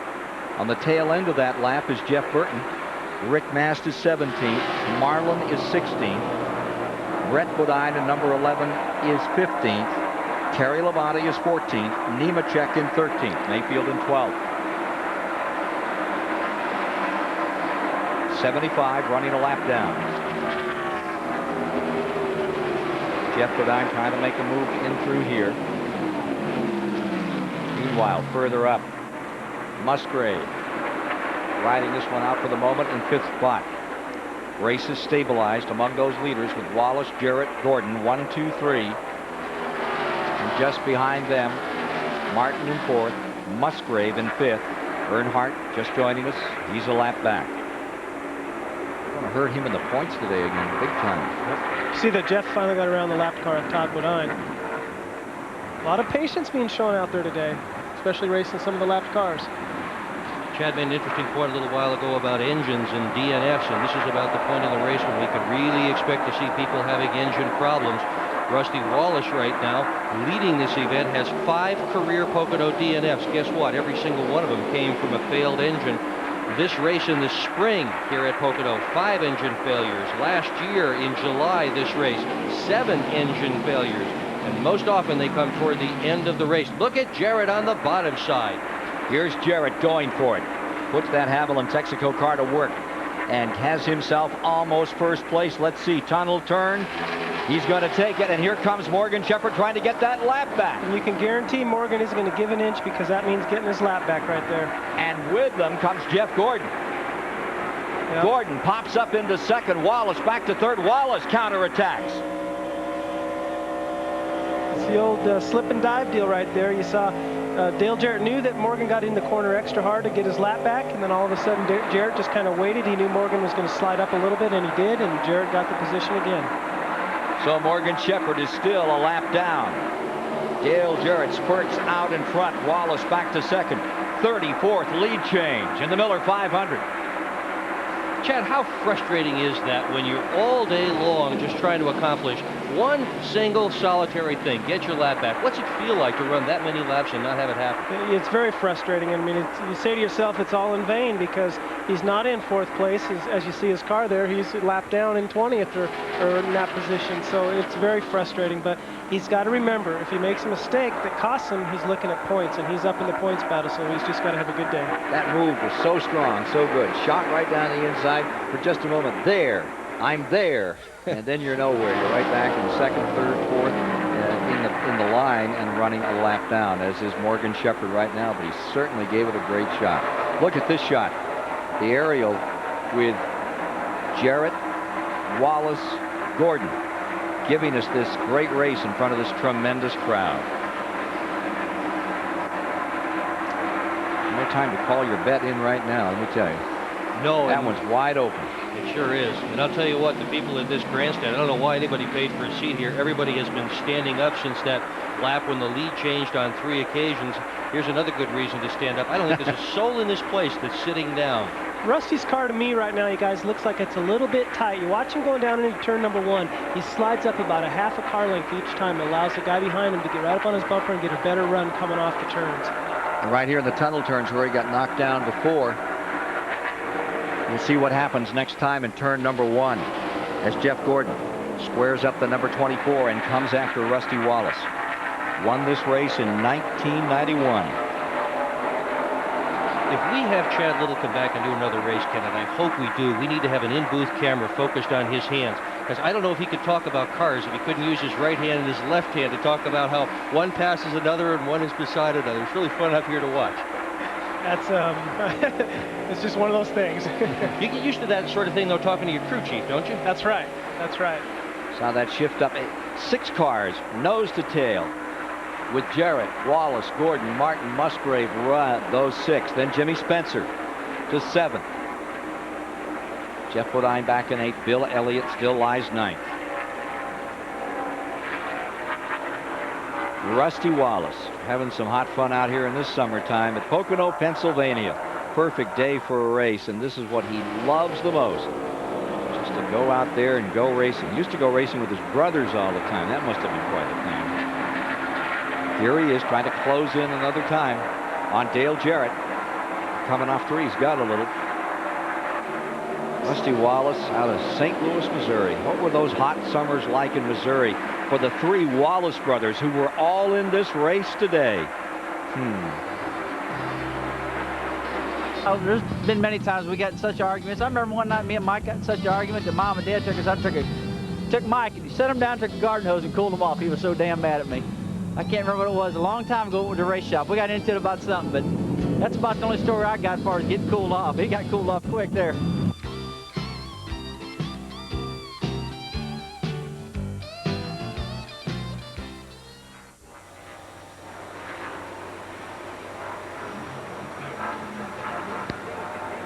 Yes. Well, I don't know what kind of strategy's left here, you know. Yeah, if 1, 24 2, car can make 3, it. 4, 5. Yes, can you hear me? 1, 2, I'll ask 3, Larry. 4, 5. I think it's just a matter. I mean, I don't think the Fords can make it. All the Chevy cars. 1, 2, 3, 4, 5. I can't hear anything, guys. You're both talking to me. I've got the pits in my ear. If you take the pits out, I can hear you. Hello? Is somebody talking to me?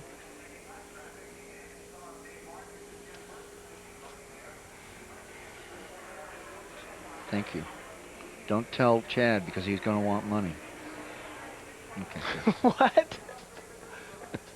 It's the best team we've had since Neil. Don't tell Little you want money. You are doing a great job. I'm just happy to be here. Yeah, When's your next it's race? 0 or Where's your 0 next for race? McReynolds. They're going to try it, but Talladega. there's Next nobody Saturday. here thinks they can make it really, And I'm running the except for Cup the car, too. 24. So I believe that's about the story.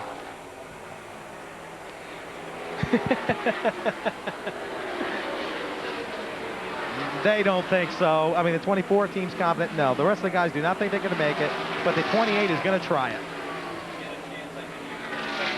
You really think they will? Yeah, well, he said, hell, they've been knocked out of races. They got nothing, they got nothing to lose, really. They're not in the top 10 in points. They're, they're trying to win one. That's all they're trying to do. Yeah, that's true.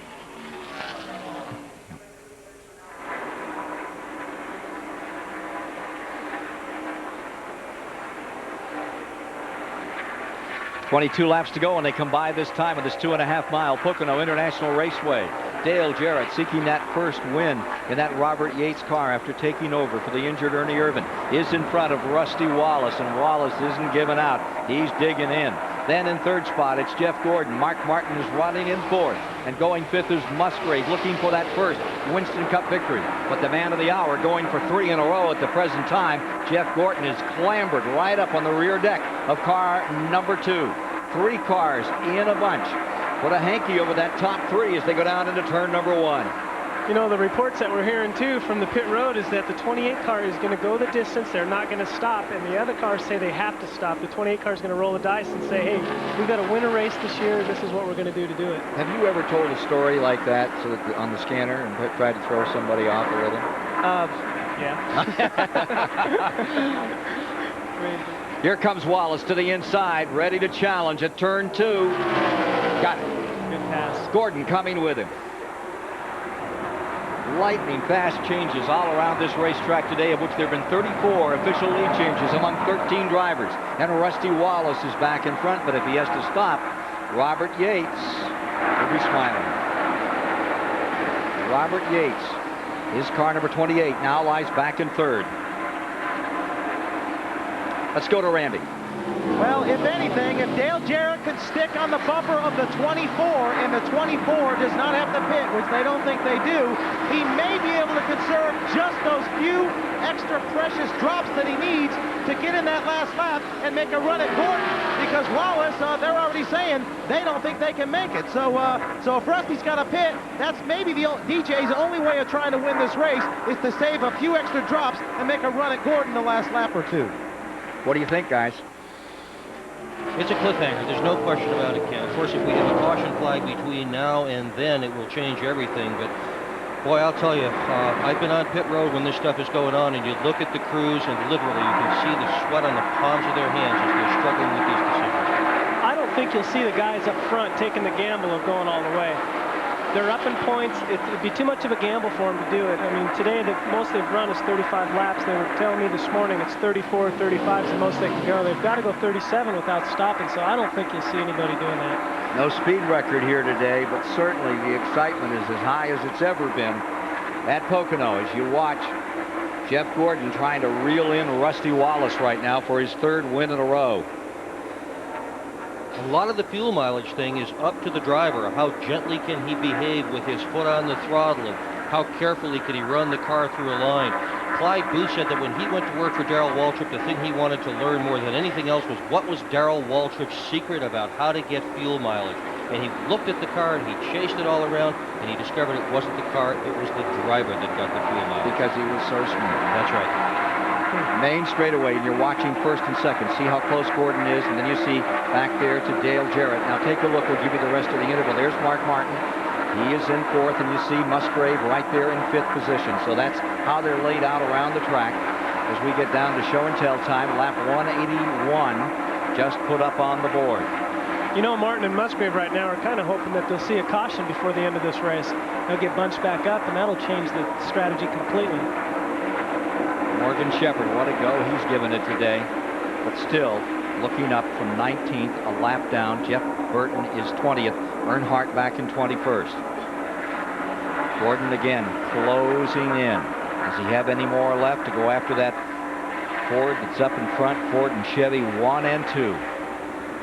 Think about all the things they changed in Gordon's car, Ken. They changed the engine, the transmission, the brakes.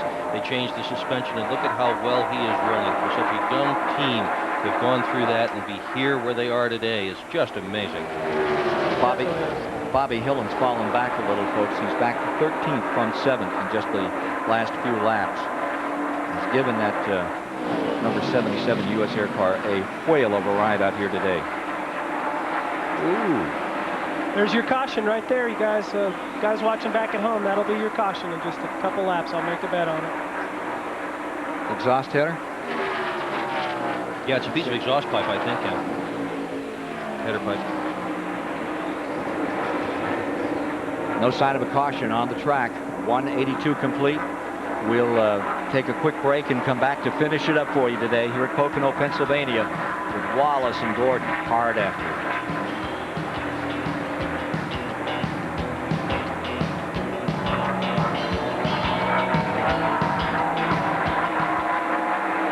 They go to caution.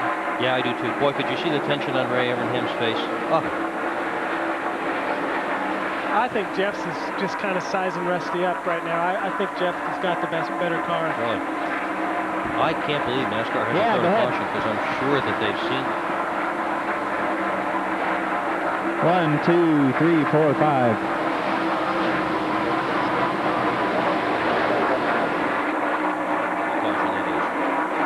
Surprised too. Well, if they decide it's... Oh. That's it. Okay.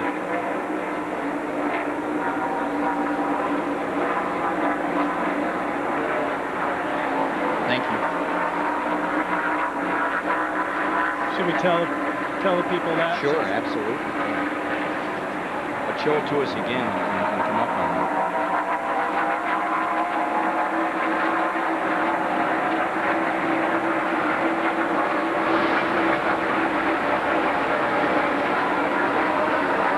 Yeah, 1, 2, 3, 4, 5. How's that sound?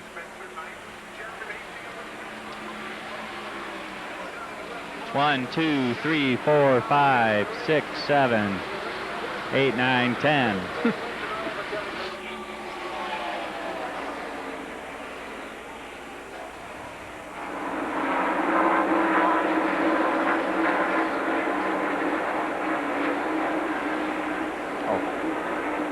Goes. How soon back?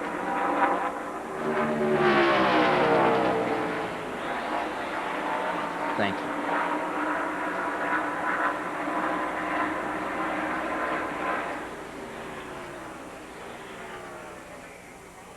Jarrett's hanging right in there, isn't he? Boy, he's coming back in.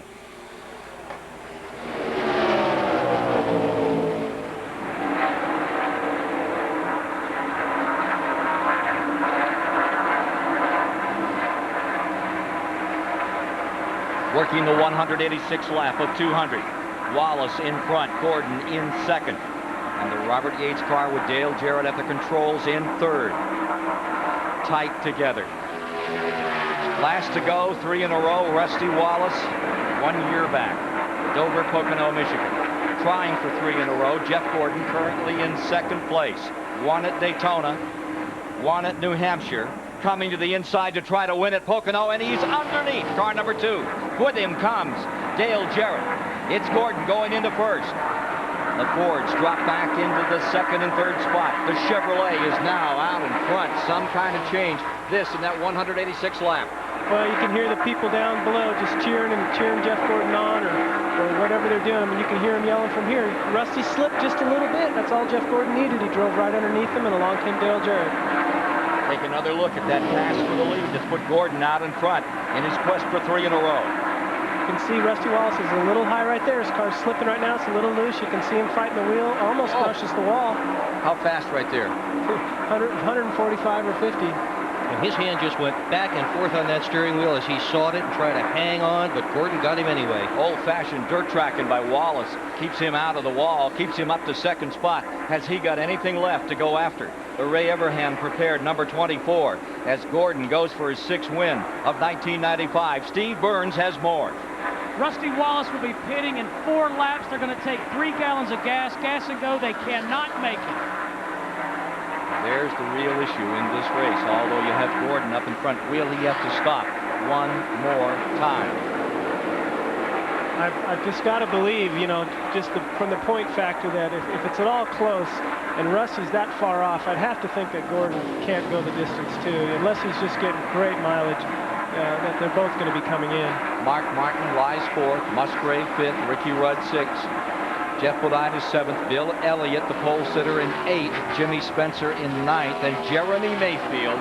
This brought Kaylee Arborough's number 98. The RCA car up into 10th. Nemechek is in 11th. Rick Hendrick looking on.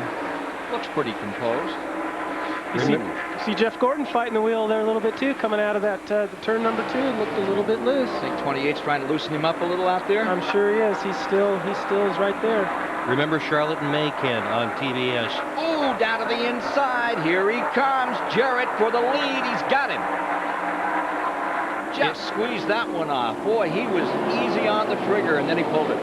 And Earnhardt had to pit early for fuel, and nobody else did. So sometimes these things happen. Randy Pemberton, give us more on that car 28. Man, I'll tell you, they're just about laughing in the 28 pit. He keeps, Larry McReynolds said, I keep telling Dale to back it down, but that doesn't seem to be working. You know, he's telling him to back it down because he wants him to get a little bit better gas mileage. They're going to try to go the distance. And Gordon's going to ride on his back bumper and pick up a tow, so he uses a little less fuel, too. That's another way you can conserve fuel. Just ride on somebody's back bumper for a while. Let them pull you along. How much on a 2.5-mile track like this, guys? It's hard to say, you know, because you are on and off the throttle here 3 times because of the configuration of this track. But every little bit of drafting help that you're getting, you're saving some fuel mileage. Chad Little with us, racing next Saturday at Talladega. That great 2.6-mile track against his major adversary, Johnny Benson Jr., who's been with us, doing a grand job over in the pit area today. Robert Yates looking on as his number 28 colors. Saw a lot of battle flags coming in this morning early. Dick Bergen out the sides of pickup trucks and vans with number 28. They have not forgotten. No, they sure haven't. Actually, we were surrounded by battle flags. I felt as if we should have had half a dozen in our race, in our rental car as well. It seemed like everybody on the highway was coming to this racetrack this morning. And early. Yeah, 6:30 in the morning early. Lined up and down Interstate 90. Rusty's setting up for a pass right here, coming out of that dreaded tunnel turn again. You see him get a little jump on Gordon there as they go into turn 3. Wallace is back, 2nd place. Ready to do a little hunting up here in the country of Pennsylvania. The game, R28. Average speed down. We've had 5 cautions today, 25 laps if you're just joining us. Tore up 3 cars down in turn number 1. We've had a couple of incidents for debris. Now, we saw some debris out on the track. Remember, you saw debris out there, exhaust header broken off. NASCAR says it's so low on the track they'd have to run 4 wide to hit it. So they did not put a caution out. That looked like Dave Marcus running awfully low on the racetrack, though, Ken. If he can't get the car off the racetrack, that could be your caution. He was in that 3-car scrape a little earlier out there with Robert Presley involved. Yep, he's going very, very slowly on the backstretch. There are places where he can get off the racetrack, and Marcus has done that. He's pulled it into the infield to let him stay under green. Very sportsmanlike by Dave Marcus. Down to the final 10 laps here this afternoon with still 18 cars in the lead lap. And here are the front 3. Handcuffed together as they come down the straightaway. Jarrett, Wallace, Gordon. Then it's a few seconds back to Mark Martin in 4th. Musgrave 5th. Rudd 6th. Jeff Bodine 7th. Bill Elliott 8th. Spencer 9th. Jeremy Mayfield 10th. Nemechek, Trickle. Bobby Hillen the 13th. Ward Burton 14th. Terry Labonte 15th. Rick Mast. Brett Bodine, Sterling Marlin. That's how they're running. The top 18 all in that lead lap. Hello? Here he comes, knocking on the door one more time, Rusty Wallace. They're working lap 192. This is shaken down to be just a great finish. It's been a great race all day, and those people we talked about, 20 laps ago that had been standing are all still standing. Last 20 miles, no reason to sit down now. The only question with these Winston Cup races is how, not do they build more seats, but get more roads into these facilities. Because this is what Americans really want to see, the most competitive racing in the world. And we're certainly seeing a great example of it today here at Pocono, Pennsylvania. Top 3 in turn 1.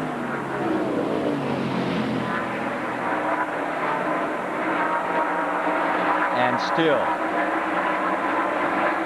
Dale Jarrett with the advantage. Such a grim year for him. Here's Wallace up on the outside. His best finish was that 5th at Daytona. Now he has this lead and does not want to give it up. Believes he has the mileage to go the distance. Rusty's coming into the pits. Yep, that's exactly what he was doing, Chad. Waving to the other cars. He said, I'm coming in. Let Gordon know he's going to pull off the racetrack. Doesn't want Gordon to run into the back bumper. When he does. You can see Gordon's not coming with him. Nope. And you can see Earl Barber with the gas can, too. So the 28 stays up in front. Rusty Wallace is on pit road. Following him down. Quick stop for a splash, and he'll be back out here. Will the other two have to do it? We'll just have to wait and see. Or will somebody run out in the final seconds of the race? All by himself. Nobody went with him. 28 car strategy. Randy Pemberton can tell you about that. Oh, they're talking about it right now. I wish I could tell you, but they're not going to tell me. They want to go the distance desperately here today. They don't want to run out of gas, but they need to win a race. They're still talking about it. They're discussing things now. I got a feeling that they're going to pit, but I might be wrong. Gordon lies second. Let's take a look at the interval for you between the first and second place cars. There's the 28, Dale Jarrett, going for that 4th Winston Cup victory. Right behind him comes Jeff Gordon with 6 laps remaining. 6 to go.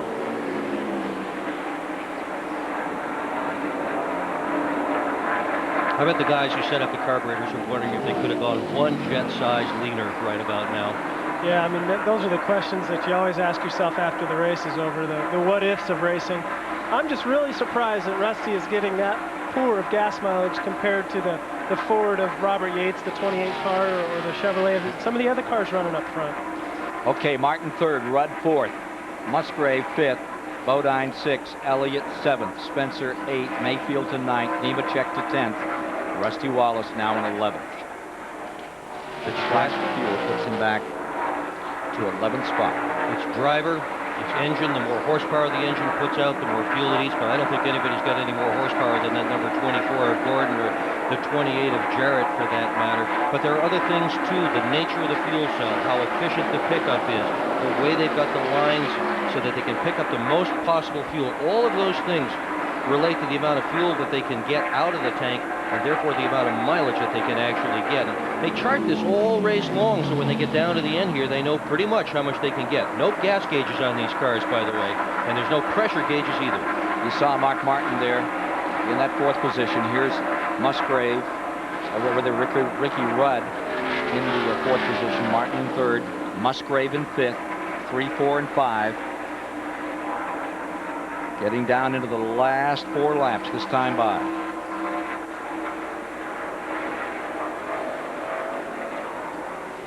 Great run for Ricky Rudd today. Now owner driver Robert Yates. Doesn't look like Jeff Gordon's been able to close any ground on the 28 car at all. Thought he got a little back right there off that turn, but I guess you're right. He pulls away. 4 to go. Robert Yates going for win number 20. Oh, Rusty Wallace spins it. He wanted a caution. He got it the wrong way. I don't think he wanted it that way. You're right. He did get it. He's off on the grass. There's no caution. And the roof flaps worked. And they're not going to throw a caution. He's no going the caution right way. out. No other cars are involved. Wallace running back from 11th, spinning. Collects it, gets it going again. Jeff Burton's number 8 down on the inside. Look at the 24 car pulled right up on the 28 car as the result of that caution, or the result of Rusty spinning. The 28 car might have got out of the gas a little bit. 28 a little loose that time. Robert Yates, the car owner, going for the 21st win as a car owner. And here is Gordon closing all the way in.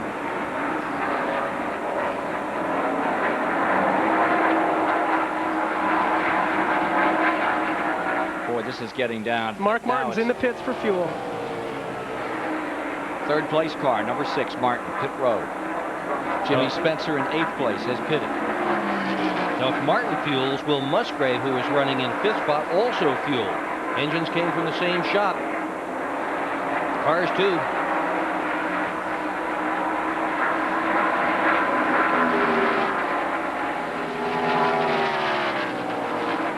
Final moments.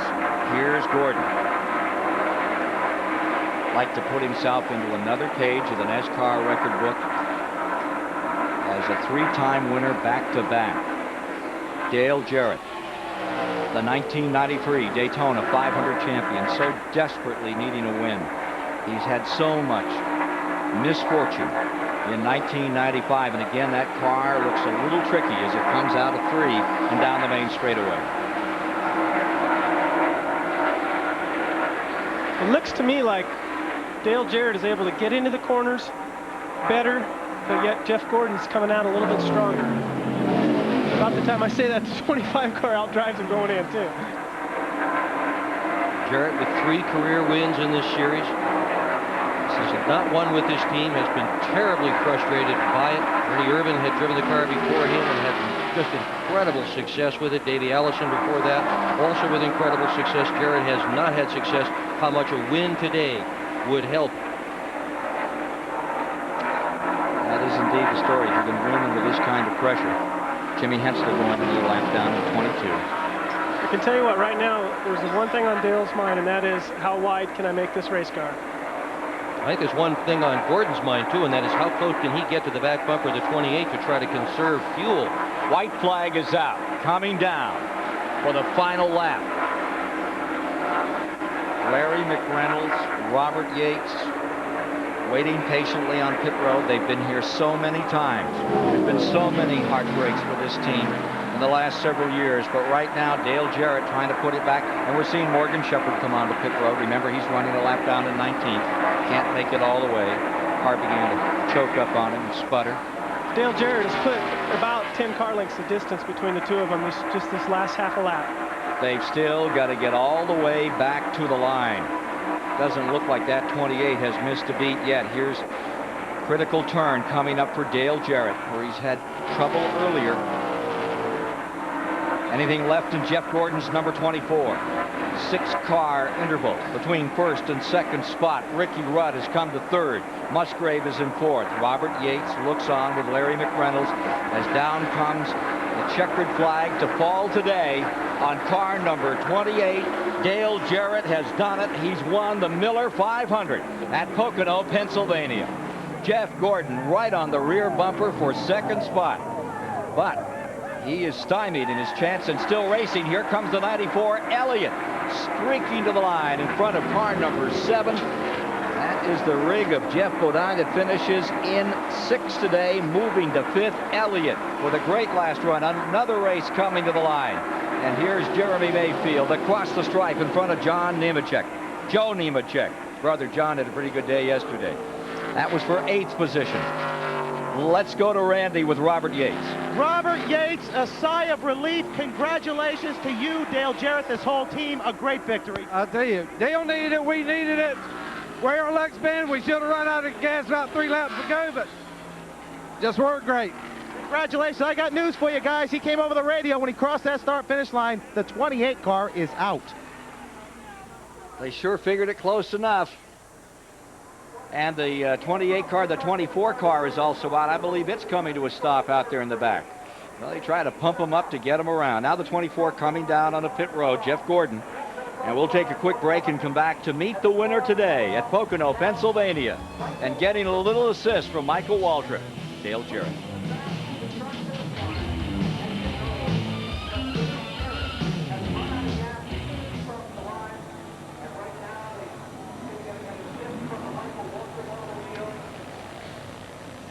Yeah. He's going to need another push. You want me to put this Nice. What a nice stuff back down?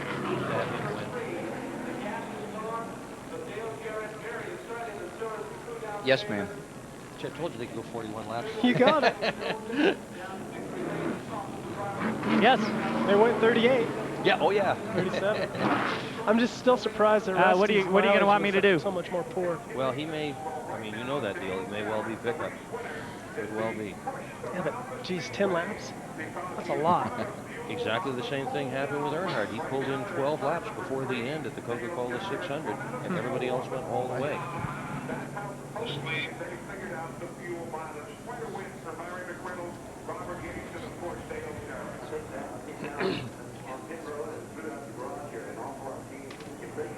How ironic he has to get pushed in. Yeah, and by his brother he doesn't get along with. Yeah. Okay. We have a liquid wrench. Okay.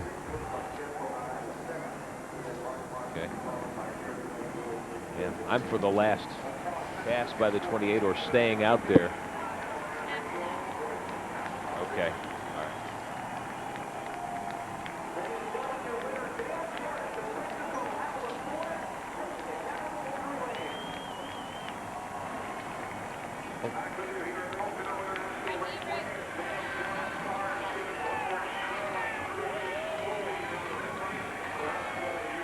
Nobody is leaving Pocono International Raceway. They've seen quite a wild finish here today in the Miller Genuine Draft 500 live on TBS. Dale Jarrett, some vindication today. His first victory since taking over the seat in car number 28 today. And a lot of honors for that team. Plasticoat, the official spray paint of NASCAR, sponsors the winning finish award. It goes to Larry McReynolds, crew chief on the 28 car. $2,000 to the highest finishing Winston Cup crew chief involved in the Plasticoat award program at the end of the year. Crew chief with the best average finish wins $25,000. Larry McReynolds, the winner of that today. Steve Burns on pit road at the Purolator Winner's Circle for us. Dale Jarrett, you've won the biggest stock car race of them all, the Daytona 500, but I bet this one's pretty sweet. Yeah, it really is. I tell you, had a great car. This Texaco Havoline Ford, great all day long. Well, we were really close there. I started running out going into 3 over there, and I didn't know if it was going to pick up enough, but they had it figured right to the very end, and just credit the crew. They got me in and out of the pits all day long. Great engine, boy, it's just fantastic. And Kelly, girls, Zachary, sorry you aren't here, but we'll be home soon to celebrate. Dale, you've endured a lot of criticism. There's been a lot of controversy about this situation. How do you feel? Is this redemption? Well, yes, sort of, but, you know, I always felt that I could do it, and we always felt as a team we could get it done. But, you know, people are going to think what they want, but this is a very, very good race team. I think I can drive these cars and win, and maybe this will springboard us. You know, we've had some good cars lately, just hadn't got past 3 or 4 laps to show it, but today we were able to do that. Congratulations. Let's go to Rick Benjamin. All right, thank you, Steve. Hats off indeed to Dale Jarrett, the winner today. And he did it with the liquid wrench, slickest move of the race. We're going to show you that pass that he made on the 24 car to cement the victory here today. I think there's another part to this slickest move that we'll talk about in a moment, too. But the liquid wrench slickest move is brought to you by Liquid Wrench. And here it is, the pass for the victory. Dale Jarrett to the inside of Gordon out of turn 3 here at Pocono. He made the pass stick and held on to win. I think a slick move, too, is deciding not to pit for fuel with just a handful of laps to go. Rusty Wallace had to. The 28 and the 24 both stayed out there, and it paid off for Dale Jarrett and his team. Jeff Gordon beaten on the racetrack for the first time in a month. Randy Pemberton standing by with Jeff. Well, a heck of a round. He's standing there. Jeff, a great run. Another great race car. Came up just a tick short today. Hey, we'll take second place. This one was in God's hands today, and he took real good care of us all day long. I mean, we didn't really have a second place car, and all of a sudden, them guys just kept working and working. I kept communicating back with them. You know, they pumped me up, got me driving hard there at the end. I made some mistakes today in the pits, and they just fought back, and that's what teamwork's all about. They really are the ones that got me back up there. And then I think I just used my tires up trying to stay with them, or at least trying to beat them. And there at the end, you know, we just didn't have anything left for them. How much did you draft to save fuel there, or was that the position that you could run at that particular time when you're back there second, third, and so on?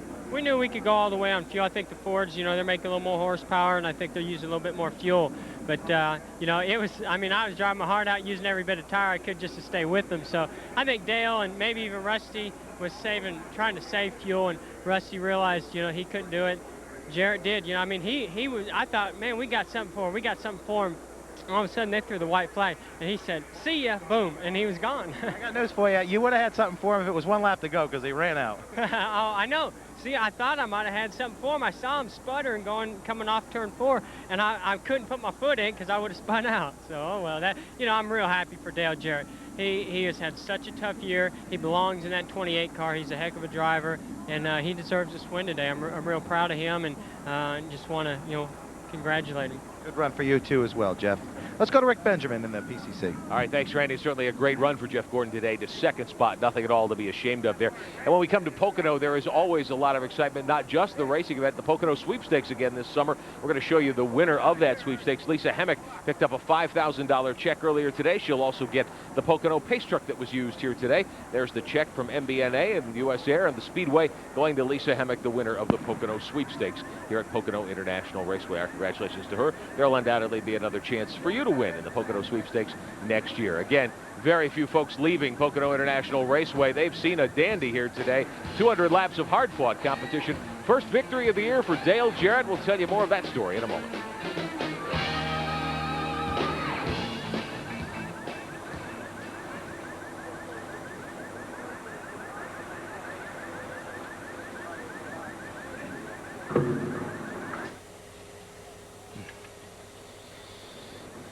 Can I have it for about 30 seconds before the throw?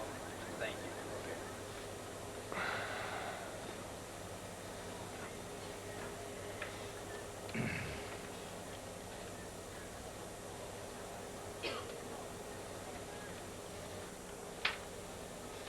I'm going to mention points. You don't have to do the whole points here, but I've got a lead line I wanted to use to get into something I wanted to tie the story back together.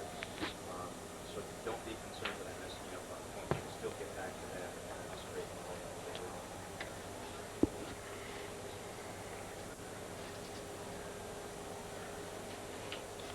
Did you say 3.5? 5.5. Thank you.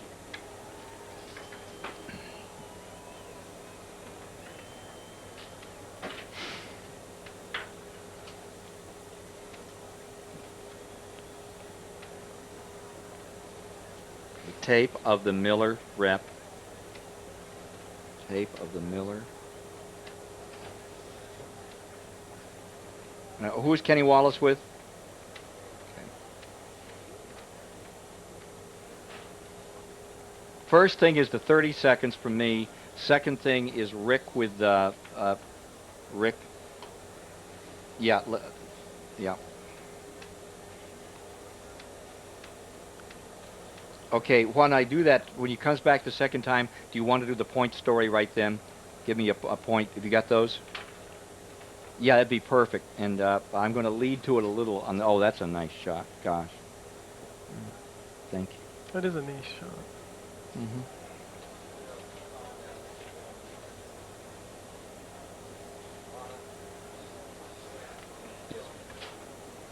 I missed you. I missed your start. Thank you.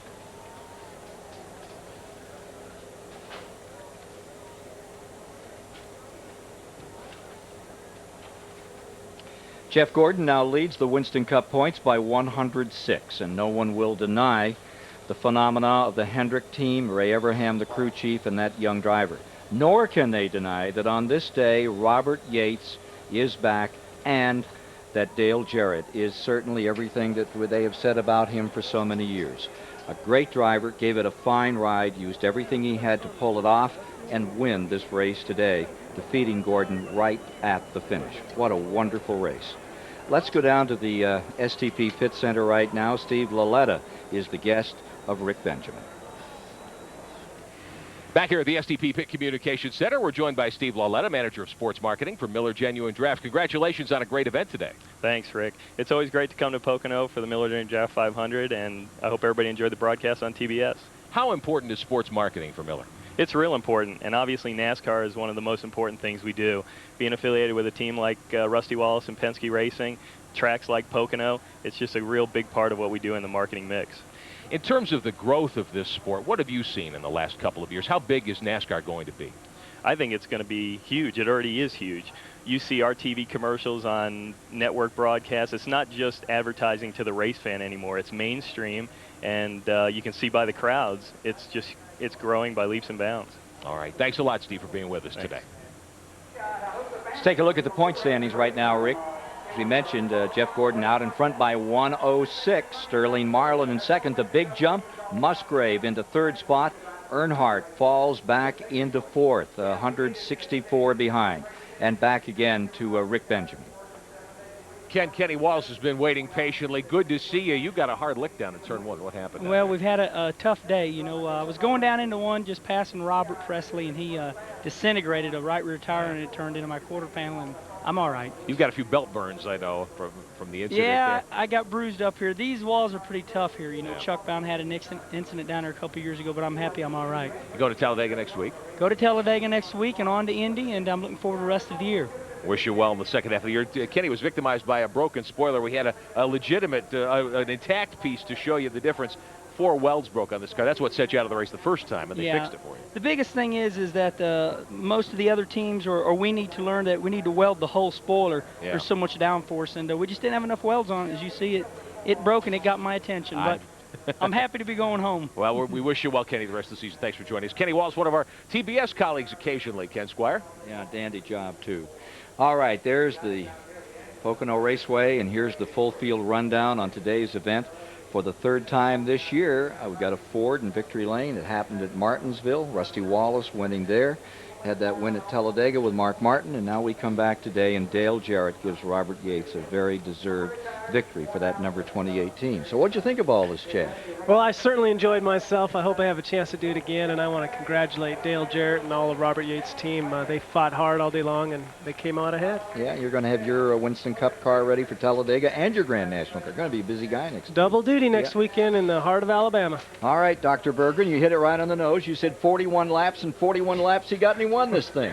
Yeah, nobody could go 42 either, I don't think. A lot of cars did manage to go the 41 laps, but boy, it proved as well it was the absolute end of it, Ken. They couldn't have gone any further.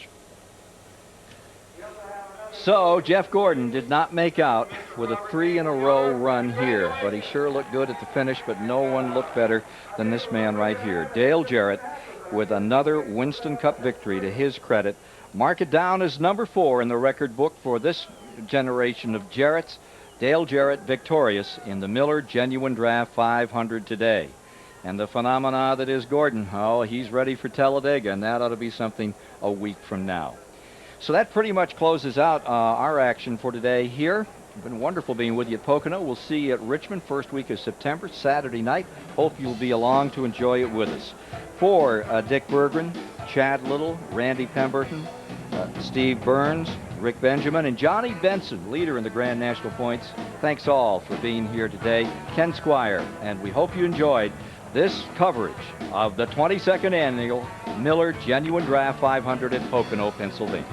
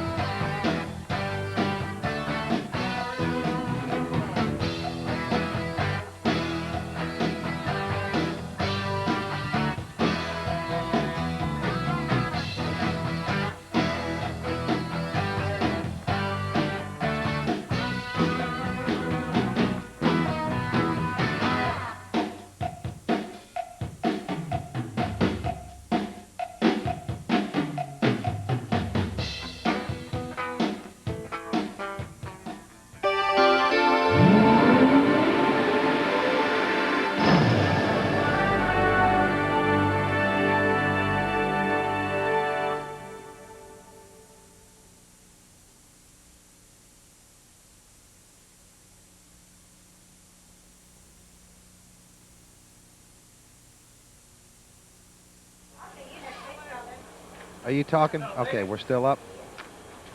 Okay, doke. Thanks, Pam. Good job, too. See what we can gather here. So for Inside Winston Cup fans and race day fans back there in the studios, don't know about Rusty. I mean, he's about sick. That's number 1. He would be a good one to talk to. I'll see what we can do here, though.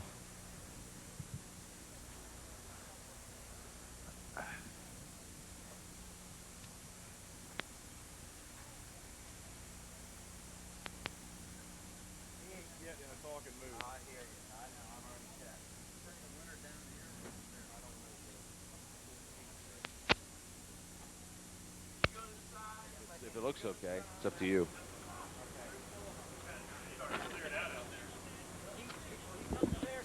Okay. Okay, dear. Thanks. Thank you. Hi, Jim. Hi, Matt. Trust you can still see us and hear us. Huh? I'm gonna give you kind of a generic lead-in. Mike, it was a dandy 500 miles today at Pocono. Early on, it looked like it was going to be a Chevrolet battle, a Chevrolet day, or maybe an Elliott day in the Ford. But at the end, it boiled down to one driver who's had a tough year, and the boy wonder of Winston Cup racing. And then I'll take you through. You may have to chop this down. I didn't write it. I've been writing notes as I go along here, so I'm going to kind of ad-lib it and see what happens.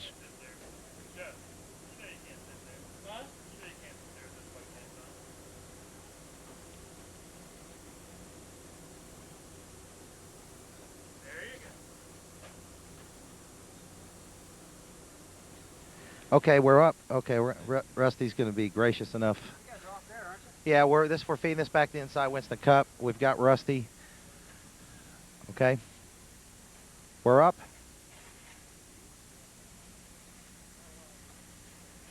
We're okay? Somebody talk to me real quick. Okay, we're rolling. Well, Rusty, Lord knows you're sick about that race. You had a good race car, and a couple of things go wrong. I guess gas mileage killed you today. Just the motor had made a lot of horsepower, but just guzzled fuel so bad. We had horrible fuel mileage today. But the car ran super strong and handled good, and I thought I had it won. And we had a pit right there with 8 laps to go, just so we could make it to the end. I mean, we could have went farther into it, but he decided to pit right then, and that's okay. And then they took the car down to the gas pumps afterwards and confirmed that there's no way we were going to make it. So it was unfortunate to run that strong and have that problem.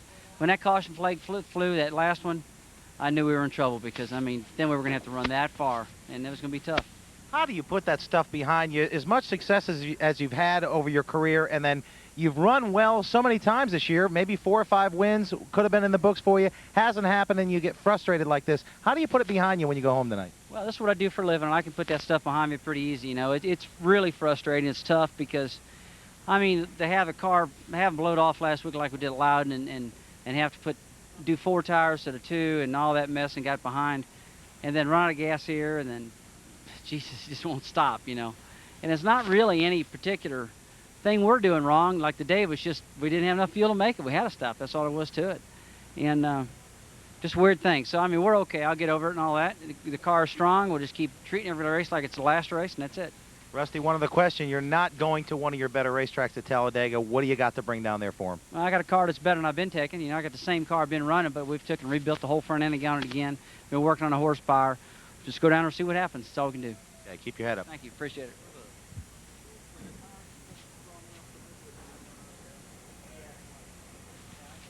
Sorry, I couldn't help you. I didn't know you were there. No, we just got here. Okay.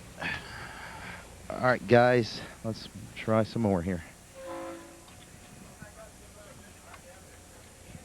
Hey, hold up.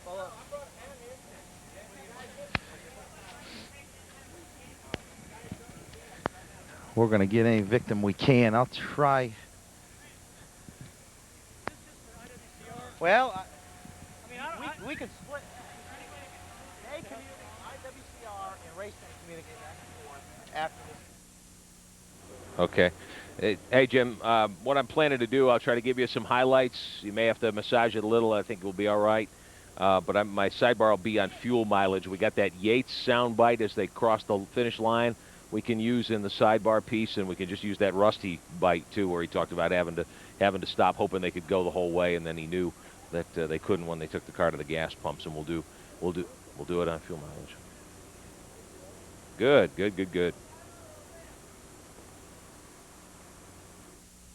Billy, can anybody tell me what I'm supposed to be doing? I mean, asking what am I doing? Am I doing sound bites for race day?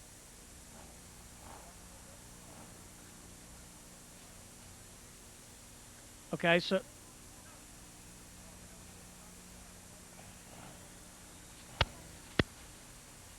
we're clear?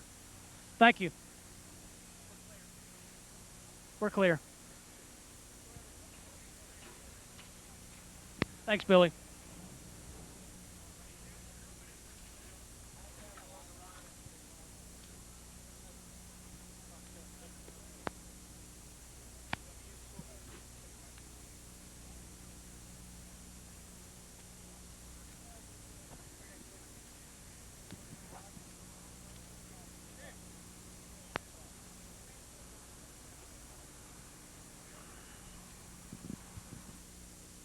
He's in his undies. No, he's not either. He's got a race.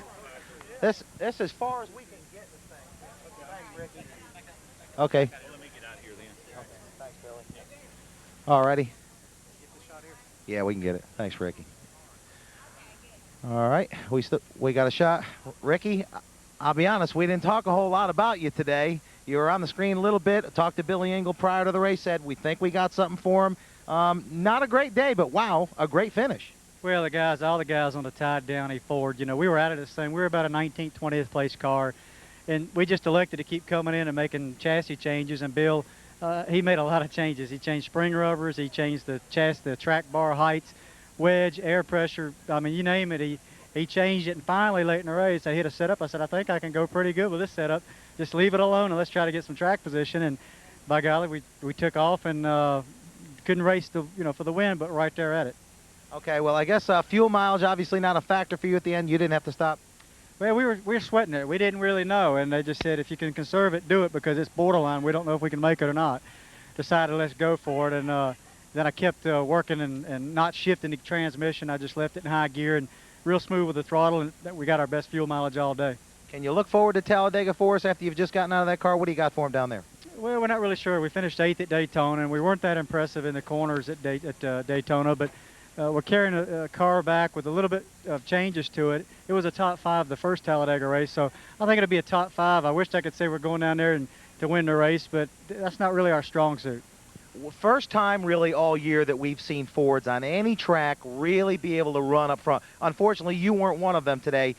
Has it been hard work? I mean, you've gotten a little bit of spoiler in the back, but what has it been? Is it hard work mostly or not? Well, I think all the guys on the Ford cars have had to work awful hard to overcome an aerodynamic disadvantage. So I think as the spoilers start coming to us and we start getting the downforce back more the direction where Chevrolet is, I think you're starting to see some results. If the Chevrolet guys may be sleeping a little bit on the chassis, while the Ford guys have been working. But we're still aerodynamically inferior to the Chevrolet, but the chassis side we're starting to catch up.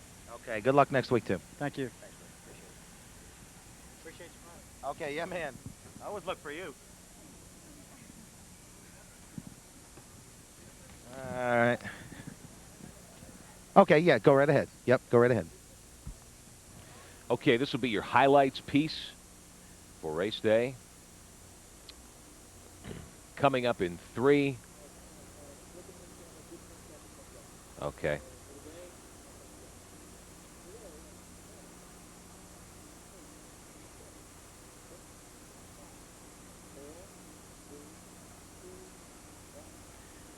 Mike, the most competitive Winston Cup race of the year here at Pocono International Raceway this day. The Miller Genuine Draft 500.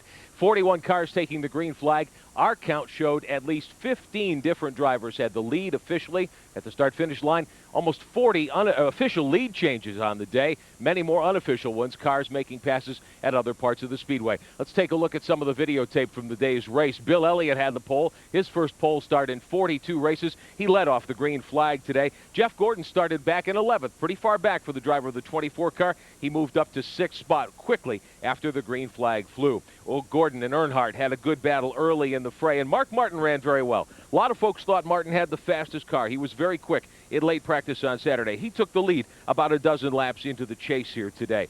But Elliott came back. He would pass and take the lead a little bit later on as well. Kenny Schrader was very much in the hunt early on, as was Gordon, and Dale Jarrett showed early on. 25 laps in, Dale Jarrett had made his move and gotten up to second after the first caution flag of the day. A little later, Jeff Gordon came back and made a move around Jarrett, and Gordon ultimately would take the lead in the chase today, about 35, 40 laps in. And then coming up, Kenny Schrader will make a pass as well. Schrader works his way by Gordon, and Schrader was a dominant car in this race. Rusty Wallace, about 15 laps later, made a move to the front. He showed just how strong the 2-car was. And remember, he came from 22nd starting spot after that roof flap controversy. Good battle among some of the Ford and Chevrolet teams a little later on. About 45 laps in, the 12-car, Derek Cobra ran so well today. He and Dale Earnhardt and Jimmy Spencer, who looked good early today, and Sterling Marlin all got into it. And they had a good chase going. But at the 50-lap mark today, 1/4 of the way into the race, Dale Earnhardt had some problems. He wrapped the back end of Terry Labonte, who won here a month ago. And Dale, let me pick it up from there. Let me pick it up from there so you can edit it. 3, 2, and 1. Dale Earnhardt had problems, and he had to pit at that point. He had shock absorber troubles. They had to bring him in and put a new right rear shock on the car. The Fords took over at that point early on after about a quarter, about 60 laps into the race, really.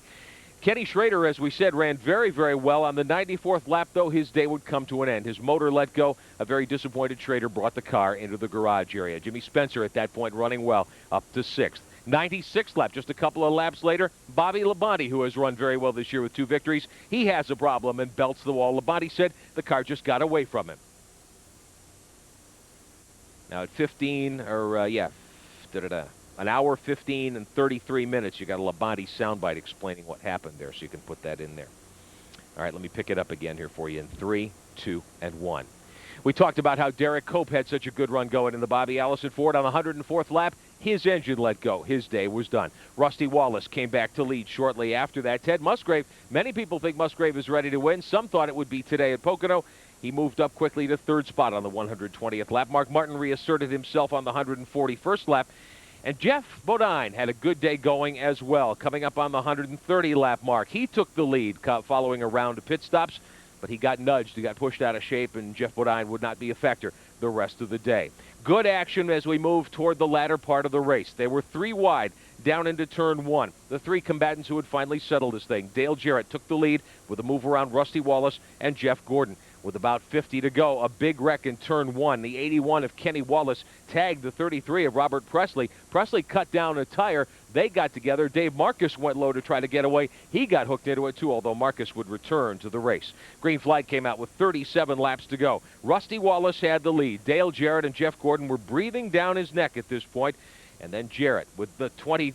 Let me pick it up there. I'm sorry. Let me pick it up for you there and give it to you smooth. In 3, 2, and 1. Then with 29 laps to go, Dale Jarrett would assert himself out in front. Jarrett took the lead. Morgan Shepherd was in the fray trying to get his lap back. He couldn't make it stick, but the 28 car was out in front. Then the question was fuel mileage. Would it work out for Dale Jarrett? Rusty Wallace and Jeff Gordon went by him again on the 178th lap. There was some debris on the track. A lot of folks thought there'd be another caution flag. Gordon took the lead with 15 laps to go because the battling wasn't done on the track yet. But then with 12 to go, Jarrett again showed just how strong he was. He took the lead in the 28 car. 9 laps remaining. Rusty Wallace went to the front, but only 2 laps later, Wallace had to pit. 7 laps to go. The 2 car didn't have enough fuel to make it to the end. Rusty ultimately would spin, whack the wall, and not finish high at all. 4 laps to go. Wallace made that mistake. The 6 car also couldn't make it to the end. Mark Martin didn't have enough fuel mileage.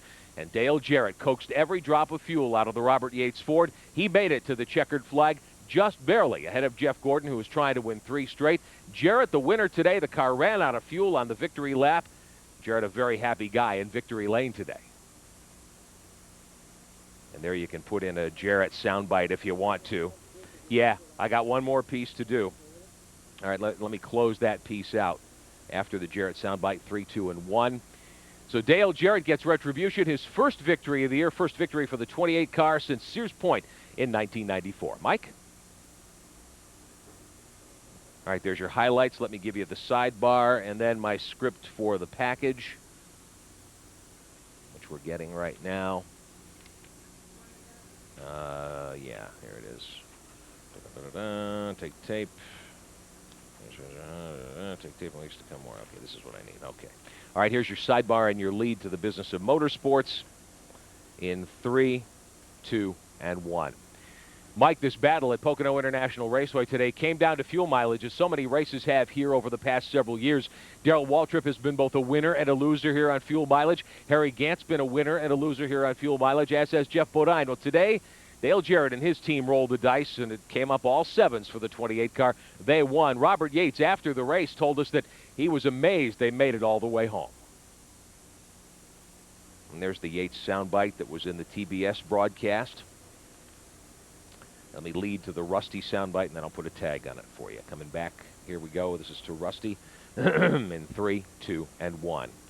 It looked like it was going to be the best day for the Ford race cars on this circuit all season long. Rusty Wallace in the 2 car dominated much of the second 100 laps of the race. That team was gambling on fuel mileage. They couldn't make it all the way, and Rusty told us after the race he thought they might have gone a little further than they actually tried to.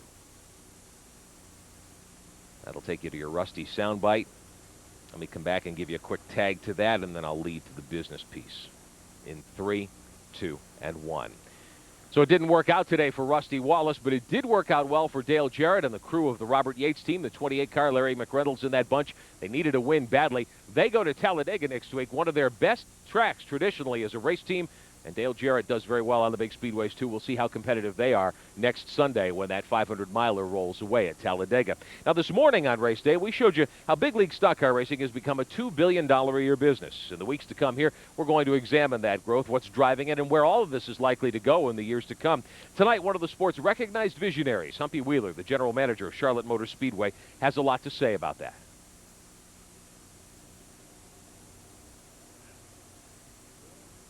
I got a quick tag to this and the throw to break. In 3, 2, and 1. In the weeks to come here on Race Day, much more on the business of motorsports. We'll look at the influence of television, the merchandise and souvenir market, and how that's driving this growth, new racing series, and much, much more. When Race Day returns, Mike Hogwood will be back at our Charlotte studios with all the latest from the world of endurance racing. Keep it right here for Race Day. That should be it. All right, talk to Jimmy if you would.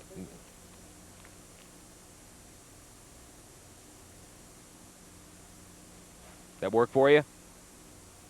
Okay. Thanks, man. See you in Charlotte next week. Thanks. Thanks, Billy.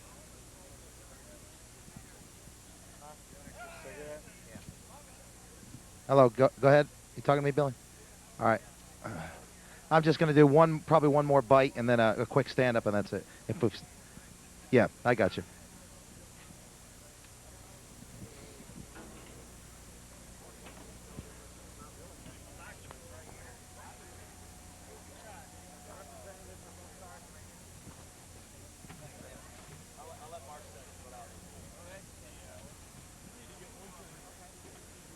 Okay, we're up with Jack Roush. Jack, you had 2 great race cars once again today. You've had them for almost all this season, each and every week. A little short on gas mileage with one. Was Ted drafting? Did he make it to the finish with his gas mileage? He made it to the end with his gas mileage. I had an experimental carburetor on Ted's car that we haven't put on Mark's car yet, and Ted's car picked up just a little more gas than Mark's did as far as the fuel cell's concerned. It was just a few tenths of a gallon bigger. And Ted may have had an opportunity to draft more. As far as the actual spark plug reading, we had them tuned as similarly as we could. From that point of view, I think they both stood an equal chance of burning the piston, which is what you gauge for. But that's as close as we could cut it. If we'd come back here again, go through 2 more days, tune these cars up, Mark's the next time would probably go 2 laps further than Ted's. That's as close as we can go. Jack, the parity on the Winston Cup circuit, I know we can't put it on one race like here at Pocono, but it appeared that the Fords ran a little bit better today. Might have been chassis. Maybe you guys are just working harder to catch those GM cars. How do you see it? Well, we stand a chance of running with them whenever we have a particular good day and whenever they're down. The 25 was probably too much for us to beat. The 24 was off some. I don't know where the 4 was. We never saw him all day. And, of course, the 18 crashed, and he had trouble. But those are cars that we don't expect to be able to beat until they change the rules some more for us. But if they have trouble, if they fall out, the 3 had its problems, well, then we can scrap for what's left. And scrap next week you will at Talladega. What do you got for them down there? Next week at Talladega, if we're able to run something similar, the Chevrolets only have to run a 40-degree minimum spoiler there, and we can probably get down to 43 or 44 degrees, and that puts us fairly close on drag. We'll have a chance again at Talladega. If it's hotter than it was when we were there last, it'll be more to the benefit of the GM cars or the Monte Carlo. But you know, at Talladega, the problem we face is the Monte Carlos can run about 40 degrees, and to generate enough downforce to keep our Ford hooked up, it takes 47 or 48 degrees, and that's a big difference there in what we can do. But we'll run closer to them at Talladega than we did at Daytona. But I feel like we were real lucky at Talladega before. I was surprised we were able to win the race. I won't be surprised if we go back down and finish 4th to 3 Chevrolets. Okay, well, good luck to you and both your teams. Thank you. Okay, and we'll just wing one stand-up real quick, and that'll be it.